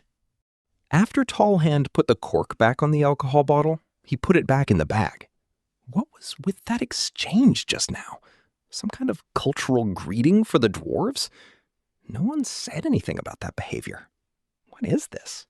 Now that everyone is gathered, I'm going to continue to the story. Is that fine? After hearing Paul's words, I returned to myself. Since Talhand's impact was strong, I forgot we were in the middle of talking. Everyone? Please wait just a minute. What happened to Roxy-sensei? After asking that, a shadow appeared on Paul's face. No, it wasn't just Paul. It was on everyone's face other than Elise. When the beautiful elf realized that as well, her eyes opened wide. You're lying, right? Hearing those words, in my mind as well, a certain word rose to the surface. The worst words. In other words, death. Paul, Roxy. A month ago, got caught in a trap in the labyrinth. I felt the throbbing get violent. I don't want to hear it. That blue-haired girl is... It can't be. I don't want to listen. But she had the ability to conquer a labyrinth alone. She couldn't use chantless magic, but she succeeded at shortening the incantation. She was a Water King-class magician. And my savior. I don't want to hear it. Did she die? But I heard it. Timidly. Unaware, Elise stood up and put her hands on my shoulder from behind. No, she stepped into a teleport magic circle and just went missing. It's not decided that she's dead yet. The probability that she's still alive in the labyrinth should be high. With those words, I felt relieved in an instant. But after hearing Gisu's words next, my face stiffened again. Hey, Paul, that's impossible. Even if it was Roxy, it's not something a single magician can do anything about. There is the possibility that she's alive, but that probability is... No, Roxy is outside of the normal standard for magicians.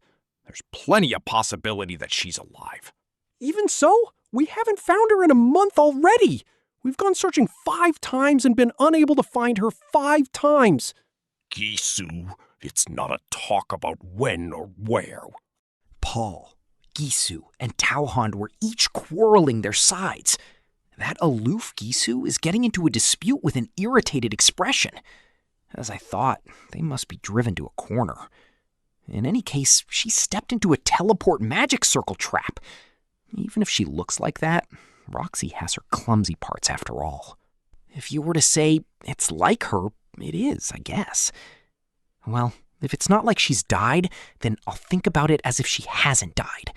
I can't imagine that Roxy Magirdia would die so simply. I want to think that. I'll think about it like that. More than the time when I heard that Zenith might be dead, I feel like I received a greater shock. Excuse me, we've derailed the conversation a bit, haven't we? And then, what kind of place is that labyrinth? After I said that, the three of them exchanged looks. They were exchanging looks to decide who would say it. Paul opened his mouth. What kind? It's an S rank. It's one of the worst labyrinths around here. The teleport labyrinth. The moment I heard those words, I felt like I heard the sound from the book in my luggage shifting. Thank you so much for listening. Creating these audiobooks takes a lot of time and effort, so if you enjoyed this journey, please consider subscribing to support the channel. Only a small percentage of our listeners are subscribed, and your support makes a huge difference. If you want to hear more light novels, let me know in the comments below. See you in the next chapter.